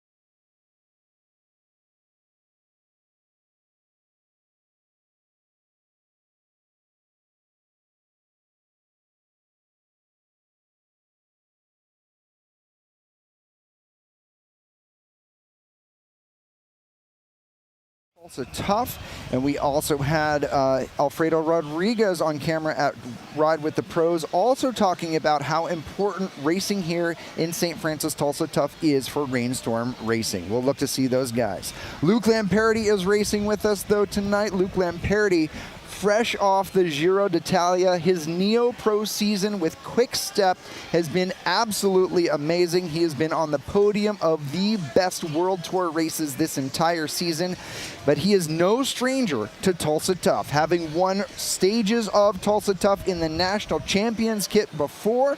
Luke Lamperti returns tonight as an unknown quantity. Does tonight mean something enough for Lamperti to go elbow to elbow against Williams, Alpecin DCC, and Rainstorm Racing, and the other 135 pro men that are racing with us under the lights at Friday night in Blue Dome? Let's take a look at our course for the evening. 8 turns are about to hit our pro men's field. We also have wind conditions, but as you can see, this course is technical, but it is a spectator's delight with this little bit of an intersection of the course here between our middle 2 turns there. It's been an absolutely full gas night of racing for our pro women. We can't wait to see what our pro men do. Weather conditions tonight, it's 90 degrees here in Tulsa, Oklahoma, with 44 94% humidity, but 18-mile-an-hour winds have absolutely affected our races. Here we are with our call-ups, Daniel. Looks like Luke Lamperti's already there. Ribble Racing have had a great season so far. Dushan Kalaba, it looks like he has also gotten himself, but look at that. World Tour riders on the run. Yeah, I mean, as we get to this men's race, the sun is setting. And finally, your winner. This is, hopefully playing to the favor of more action, guys. Feeling that the temperatures drop. 2021 and 2023, riding for the Legion of Los Angeles team. Welcome the legend, Justin Williams.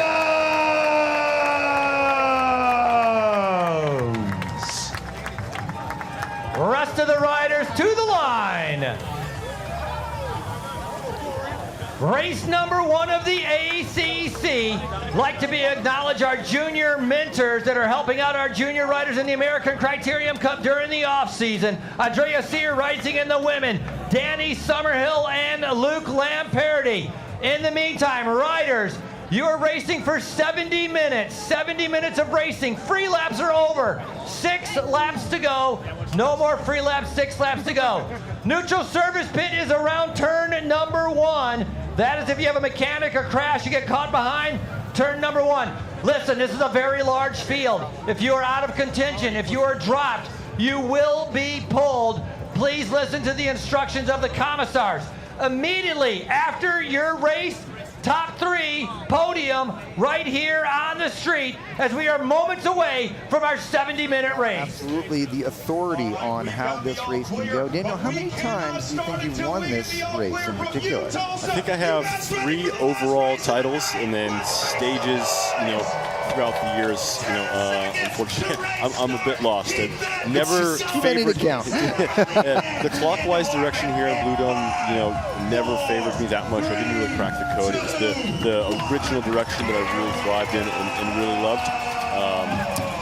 But yeah, the atmosphere here is always something to thrive off. It always gives you an extra gear. All right, here we are racing, ladies and gentlemen. Luke Lamperti is sitting around, not waiting for anybody. Fresh off the Giro, this is his first race back since the Giro d'Italia in Italy. He has been an instrumental part of that Quick Step program this season, leading his teammates to victory on World Tour races.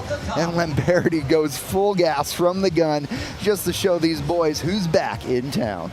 Yeah, I'm just excited for it to see again, like where his legs at, where's his head at. I mean, his head's at racing, right? That's why he's here. Yeah. You don't show up to Tulsa and not race, but it's how much time did he take off the bike after the Giro? How did his body respond? From that workload. And so, as we saw in previous editions when he showed up, is definitely in the mix these early nights, but the masterclass that he put on at Crybaby Hill is really where his depth and his talent and his ability truly showed. So, I think the Giro is just going to give him extra gear to just be ever present, not let himself get too far, from the front and in trouble. He looks so comfortable, but we have a lot of bike racing left here, and it looks like Rainstorm Racing with Michael Hernandez and Alfredo Rodriguez at the front right now, as Alpecin DCC also rejoining us with those distinctive black and leopard colored prints. Andreas Meyer out there up near the front. One of our great riders that has joined us here in Tulsa, Oklahoma.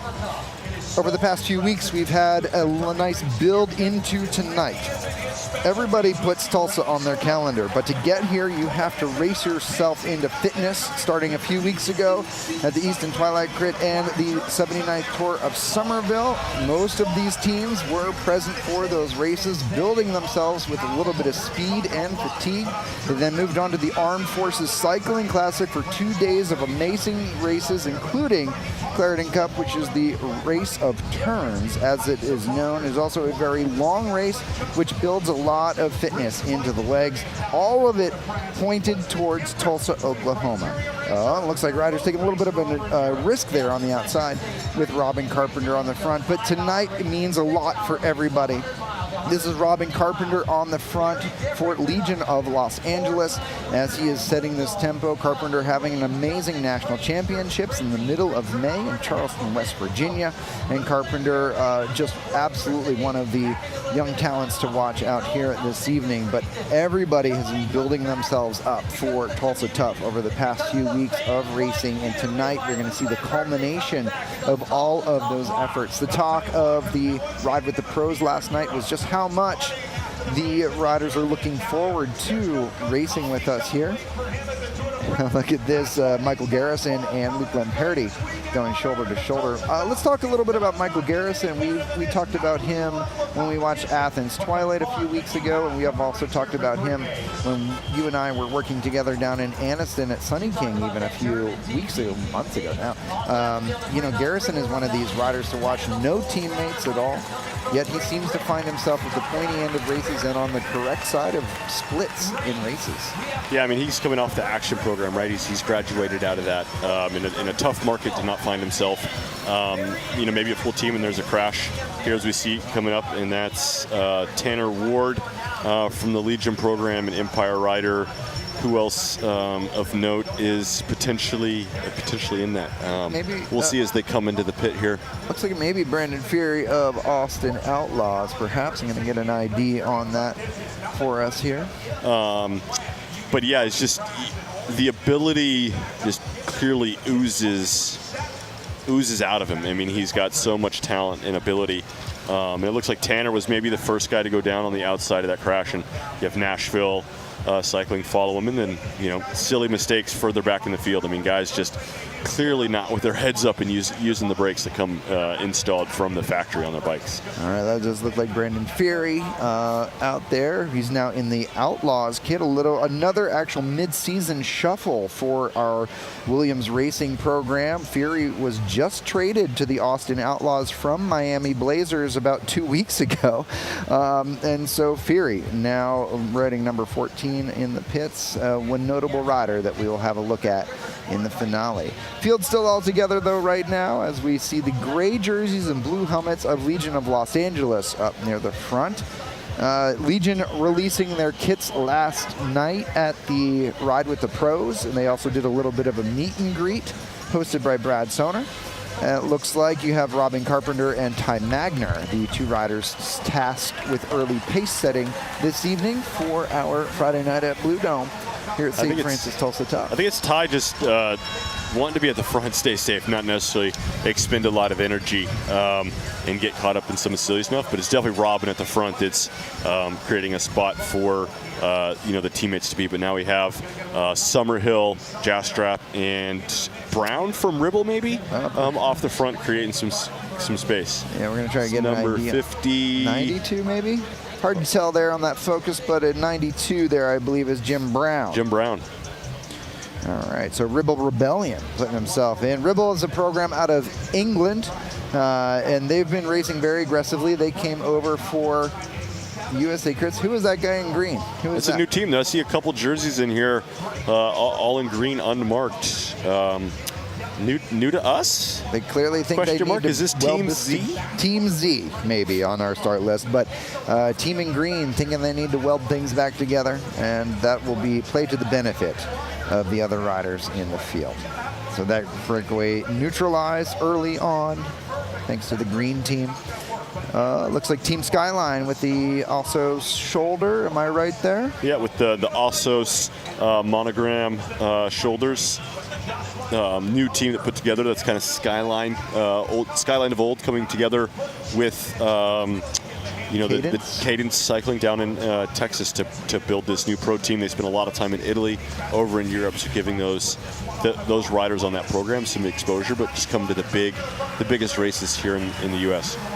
All right, so field staying together here as Team Skyline on the front, doing a little bit of work just to keep themselves safe. This is a point in the race where you really are just trying to keep yourselves in the right position. It's very early, but look at that, Lamperti just riding smooth it's my understanding that when you start racing World Tour level stuff, your sort of threshold like shifts or something. Like, what is that about? Talk to me about that. Yeah, Zone 4 becomes Zone 3, and Zone 3 becomes Zone 2, and Zone 1 doesn't exist anymore.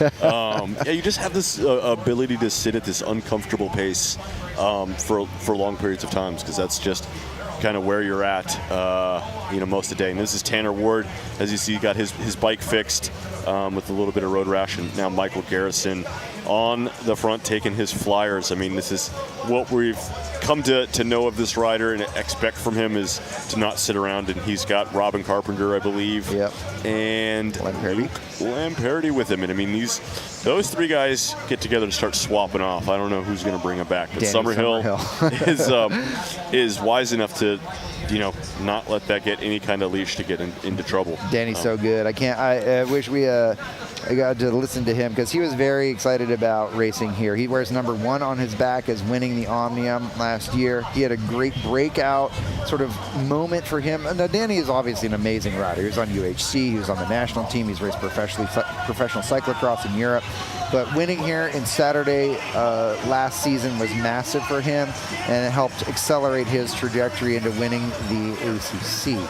And of note, his socks are probably 8 years old now at this point, I think. A fun fact about Summerhill is once you find something he really likes, he does not let go of it. But Garrison, I mean, on a 1-lap tear, and it's single file still. How far back? I mean, they are 50, 60 riders single file, and I really, as a fan, I just want to see Robin pour it on, Luke pour it on, Ribble continue the pace, and see the single file racing. You're gonna need lights and stuff. All right, so you've got Robin Carpenter on the front, Garrison right second wheel, Luke Lamperti in third position.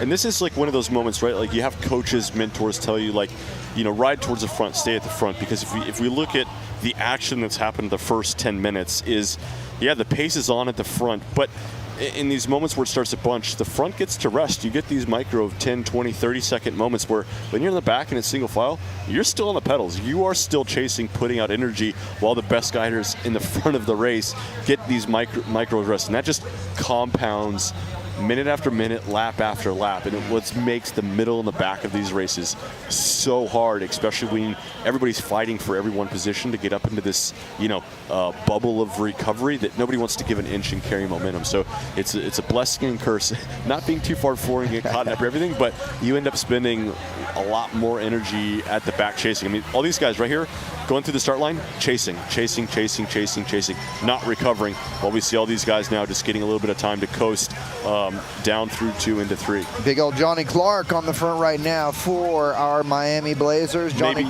the oldest guy in the field. Perhaps. He also brings the most experience, and so Johnny Clark showing us what's up, and the riders behind definitely know that he is one to watch. Summerhill doing a nice job keeping himself out of trouble, but we saw that little bit of a hesitation. Thanks to Hall American Paint, by the way, for their drone coverage of the Saint Francis Tulsa Tough through all 3 days of racing with us here. But with that drone shot, we were able to see that it was single file, and Johnny Clark countered that move immediately. Here we see now Luke Lamperti putting himself right back up at the front of this field. We got riders. Lamperti's entering, turn 5, and we still got riders coming out of turn number 4. So, yeah, it's a bad day to be at the back half of Saint Francis Tulsa Tough. Yeah, most definitely. And Johnny Clark has been one of these guys that found a spot within the Williams Racing organization, and was a key figure probably to Lucas Bourgon's big win in Easton. Yeah. Very much a guiding force, an old hat like that with so much experience in any conditions. And Easton was pouring wet on a technical course, and you have this guy that's just evergreen and can just stay calm in any of those things that I would imagine throughout that whole race was just, a voice of reason with Lucas and saying, hey, don't panic, we're going to take care of you. And they made that happen. We're seeing our field all sort of mixing here. A great shot here by our Hall American Paint drone shot as we are seeing a little bit of swelling at the start-finish line, but riders at the back starting to open up gaps and just sprinting to make up room, while the front is just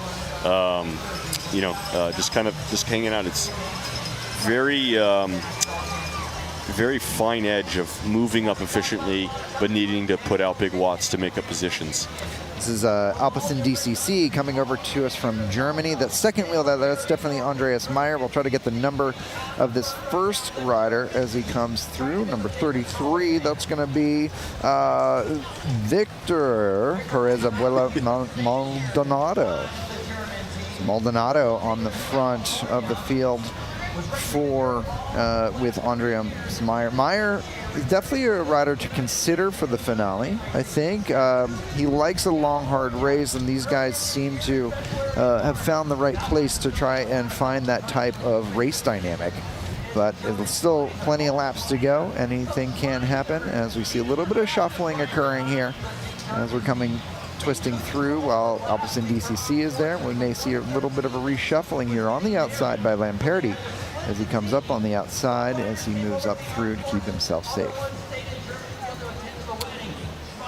Luke Fetzer, it looks like, in the pit for Austin Outlaws. Fetzer, quite the accomplished rider already, I believe, for himself. Yeah, young rider in that WR Devo organization, just kind of picking up as much tips and tricks from all the older guys around him to a young talented rider that just with some guidance is going to be a danger guy as the years tick on. All right, well, we'll see our riders as they come by here, and Fetzer will get thrown in here from the Williams Racing neutral support. And look at this, we've got ourselves, is that Eder? That's Tyler Williams. Oh, that's Tyler, excuse me. Yeah, another guy that you give him too much space and it could be a real problem for you. And Luke kind of finding this balance of how much work he's going to take on, but also that needs to push to the other teams.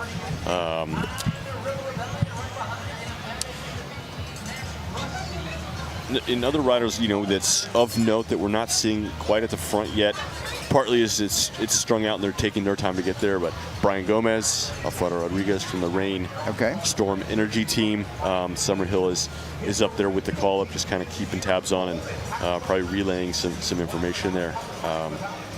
Noah Granigan from the Blazers has not found himself towards the front. Another guy that just has a big engine and a key lead out guy to that training, to that team.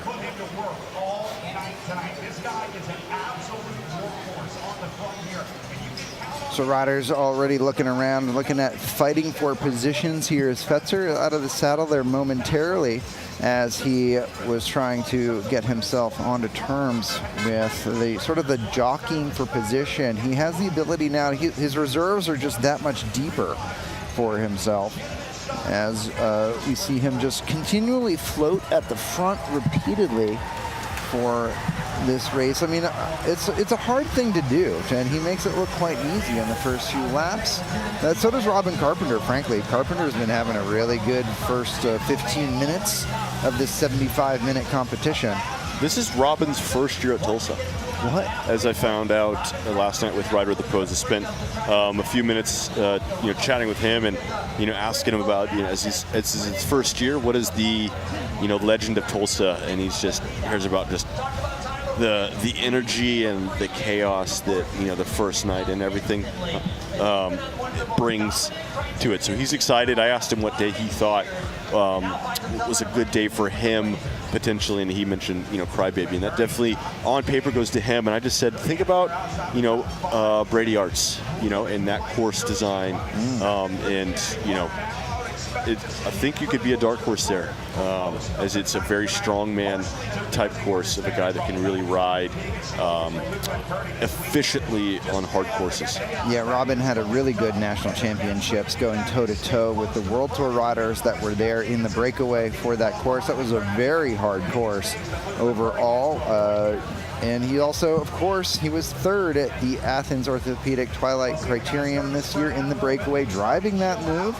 Got caught out a little bit there by Thomas Gibbons in that evening of racing, but yeah, he took a massive flyer, kind of one lap early, maybe played his cards. And we talked about it yesterday on the ride of just, you're part of a big organization, you have a name that you do end up getting marked out, and if you're just not 100% sharp to just crack it that much when you're at this elite level and everybody's the same, you know, it's rolling the dice, and you can get a little caught out. That's Nick Kiernan for Parks Law Firm, presented by Omnia Racing. So Nick Kiernan showing us what's up. He is from Texas, so not too much of a drive for him, but he has drawn out some Johnny Clark, Summerhill, Brown, Bostock. Yeah, I think that's going to be Cole Davis. Oh, Cole Davis, the American. He was on Q365 previously in Europe racing. Yeah, the Southeast boy that kind of has come through the ranks and really put himself, you know, found himself on this UK squad. Okay, cool. So Cole Davis marking that move, putting himself up early in the right spot at the right place at the right time. Are we seeing any sort of, I see Mr. Justin Williams sort of floating himself in the little bubble zone there. You can tell he's got that GoPro on his helmet with the Red Bull helmet in the back. You think he's floating in a comfortable spot? Yeah, he's just trying to find where that, like, you know, safe washing machine is. That it just kind of, people around him are always moving up, and he can find a wheel to just stay in that top 20, but he doesn't necessarily need to poke around the top 10, top 5 even. He's got teammates, but he, you know, definitely needs that spin to energy to find that sweet spot of rotating bodies there in that 20. And also a little right around Justin over left side of the screen, a blue helmet with gold lettering is Noah Granigan starting to find himself towards the front. So we're likely to see some action out of him once he gets up there and gets the lap off after moving up. I saw Luke Lamperti and Ty Magner chatting a little bit with each other as they were coming up through the start-finish line. So it seems as if gentlemen's agreements starting to occur here just to make sure that they know where each other are. See Alec Cowan there, your Canadian national champion. Cowan now living in Texas, actually, so not too much of a drive for him, but Cowan very much a part of the success here last year. There's a nice little cutout head. Did you ever get anybody make a cutout head of you? No, but I had T-shirts made for a couple of years. Oh, man, you always got something here in Tulsa. All right, so you got Carpenter on the front. I think that's Mr. Cole still, and then Cowan there in the Canadian National Champs kit. And Hernandez for Rain up there. Okay. Starting to just help Summerhill out as they move forward, and Alfredo Rodriguez just back there. And Mac Dorf has now made his way up there riding for the Empire team out of Salt Lake City. One of your favorite riders. He was so exciting last year. Young guy out there, just you know, trying to really figure himself. You know, show his face, show his ability, find himself a squad. You know, surround himself by some good teammates. We saw Spencer Movanzoda out there. He was looking very comfortable out in the mix. So oftentimes in this early phase of the races, we're not talking about people too much, and that doesn't mean much. They could end up being very much a factor later on. I also see Corey Williams with the gold helmet hanging out near the back. Jastrab taking a flyer. Oh no, that's look who it is. Number 36. That is Mac Dorf. No way. He's listening to the broadcast. Mac Dorf. He's got the audio. I didn't know Mac Dorf had a feed helmet on. How about that? How about that? All right. So you know he's well fueled. He's got the right stuff in his bottles and strategy. Yeah, looking good.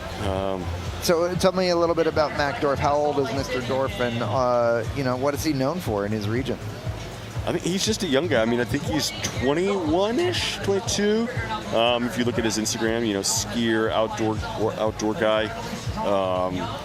One of these young guys that hasn't quite found a place on a super big team as of yet, but uses these opportunities, these ACC races, to make a splash and show his ability.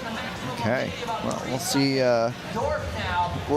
how long this succeeds for him, and we'll try to get some eyes on what the gap might be. A rider like Mac may get a long leash here because he does have a long leash. He's not really on a program that has necessarily found success in the past in these national level races. Alec Cowan looks like he's on the front trying to flick the elbow to see if Johnny Clark will come through and assist a little bit, and now Michael Hernandez rolling through to try and help keep the pace moving. Yeah, so Mac, right now has just got to get his, aero position on the hood, tuck the elbows in, and just settle into a nice, uncomfortable pace, and take this opportunity of being kind of an unknown rider to most of these guys to extend this gap, relish some time off the front, and again, you just never know what happens. They give him 20, 25, 30 seconds, and all of a sudden get really active behind, and a group of 4, 5, 6 guys come up to you, and now you're in the winning breakaway potentially. I'm counting 9 seconds. That's unofficial. That's just me looking at a bike race. So about 9-second gap for Mac Dorf as he comes through. The foreshortening on these lenses here makes it a little hard to tell just how big it is. But one solo rider, Mac Dorf, and he's got about 120 guys chasing him down, including Mr. Williams here. Yeah, it's going to be interesting to see how Tyler's doing. He had a big get off at Armed Forces day 1 at that 40+ mile an hour sprint. So that's where those bandages come from. So he's had a week to kind of grow some skin back, loosen back up. So we'll see how that plays out for the weekend. But evermore, he's going to be a consummate teammate. Again, he's got Lucas Orgon on his team. No. Blazers. On Blazers, so Blazers Outlaws. we got Blazers. We got Richard Holek, Noah Granigan, Tyler Williams, Eder Frere, and Corey Williams. Yeah.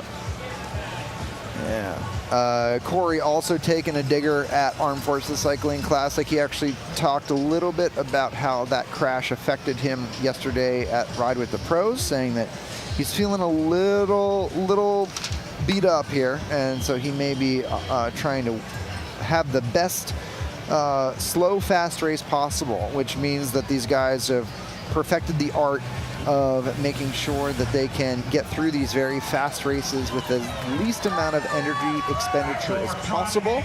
That's definitely a skill set that requires a lot of practice, and the Williams brothers are quite good at that. Mac Dorf's gap down to about 2 seconds. So Mac Dorf will get caught here momentarily thanks to the hard work of our Legion of Los Angeles crew. And now reset will occur. We'll see if any counterattacks come off of this catch by Mac Dorf. And his green team seems very motivated to keep things together. Who are you and where are you from? Let's get a number on these green guys and figure out what this team is. And 104. Hello. Give me 104, Gabe. I'm going to look for a 104 here on this old sheet. That guy is Pablo Zapata for Team Casa 13. From New York. So Zapata actually got third at Tour of Somerville, racing for Alpecin DCC. Oh, so we've had some shakeups. Yeah, we've had some trades occurring apparently in the past 2 weeks. General managers are busy moving talent around. Okay.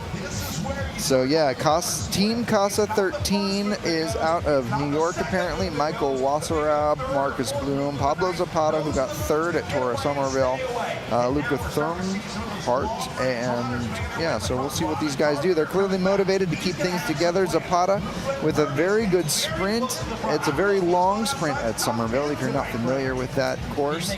Quite different. Of Memorial Day weekend, yeah. Plainfield. Yeah. The winner there is this Zapata? Is here. Mendez. And guess who he is riding with? Who he's paired with here at Tulsa? I think I know.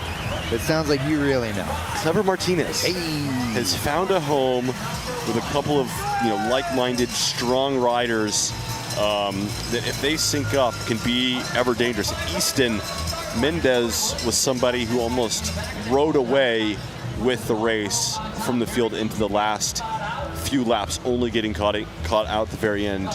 Then come back the next day and win. Have an okay performance at Somerville, but at Air Force, what do we hear? He takes 10 laps to bridge up to the winning move solo. Ridiculous. And then wins that group sprint after Brendan Rim goes away solo. So the guy has the ability against all these hitters to make stuff happen. But he's going to be in a Rockland kit, I believe. but very low profile, I would imagine, until the very end of this race, as him and Clever get linked up to try to, outfox, outsmart some of these other teams that have, larger riders, larger teams. All right, reshuffling here with Miami Blazers clearly looking very motivated to keep this thing in check. Interesting little shift here, because last season we saw Legion of Los Angeles on the front for almost the entire race. And now this year we're seeing Miami Blazers taking on that onus. I guess they're working for Noah or Corey. Yeah, hard to say. I mean, if Corey's had to get off, he's going to have to ride into his legs this week and really give a lot of feedback to the team as the race progresses. Noah is their next kind of fastest guy, but I would imagine they're just at the front setting the tempo to just find a comfortable spot, find a rhythm. After get off, Tyler just definitely probably would like to just ride at one steady pace instead of this big yo-yo type pace after a crash. So they're just sitting up there, but also it places your teams up there, gives a guy like Noah, Corey, or the other teammates a place to land to get in the wheel. And so you see 4 of them right there, basically in a row, with one of those Costa 13 guys and Luke Lamparty just in the middle there. So what's like sort of the ride ethos right now for these guys? Like, are they just setting it like a 400 watts kind of thing? Like, yeah, like what are we talking about? Yeah, very much a solid, like really high tempo. And there's going to be parts on this course where it's 400 plus watts, and there's going to be some places where it's 200, and this is where you guys have a guy like Tyler Williams just has so much finesse and experience on when to coast, when to recover, and when to apply pressure. Again, coming out of these corners into the longer straightaways it's going to be this ramp up from 200 watts, 250, 300, 350, 400, 500, and make it a big acceleration into the corner. That makes it so hard to come from behind to overtake them. And then when the corners are back to back, he's doing 200 watts. He's recovering, right? He's keeping the legs turning to keep the, kind of the blood flow going and the muscles activating. But it's, not too hard in the sense for them in this moment. Okay. And like about 29 minutes specifically into this race, why are they doing so much work right now? Like, this is like, it's way too early for a lead out. So why are they the ones that are tasked with this onus here? Like, why not let another team like Rainstorm do some pace setting? Yeah, if we look at it, we talked about it just, a little bit ago, is that not everybody on the team got a call up right now. A couple of those guys had to do the work to get to the front, and fight around for 10 or 15 minutes. So you place yourself, do a tempo. It gives somewhere, if Noah's your guy that's sprinting, it gives a place to hide and recover, right? Not fight for wheels, not battle around and everything else. So it's actually a moment for your sprinter to recover. So, it may not look excellent on paper, the lead out's super long, but what it's given a safe space for Noah to just sit on the wheel, have some gels, drink some fluid, to recover after, starting wherever he started and getting to the front. Ben Oliver is off the front right now, and now it looks like he's getting a little bit of daylight. Yeah, and he would definitely love help from somebody else. One of those smaller team riders is a good opportunity to go off the front, take turns with the guy, and see what it's like to ride the pace, what that effort is needed to hold off, a chasing peloton and find that rhythm of being successful off the front of a race of this level. And so we got ourselves sort of a reshuffling here, and we're now looking at 30 minutes in to this race with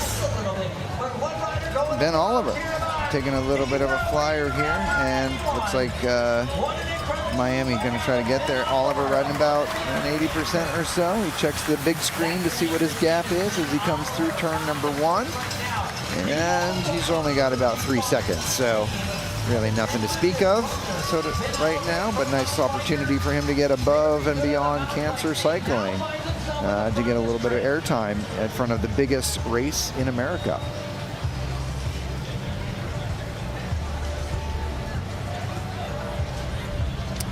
Oliver continuing to set some tempo here as he dives into these turns. A little bit of wind increase here at the broadcast booth right at the neutral pit just past turn number 1, which means these riders are going to feel a little more headwind as they make this right-hand turn coming down towards turn 5. Yeah, and typically as the sun sets, right, normally the winds do typically start to calm down, and we've noticed that, but there's still these gusts kind of coming through the buildings, and so it's one of those things where it's, as a rider, you almost prefer a constant wind, constant conditions. I go around corner 3, I can expect this. If I go around corner 6, I expect this. But as the wind dies and there's these random gusts, they can really kind of catch you off guard, mid-corner in, or on a straightaway when you're doing a attack to kind of ruin the rhythm. So it's one thing that's ever changing and something you always got to be thinking about. Ben Oliver getting a little bit of victory here for himself over Memorial Day weekend at the Harper Memorial Mellon City Criterium, it looks like, and taking second at the Quick Start Criterium presented by Quad Cities Bike Racing. All right, so Ben Oliver hitting out. Is he a Kiwi? Is Ben so there is a Ben Oliver on that on Mito okay. Q that is a Kiwi, but I think this is a different one because that one is currently racing up in Canada. What a wild world. Yeah. What are the odds? Two Ben Olivers. Two Ben Olivers who race bikes from very different parts of the world, apparently. All right. We could see rainstorms starting to, find themselves, organize, and get up there, and as a team, and just kind of claim their spot that says, hey, we're going to ride whatever it may be, 6 through 12 or 12 through 18. But more importantly, just, as 22 laps to go come up on the board, just find themselves, again, stay forward, stay out of trouble, and if, for whatever reason gaps do happen, they're surrounded by allies, friends, teammates. I'm surprised nobody's just bridging across. So I guess they're figuring that he's not extending the gap. They're just sort of letting him dangle off the front right now. So there's no real threat. So yeah, and the team setting up, we're all like-minded, right? Thinking of the field sprint. There's enough of those teams organized before the next individual guy that would want to poke across. They would want to go join Ben. And if they make the effort to get there, they're too tired. Now, Ben is looking for some crowd help as I think his legs have expired. All right, he'll reset himself here a little bit at the front, and we'll see if any counters occur. Rainstorm together. Cream on the next lap, apparently. 21 laps to go now. So he gave up a lap early to get paid. Oh, too bad for him. Somebody's going to get paid, though, on this next lap. It looks like Austin Outlaws perhaps putting themselves up into the front. So more Williams Racing program. Oh, excuse me, that is Johnny Clark for Miami Blazers. You can tell by helmet size with Johnny Clark compared to his teammates. Johnny must have a very long head. Full of knowledge. Yeah. That thing is full of knowledge. Very arrow. Yeah. Well, he chose the vented helmet tonight. If you definitely look around on these front shots, you will see a lot of arrow helmets, right? Those 2 or 3% gains, sometimes 1% gains, right? Look at that. Other arrow helmet, and Johnny's wearing a vented. He's old school. Yeah. But, again, we talked about the heat, and it's much harder to dissipate heat once you get it. So, again, depending on riding style, preference, and things like that, I'm better off being cool than aero.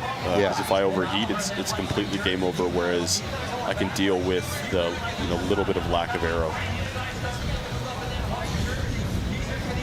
So, little reshuffling. Now Alec Cowan to the front. I also see Corey Williams with the gold helmet with the Belizean National Champions kit up near the front as well. So, nice to see our riders sort of moving themselves up into a position of protection.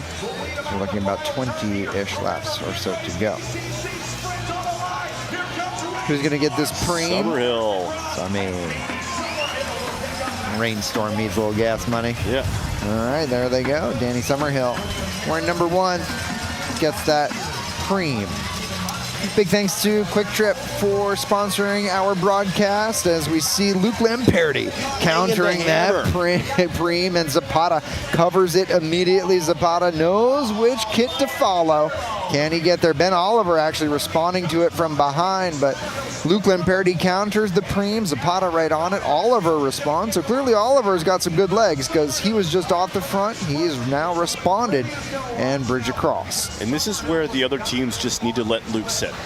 Yeah. Give him 10 seconds. Make it long enough where a lot of guys aren't enticed to go across to add horsepower to this 3-man move, but enough where you can kind of reel it in the last couple laps. But for those other guys where Luke is an absolute danger man in the finish, go let him wear himself out. Go give him like death by 1,000 cuts off the front. Try to take a little bit of edge off his final kick. So there's no, I mean, as much as it is Luke Lamperti, right? You don't want to give him a leash.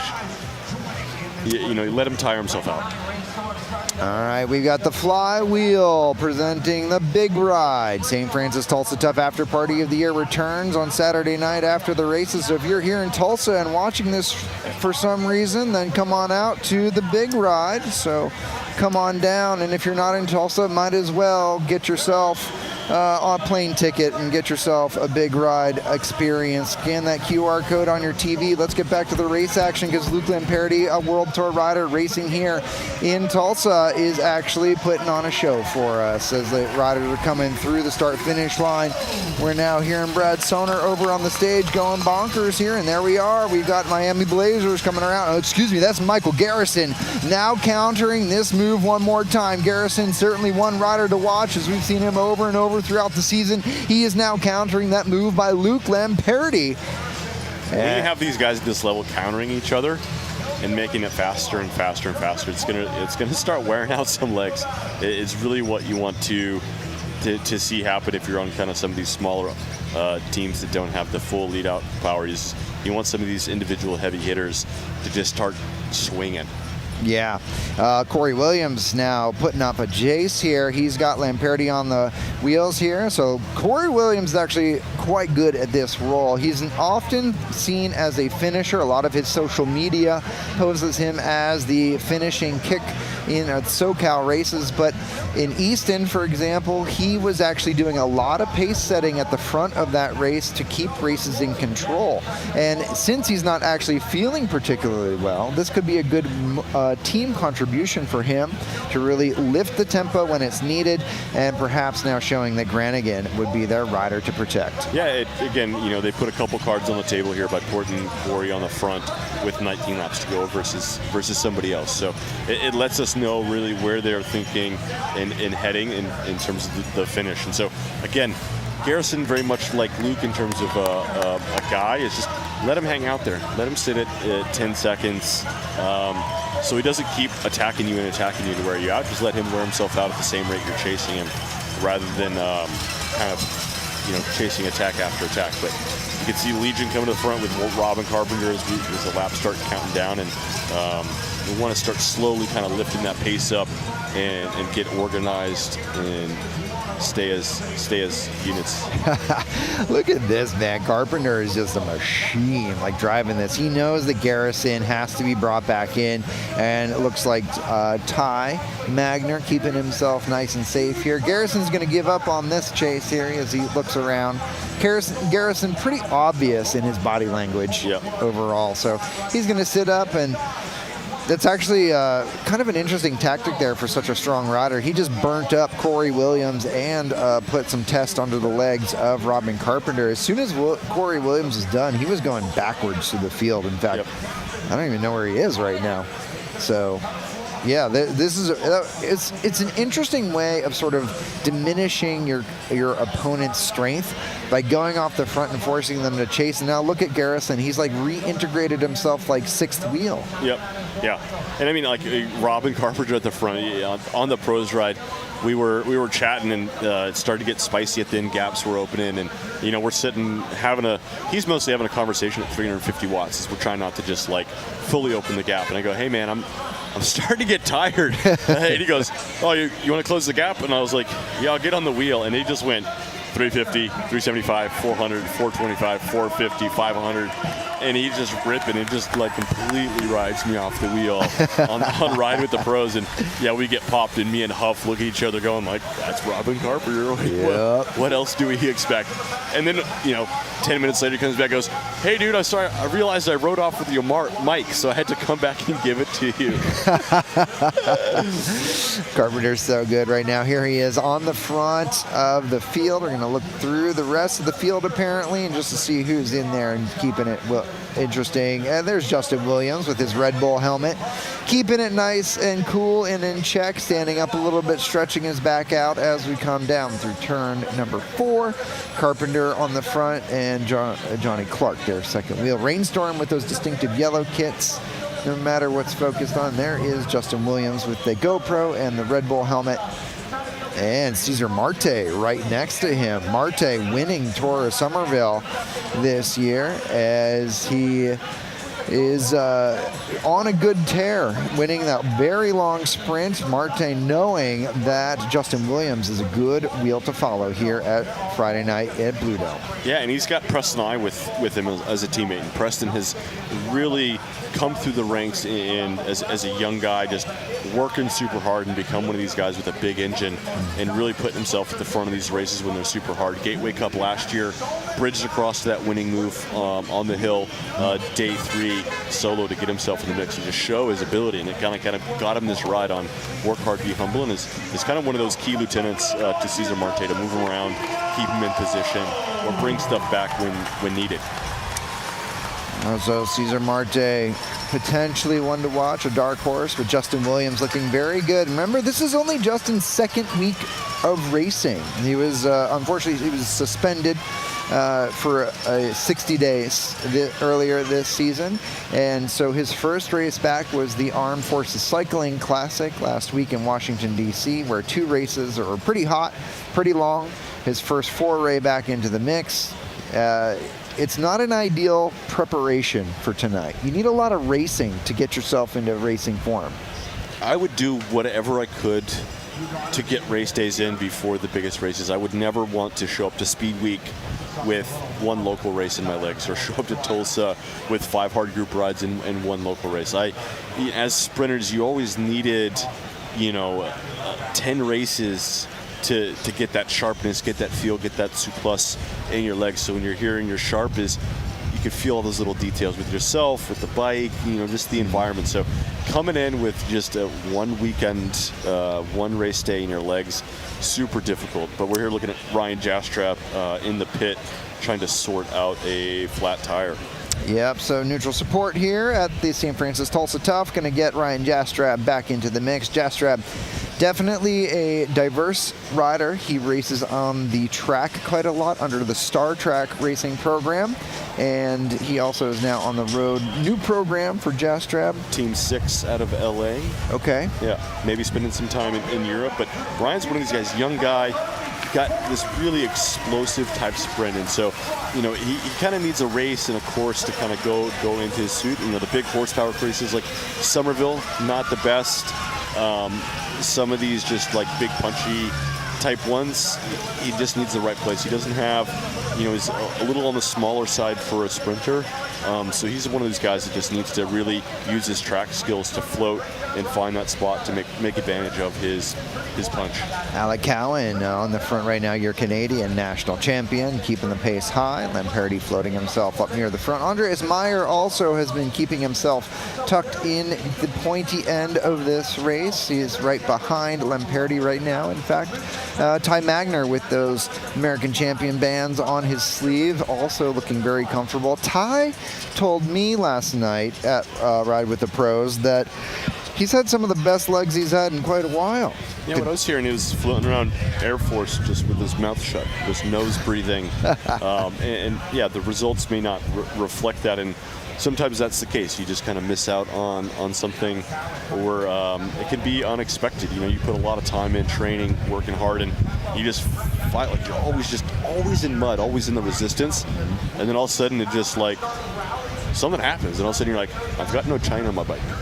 All of a sudden this is now easy, right? And the pace is still high, the power is still there, but all of a sudden it like something clicks. And so the work he's put in is paying off potentially in a really good good time period. And we haven't seen him do anything like just take a random flyer and just burn himself. He's really let Robin Carpenter do a lot of this work for him this evening.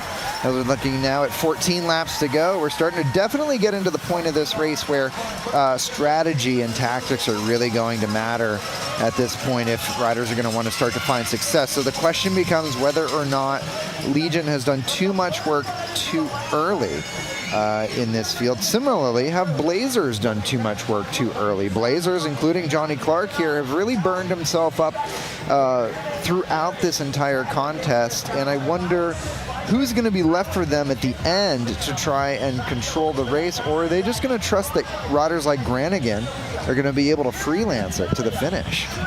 Yeah, it's just one of those things in you know, small changes in plan that says, hey, we didn't make it to the front as fast as we thought we were gonna. We need to expend energy in a certain way so Noah can maximize recovery to freelance, to do it one by one, or you know. Again, Tyler crashed last weekend. You know, how much time did he take off between the, you know, from Monday until this weekend to loosen up? And so a guy like that just is that good, that big of an engine, kind of needs to go to the front and just put tension in the legs, just ride, kind of get unblocked, so to speak, and go recover. You know, when you're at that level, you can go do kind of that 10-minute effort, 15-minute effort, and then have the skills and technique to go back into the field and recover at that just below threshold tempo. I mean, like, right threshold at 350 watts, like, that's when you start producing that lactic and that discomfort. But you can go ride to 330 and you're not producing lactic, you're clearing it, right? And it's a mental game at that point to be like, this is uncomfortable, but you have to be confident that, like, you're not building, like, you're clearing even though it's uncomfortable. So this is the fine line these guys are riding on, right? And they know their bodies and everything like that. I'm seeing Mr. Kyle Murphy moving himself up into position as well for Legion of Los Angeles, number 58 there on the now inside, now outside as we go right and then left. Kyle Murphy, a former road race national champion when he was on the rally program, I believe they were called at the time. But Kyle having a long history in our sport and really enjoying his time with the Legion of Los Angeles the past 2 seasons. But he would be one to really do a lot of pace setting as we get into the final, I think 13 now laps of our race. Yeah, and he's a guy, an excellent road race, right? With Robin Carpenter, they just missed that final move in that second group. Really kind of punching above their weight, so to speak, against those World Tour guys there. And he's a guy that's, you know, not known for his credibility, but has a massive motor, but has enough experience to just be patient and work himself, you know, bit by bit up to the front to really make it to the front, you know, really when it matters, really when, you know, Ty is going to need him the most. And so not spending too much energy to race to the front, you know, by halfway, but get there when it's absolutely needed. Okay. Cam Fitzmaurice was your rider for Ribble Rebellion that put himself on the front there momentarily just a few short minutes ago. I believe that we will see Ribble Rebellion factoring into the finale. We have not talked too much about them, but again, that's actually a good thing, keeping themselves out of the wind, but knowing that they do have the finishing kick in the legs. Bostock or Brown may be the riders to watch for that program, but we'll see what plays out in the next now 12 laps to go. Yeah, and another rider, you know, team we haven't talked about is Butcherbox. You know, Dushan Kalaba, podium finisher here last year, right? Not a big squad by any means, not a super deep squad, but we can now see themselves starting to move into the top 20 as his brothers now join the team, and they have Eddie Hutzman from the, you know, the track program, a very large rider, tall guy, powerful. You know, it's definitely somebody you want on your side to move you around and block a lot of wind for you. Now we're seeing Ty on the front. I'm a little surprised to see this, frankly, but you know, these guys know what they're doing, right? They are pros, and we are now seeing more of the Ribble Rebellion kits moving up into the front. I'm counting around 3 in the top 15 wheels unofficially. Just see by the body language, he's not putting out power. He's just found himself here. You know, he's just pedaling, and if guys are going to let him pedal at 250 watts to stay there, you know, again, he's not taking on water at 250 watts. Yeah. And he's, again, it's the energy expended here, just kind of riding the front, is less than sitting behind Butcherbox or around Rain Energy, you know, bouncing around, fighting wheel for wheel, and doing these 700 little like 3 or 4 pedal strokes. 700 coast, 700 coast, 700 coast. Like, that's going to take a lot more out of you than just sitting at 250, 300, you know, even potentially 340 watts here as, you know, we kind of go into the headwind here. And Ty is smart enough to ride as hard as he needs to ride. He's not going to do any more at this point than he needs to just kind of hold position. I actually just got a glimpse of Mendez in the mix. He's in the back third of the field. Surprising to see him that far back after having such dominant 2 weeks leading into this block of racing. Yeah, and I think he's new to do these block of racing. Okay. So we have no idea if he's overcooked it or he's just super confident. And is his timing going to be right in the sense of moving up? But there was just a crash. Yeah, we got a number of riders down in turn number 1. Number of riders. DCC. Yeah, a lot of DCC riders. This crash occurred in the front third of the field. So front Stefan third. Roth. The Sound Pony Assassin Squad. In his 18th Tulsa Tough, I believe. The only rider to participate in every edition. Pavel Kalaba here, number 20 for Butcher Box on the front. Let's get a look at this replay here. Garrison floating out. Looks like DCC trying to float. Oh, it's on this side of the screen, and riders just taking a tumble with DCC at the bottom, and Outlaws also out there. Let's get another look at this from the outside. Yeah, just a little bit of crossing of wheels here for some of our riders. Oof, that's a tough tumble there in turn number 1. So Outlaws going down, DCC going down, and Butcher Box. And some riders just stopping for no reason. I mean, just keep moving. Like, you're interrupted, it's inconvenient, but don't just stop to stop. It doesn't let the officials really assess the situation of guys that may be actually injured or on the ground. And now Brandon Fury is in the pit for the second time. Yeah, this is his second not stop. Ideal. Second stop for Mr. Fury into the pits this evening. So a large number of riders will be entering the race again. Who's that? Looks like Connor White for Austin Outlaws also into the pit for everybody. The officials are going to try to hold them, but good luck. These guys are ready to rip. And here we go. I hear Brad Stoner out there screaming, which means there may be even a preem or something going on. These guys are... 10 laps to go. There might be ACC points. Maybe. Okay, so something's happening at the start-finish line because Brad Stoner and Frankie Andreu are over there on the stage, and they're doing a great job getting this crowd absolutely stoked for tonight. This is an amazing crowd here in Tulsa in the Blue Dome District. If you guys have never actually come to Tulsa for this race, I definitely recommend you book a ticket. It is awesome. I love this race. I love this night.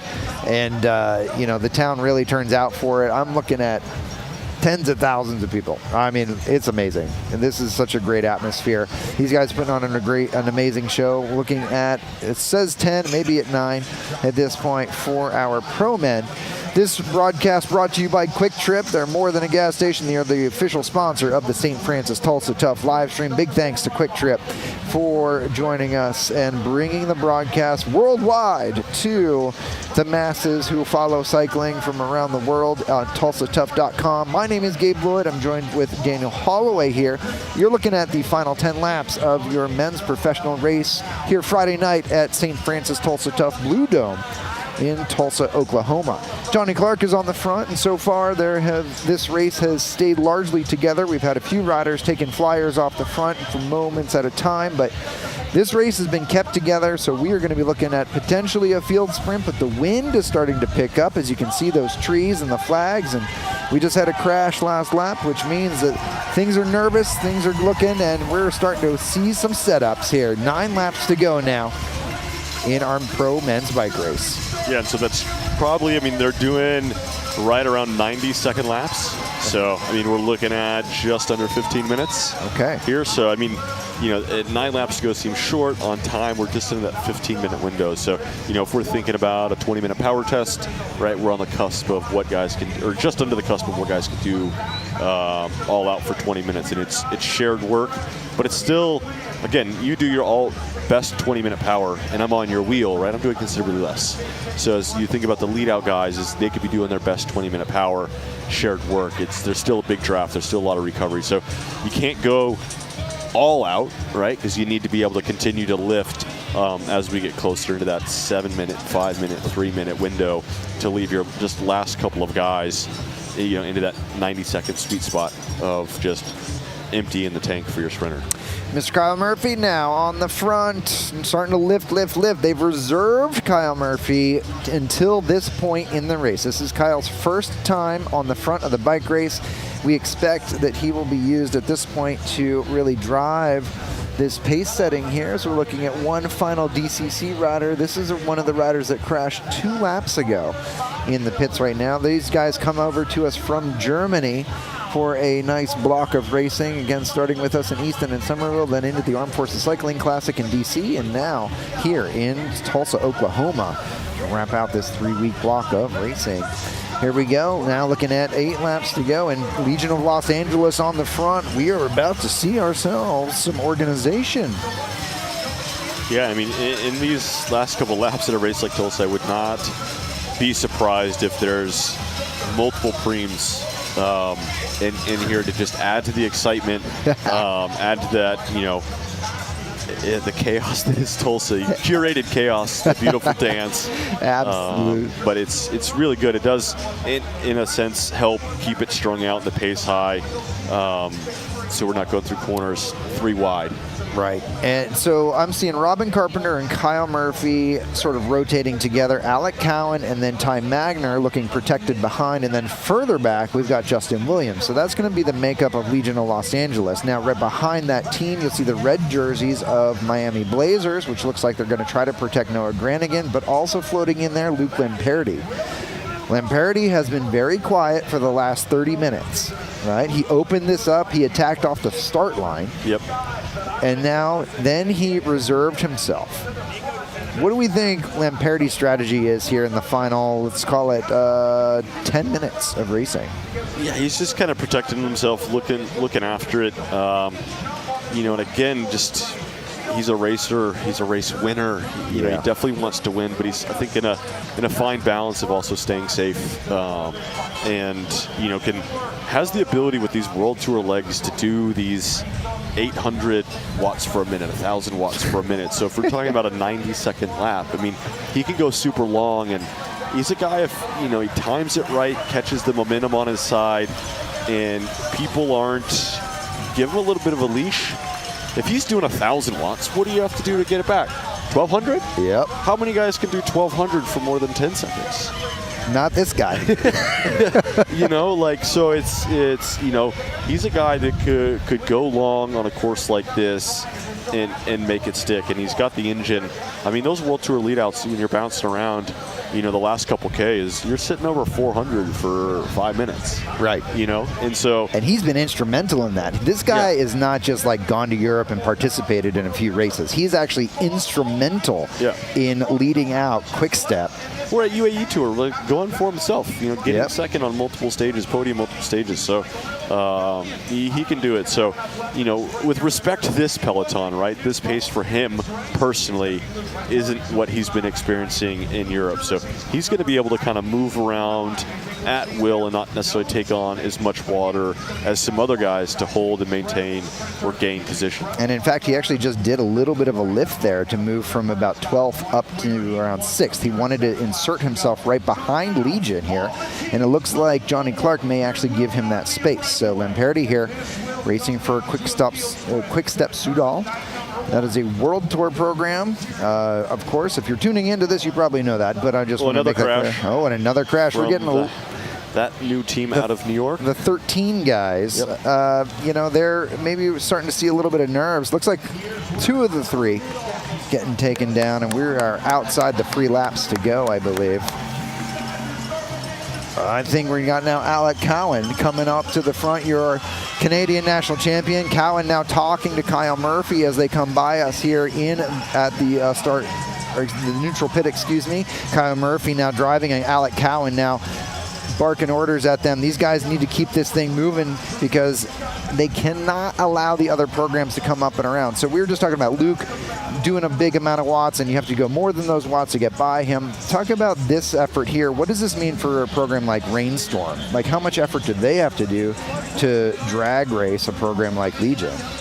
Yeah, it's not ideal, but they're biding their time, and you know, just love Kyle's position on the bike, elbows in, head down in the hole, to just be efficient at 500 watts, setting the tone. and keeping the pace high, and his sprinter Ty just kind of out of trouble. And yeah, Rainstorm is just kind of tucking in and using their guys, not necessarily to push the front, but to still be in the wind and keeping the rest of their team organized and in position. But we're going to see Rainstorm about 2.5 laps to go with that big headwind on the backside of courses. You got to try to leave it a little later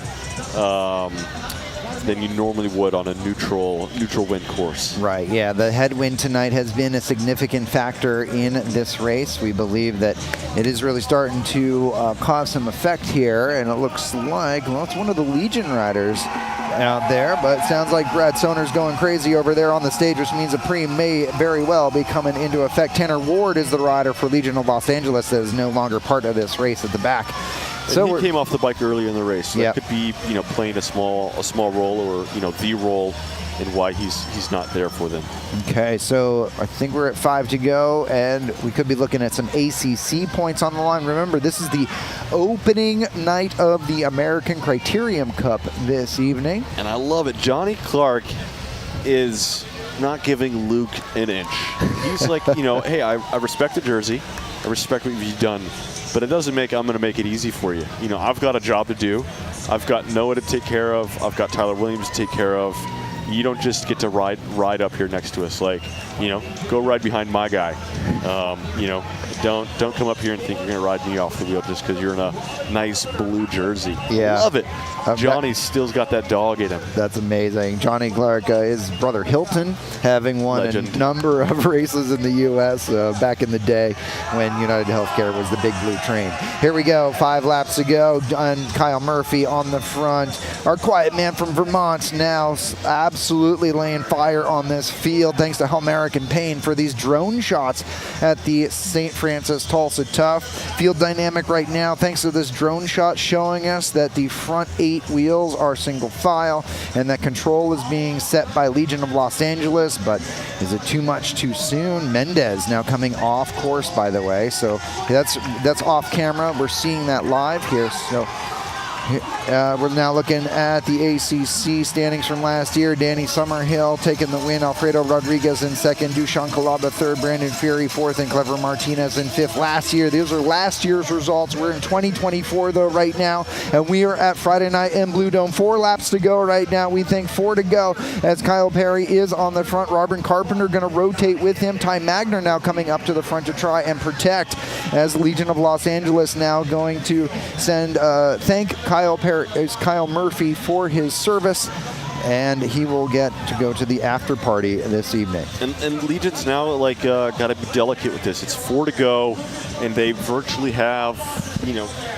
one guy left, being Robin. I mean, you need Alec to be there with a half lap to go. So trying to get Robin to go this long, I mean, not that he can't.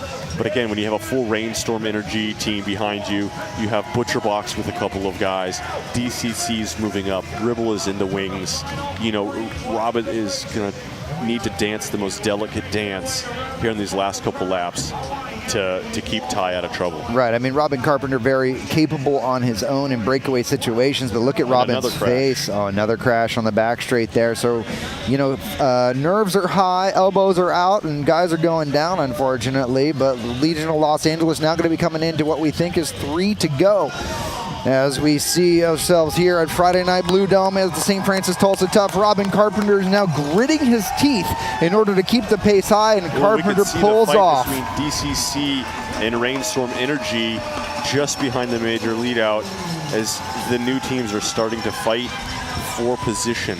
And I'm not seeing Justin Williams this year finesse his way to the finish. Yeah, I don't see it quite yet. Look at this DCC just taking a sip of the bottle real quick. So, a legend. Drinking with 3 to go. Wild. Cowan comes back to the front to try and keep this pace high.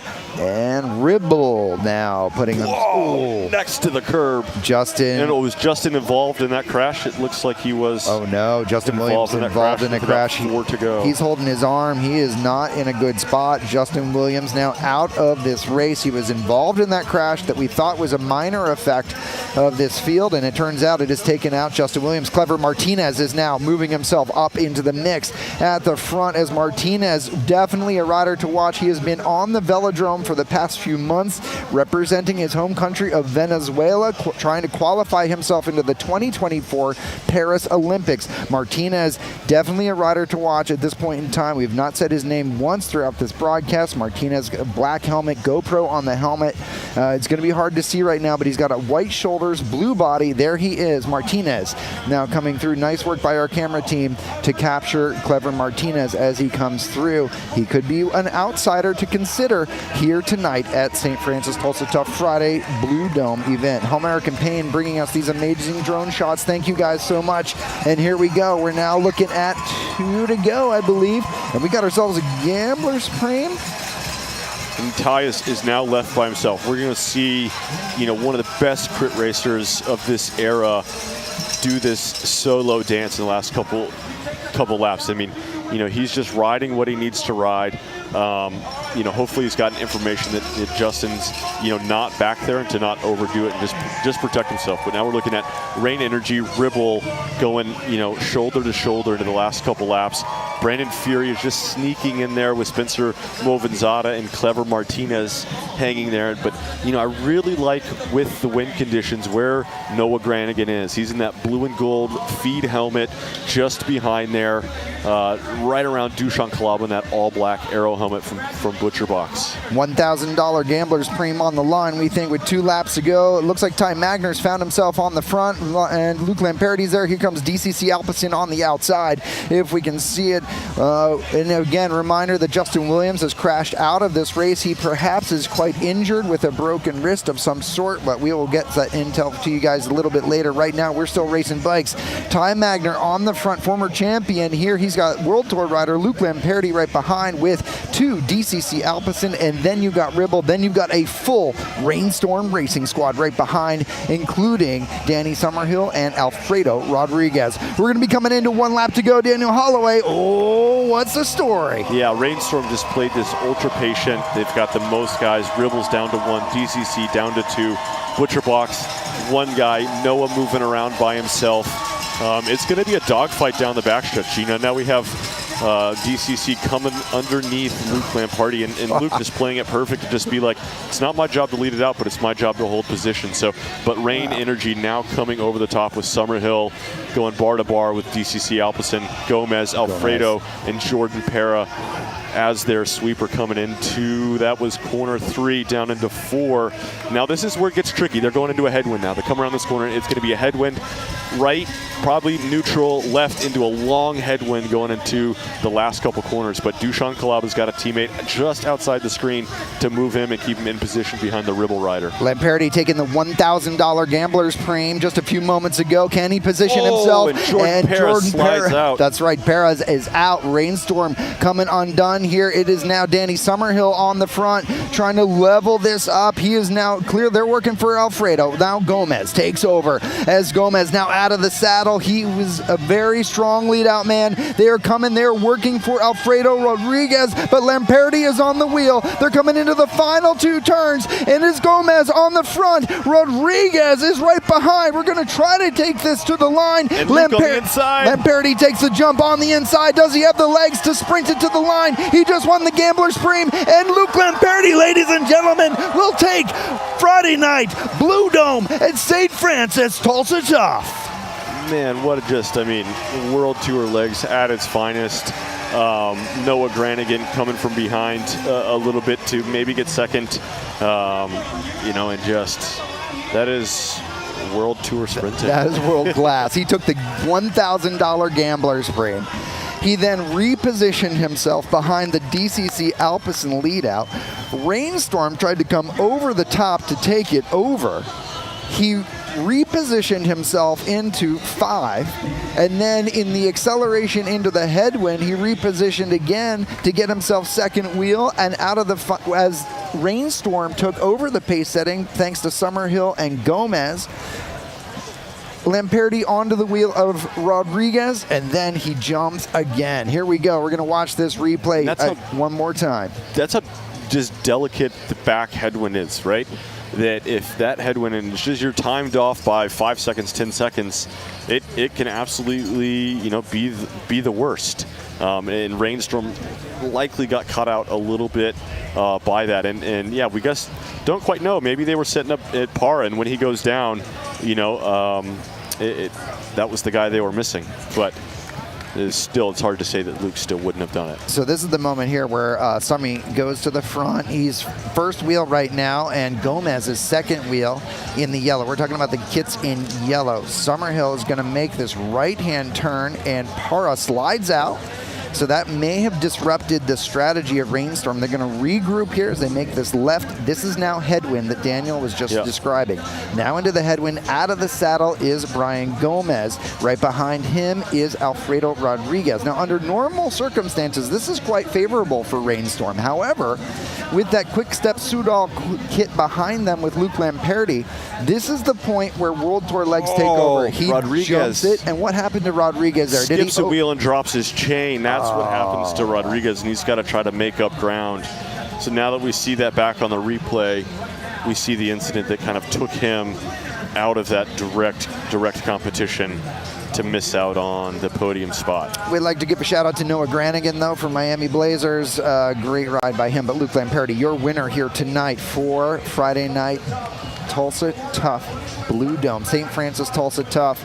Great way to kick off the great night of racing. It looks like Frankie Andreu is going to get a few words with Luke as he comes back around. But thank you guys so much for joining us here again for this great coverage of the Saint Francis Tulsa Tough for Friday night at Blue Dome. My name is Gabe Lloyd, and I'm joined by Daniel Holloway. And this has been an absolute fire night of racing. Our pro women paid off for a podium, and it's not the traditional form. He has had great results for himself through and through, so hats off to him for his great positioning and to pay back the hard work of his team, as he just said. DCC Alpecin gave it a good go there at the end. I'll have to look at the results to see where they actually finished out. Yeah, so here we see the final couple of corners. That's corner 6, yeah, so Para, 5 with Para sliding out. And thanks to All American Paint for these drone shots. This is the three Rainstorm racing riders. That's Summerhill pulling off, and Gomez tries to lift here as best he can.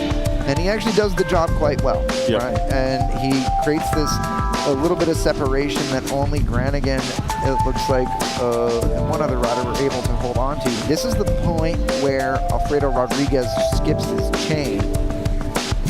We'll see if we can get a capture of that, but Lamperti takes advantage of that. He makes the jump, wins by a bike length at the line. Yes, that was Dusan Kalaba in the other red jersey, and Clever Martinez there in 6th. Looks like Gomez may have gotten himself up there too, perhaps. Yeah, maybe just barely on the podium for such a strong lead out. But Rodriguez was doing, everything right. Just that wheel length off his teammate, again, to be able to accelerate and get that rush into, especially on uphill, but skipping his wheel and dropping the chain. So there we see Lamperti taking the win on the right side off the screen. That would be Gomez in 2nd and Noah Granigan in 3rd. That's unofficial, of course. We're just a couple guys watching a bike race. But what's amazing is just how excited Luke is to win Tulsa. Right. After everything that he's done so far. Tulsa Tough back in 2022. This is a perfect start for you to be able to come back here and win here in Blue Dome. What does this mean for you? Yeah, it's super nice to come back and race in the U.S. This is my first race in the U.S. this year, so it's super nice to be here and enjoy Tulsa. And yeah, the fans are amazing, so it's always fun to come back and be here. Just coming off of racing at the Giro d'Italia, 21 days straight. Let's just call it 100 miles every single day. Coming back here, hour and 10-minute bike race, great hotels, great food. How different is it? Yeah, it's a lot different, but it's nice to do an hour instead of 5, so for sure it's good.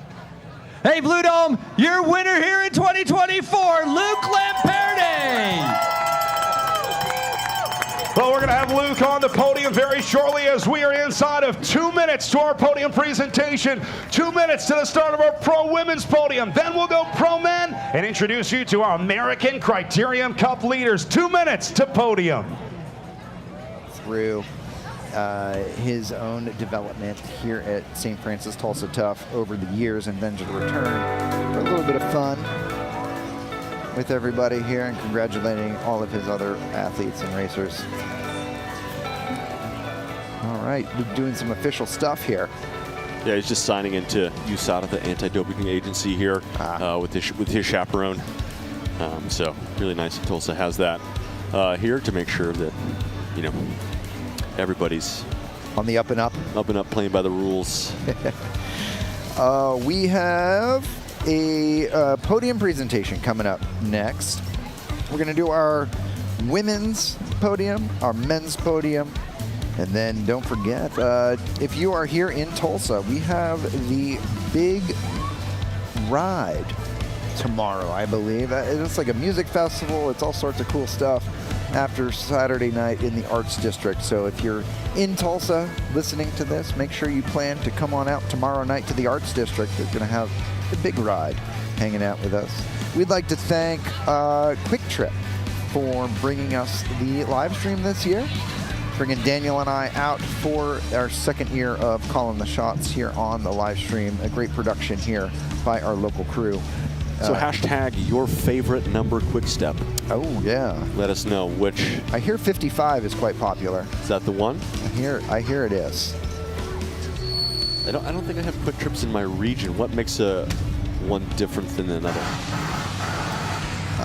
You know, I think that we need to get educated. Yeah, we could get educated and think about all the different numbers. I don't really have quick trips in my region either. We'll have to get some local intel on what makes certain stores different than others, I guess. Send us DMs, the Call Up podcast. Yeah. Let us know what's what with Quick Trip. Yeah. Last year, Daniel and I, we actually started a podcast called The Call Up.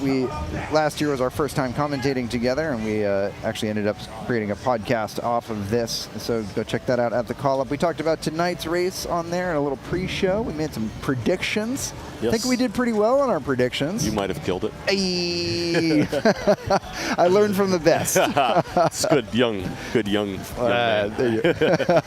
But no, yeah, check it out. We talk about races before, we break them down after, really go develop the tactics and really kind of just expand the sport. Yeah, we like, I've learned a lot over the past year. Daniel brings so much knowledge and composure to this side of the sport and really trying to help us all understand the sport just that little bit more. So do check that out at the Call Up. We're here at Saint Francis Tulsa Tough. This is Friday night at Blue Dome, the beginning of what we like to call Crit Mass here in Tulsa, Oklahoma. We're going to bring the podiums to you guys here right now in a moment's time. We got our pro women up first, followed by our men. Don't go anywhere, as we like to honor those women and men who have had great success here in Tulsa tonight.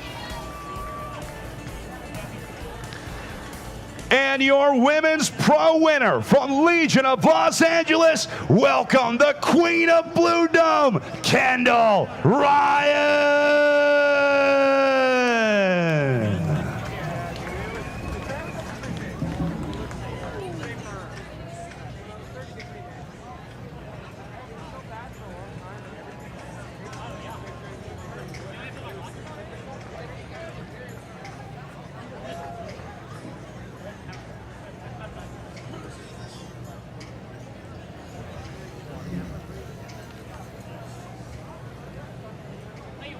Kendall will slip on her leader's jersey. After day one, she will be your Omnium leader headed into day number 2 tomorrow.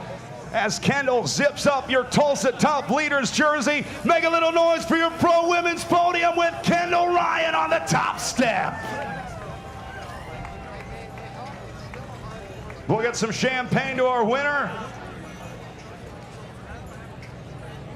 And I'll tell you, they know how to celebrate here in Tulsa. Kendall Ryan, Skylar Schneider, and Alexis Ryan, 1, 2, and 3.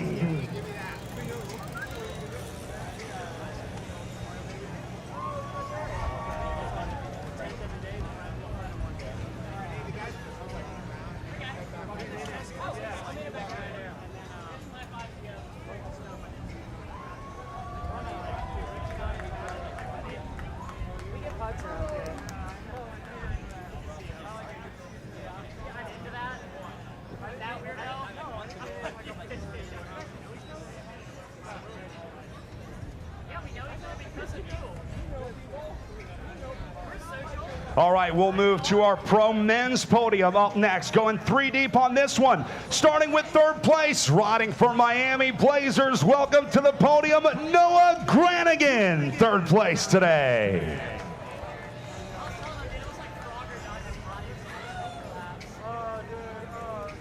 That'll take us to 2nd on the blocks, riding for Rainstorm Racing. Next up is Brian Gomez.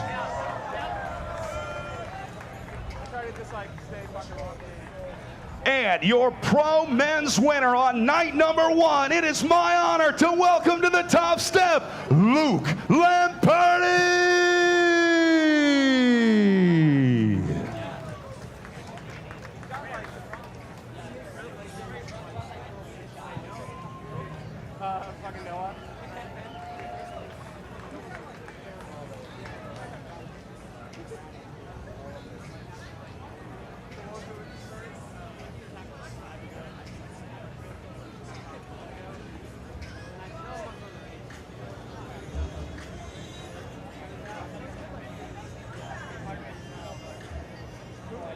Lamperti zips up the jersey. He will be your Omnium leader headed into day number 2.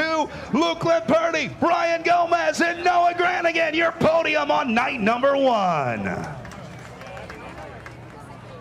You want the sugar one?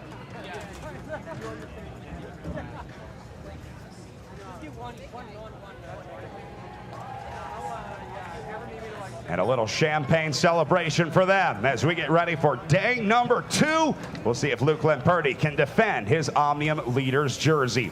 All right, up next we move to the ACC presentations, the American Criterium Cup. And we will start by awarding our Moo Moo Sprint jersey to the top sprinter from our mid-race sprint.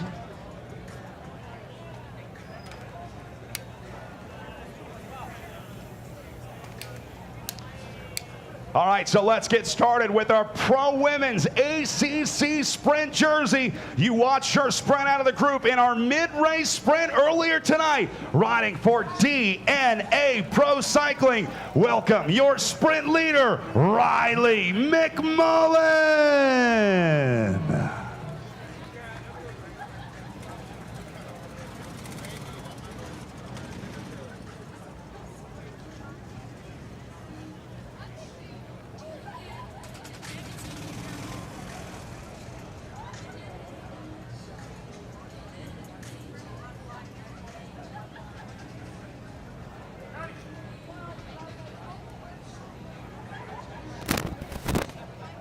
There she is, Riley McMullen in the green Moo Moo ACC Leaders Sprint Leaders jersey.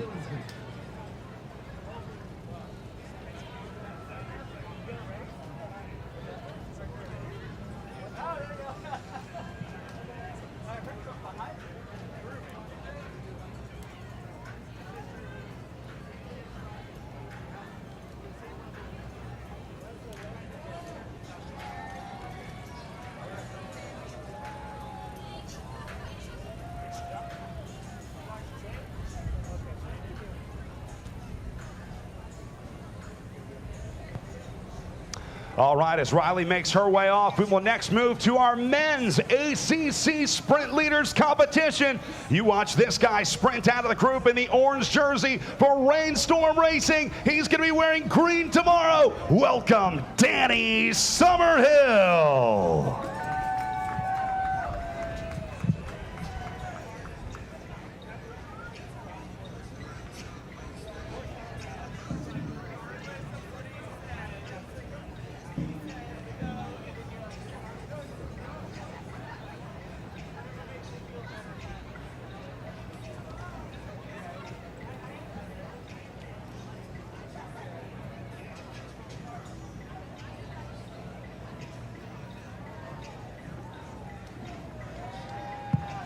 Danny Summerhill wearing the green Moo Moo Apparel American Criterium Cup Sprint Leaders jersey.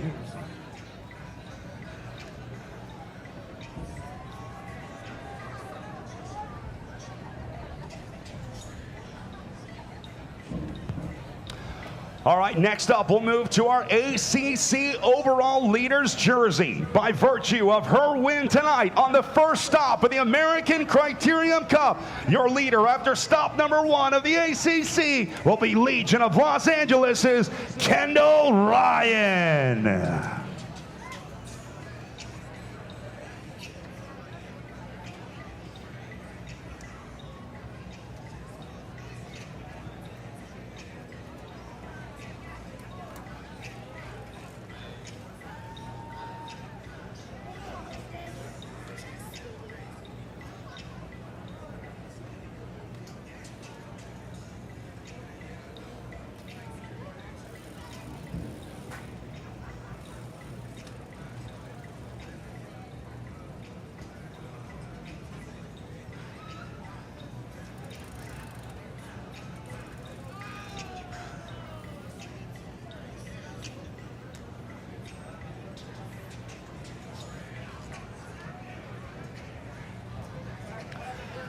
There you go, Kendall Ryan zipping up her red ACC Leaders jersey presented by Moo Apparel. Kendall Ryan, your ACC leader after stop number 1.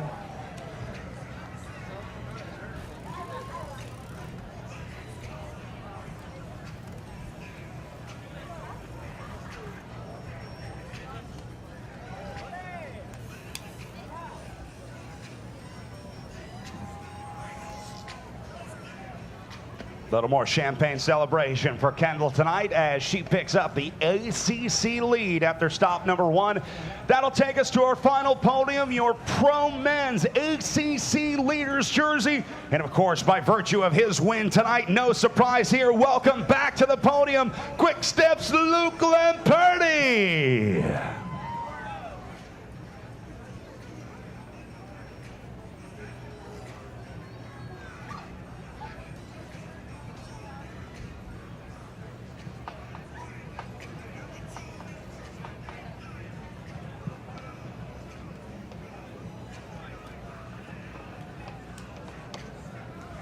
Where's Luke? We forget to grab him?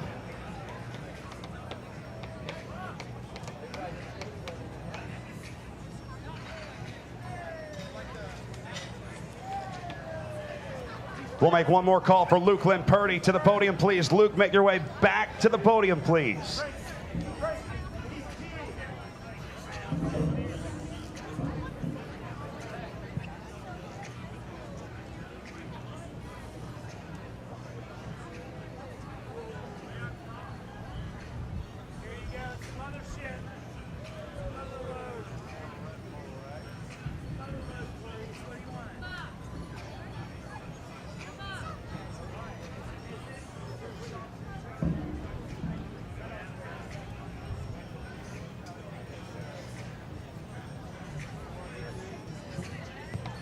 There we go. Luke Lamperti going to zip up his ACC Leaders jersey presented by Moo as he will be your ACC leader after stop number 1.